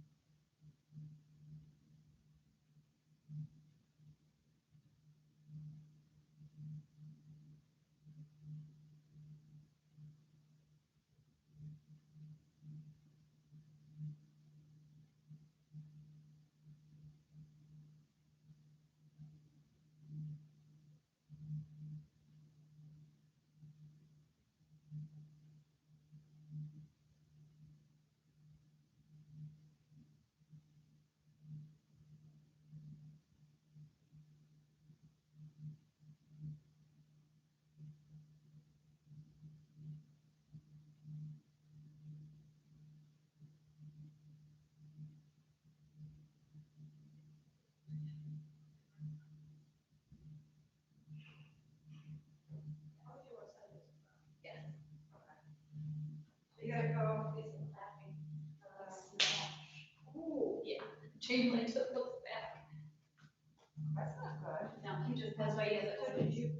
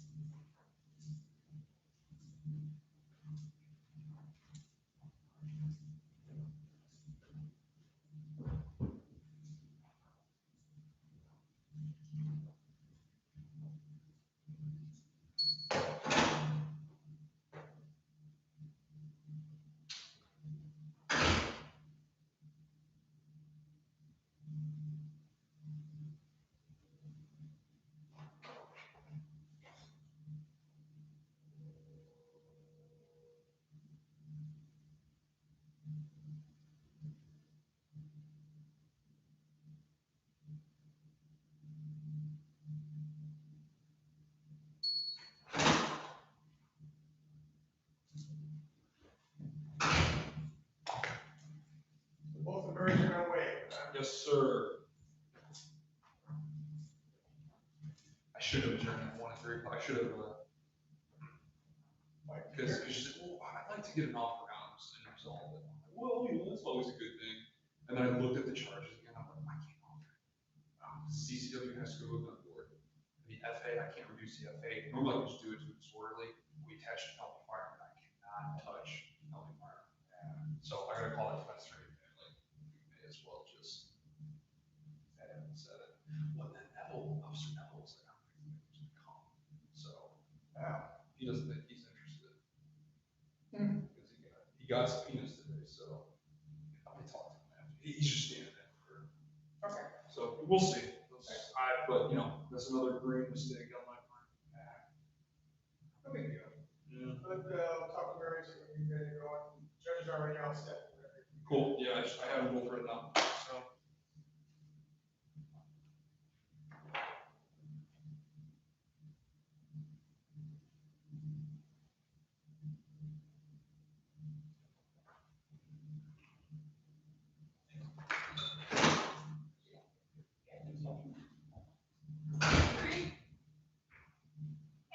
The three defendant case, the Avery, Jackson, and Snell this morning, that's not your case, correct? Did you say it's tattoo? It's listed as tattoo, and the file is not in our out-of-county office, which usually means our tattoo unit has it.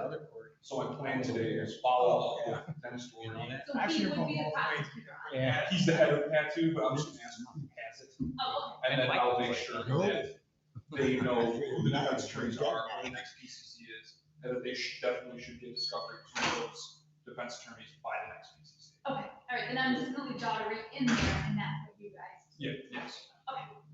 Because I did get in trouble with that. Larry King was like, hey, you stepped in for something on PCC, back in, I think it was like June. I was like, sorry.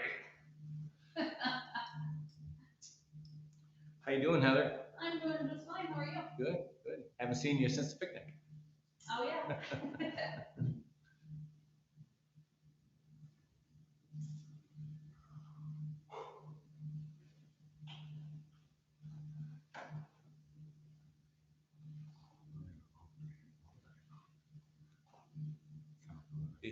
Did you get vaccinated? Yeah. Good.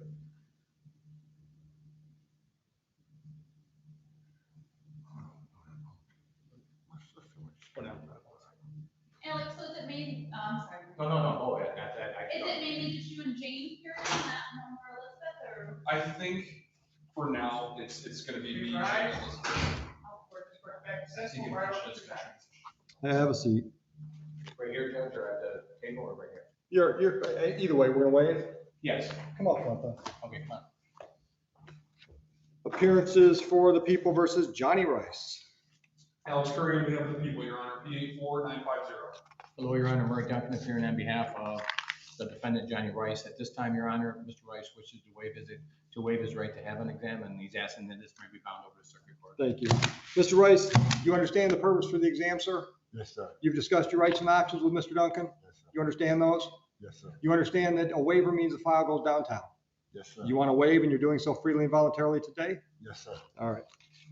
We'll set your arraignment on information date for September 8th. That'll be at 9 a.m. I will continue your bond Thank you, Judge. and wish you luck. Thank you. Mr. Duncan, could we have signatures from you Yes. and your client, please? Approach, please. Thank you.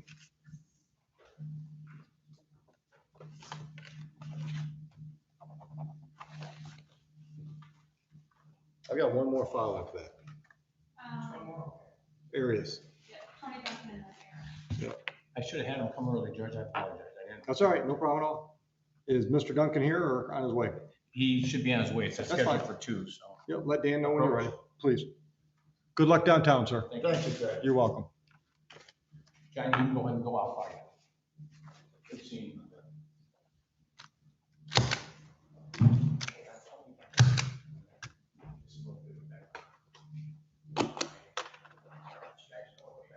Thanks, Dan.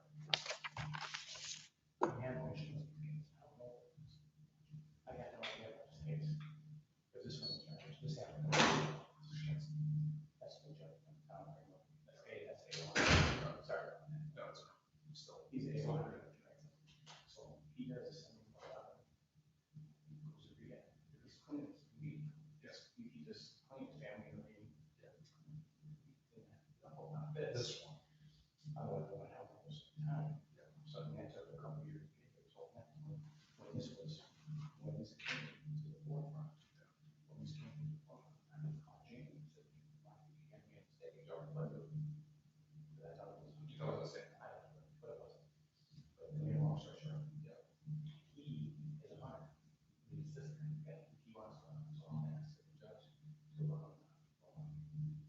Because you guys, you want to, so I'll just let you know. I don't know what you're gonna say about that, I think, as long as you know. I just want to get some background on what I believe it's, so, I don't know what the governor's gonna say, but could be charged with six.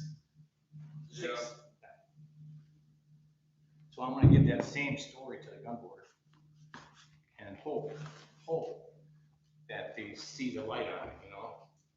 Because the guns are all old guns too, they're all Davidsons, yeah, they're all old family guns. But I'm gonna tell the judge that I talked to you about applications. Thank you, I just wanted to tell you this. As soon as you get it.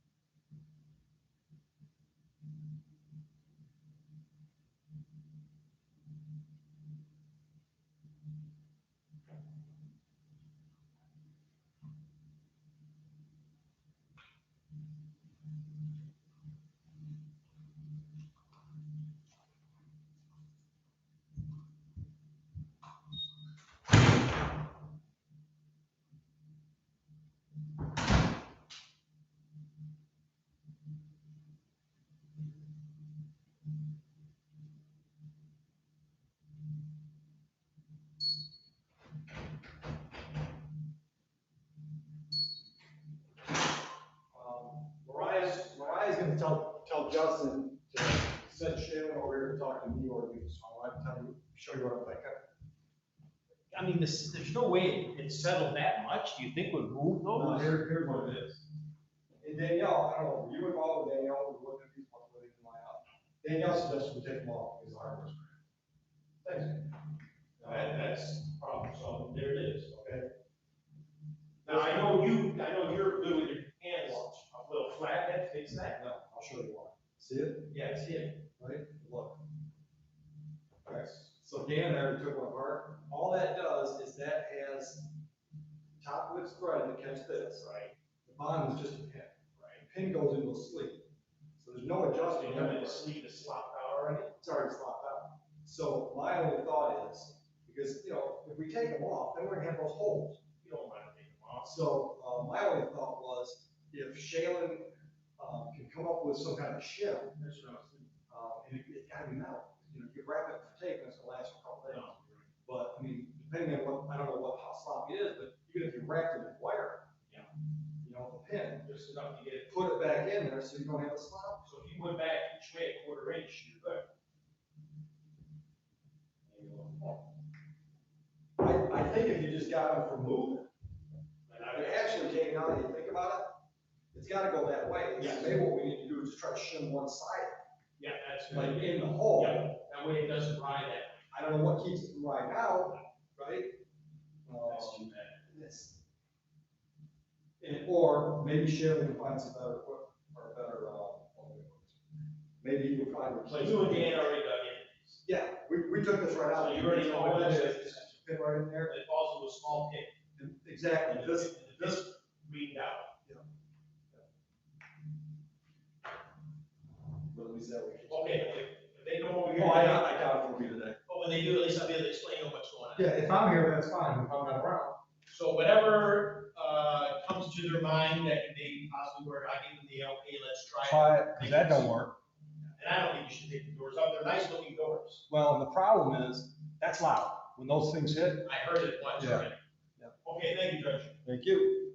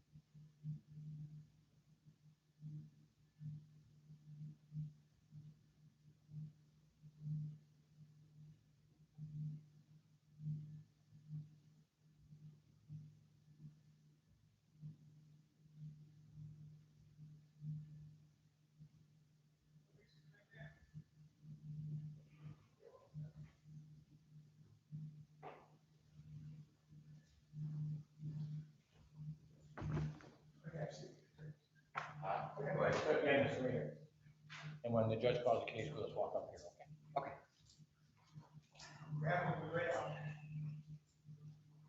Yeah, if you don't know Shalinski, then you haven't been around very long. have you? No, I started last October. Shalinski's probably one of the most senior judges down there. Yeah, I really been here for a while. So I started last October. Have you done a lot of Frank Murphy? No, because I did an intern here. I went to law school in Indiana, so stayed out there. It's a matter of time when you're gonna be at Frank Murphy. Oh yeah, given someone called us our office the Montessori preschool of attorneys right now, and I said, hey, that's pretty funny. Please rise. Tony. Court is successful. Right over every time. On, Heather. Mr. Duncan, your appearance for Mr. Duncan. Yes, Your Honor, Murray Duncan appearing on behalf of Tony Duncan. Understand this is a waiver too? Judge, there is, but there's a bond issue that I talked to the prosecutor about, and I would like to talk about that first before you wait, or before I wait. Go ahead. This, Judge, just some summary. This case was from July 6th of 2019. And prior to that, they had a separate raid at Mr. Duncan's residence, and they found some cocaine about the same amount. I handled that case, and he went downtown with at Frank Murphy. He pled guilty to possession. He went on 7411. He went through rehab, completed 7411. He's clean. Okay. However, from that point, from the time that happened to the time he was arrested on that, this raid took place. Another raid for a different reason. And that's where they found some more cocaine in the house. And then they found his parents' heirloom guns and those guns. So now he's facing this, which I wasn't aware of until he got picked up just recently. So the point of this is that Mr. Duncan's an avid hunter, and he would like to go hunting. And I talked to the prosecutor. The prosecutor does not object. So I would just like something that allows him to hunt and have a firearm as he's hunting.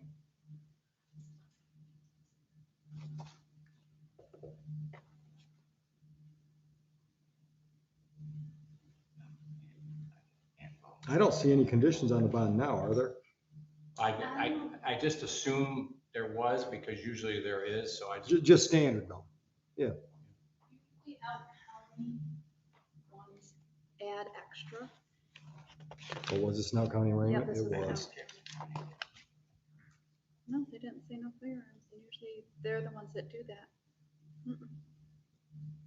Yeah, they didn't check it. Nope. Yeah, it was, the box wasn't checked. All right. And Thank you just, for that. just so we know, it would I just be. wanted Mr. Duncan to be No, sure. I got it. It's item P on page 2 of the pre-printed form. Do not possess or purchase a firearm or dangerous weapon. It's not checked. Okay, thank you, So Judge. you should be all right. So I can. And at this point, Judge, Mr. Duncan does understand he has a right to have an exam and he's waiving his right. All right, true. You understand the purpose for an exam? Yes, Your Honor. You understand your rights and options after talking to Mr. Duncan? I didn't. You understand your rights and options? Yes, sir. And you understand a waiver means the file goes downtown? Yes, Your Honor. I'll enter the waiver. AOI date will be September 8 at 9 a.m. Bond will be continued. Thank you, Judge. And I wish you fellas good luck downtown.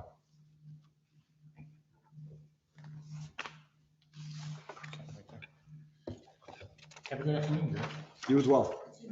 Yeah, it's good seeing you, Dan. Thank you. Yeah, thanks.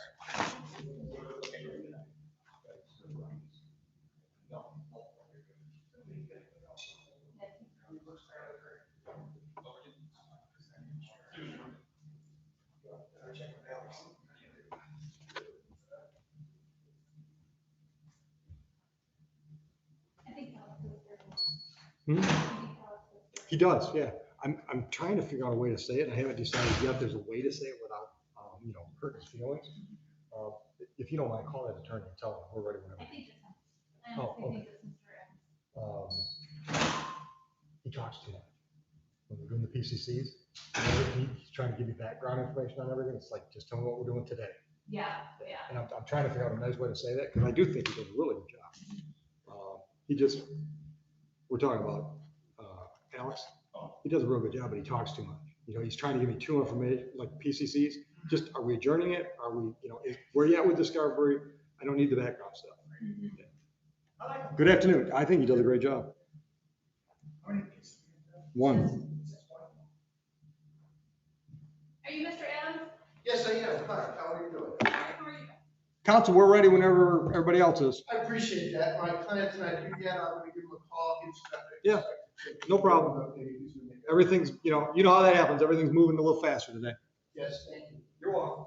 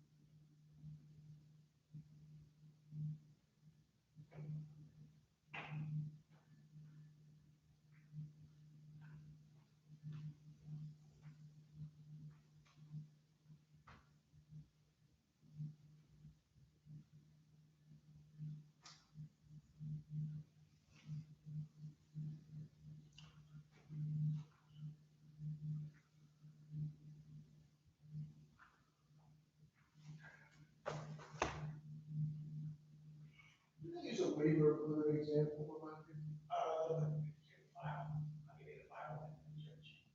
Thank you. Okay. Yeah. All right. I told the prosecutor that's what we're gonna do. Thank you.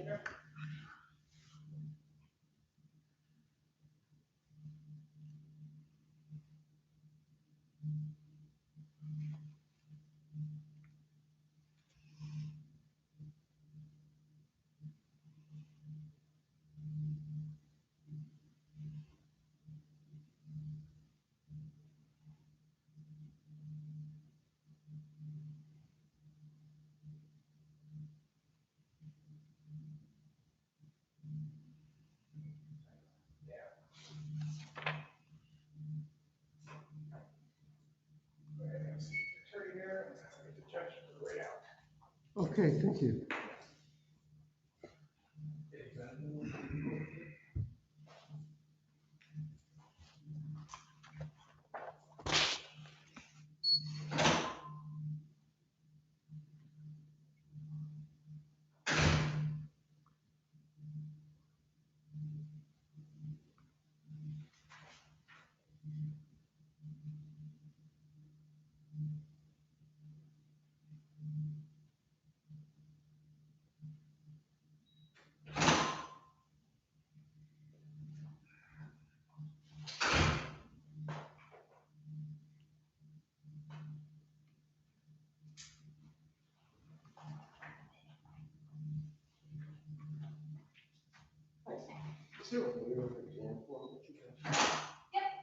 The judge will be handing it to you as soon as he, after he calls the case. Thank you.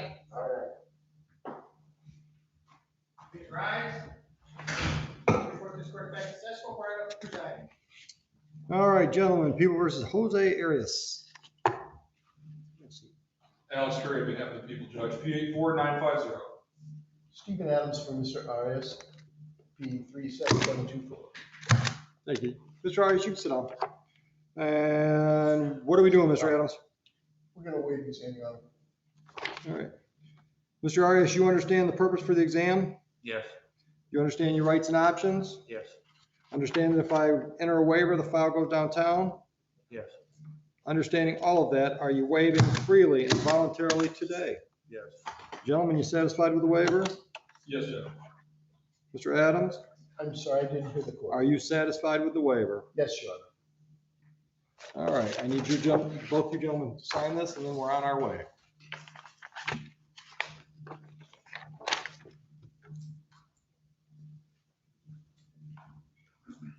Thank you.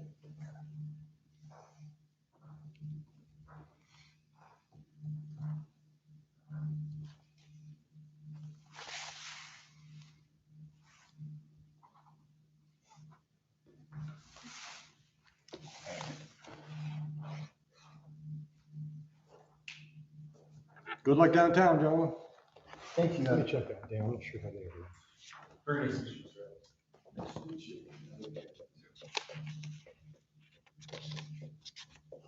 Mr. Curry. Come on back when you can. I gotta remember how to do that. You said come on back. Yeah, give me just a minute. I can view it. I can just leave everything, can't I? Yeah, we can. Just leave meeting. Delete. Okay. Court staff feedback time.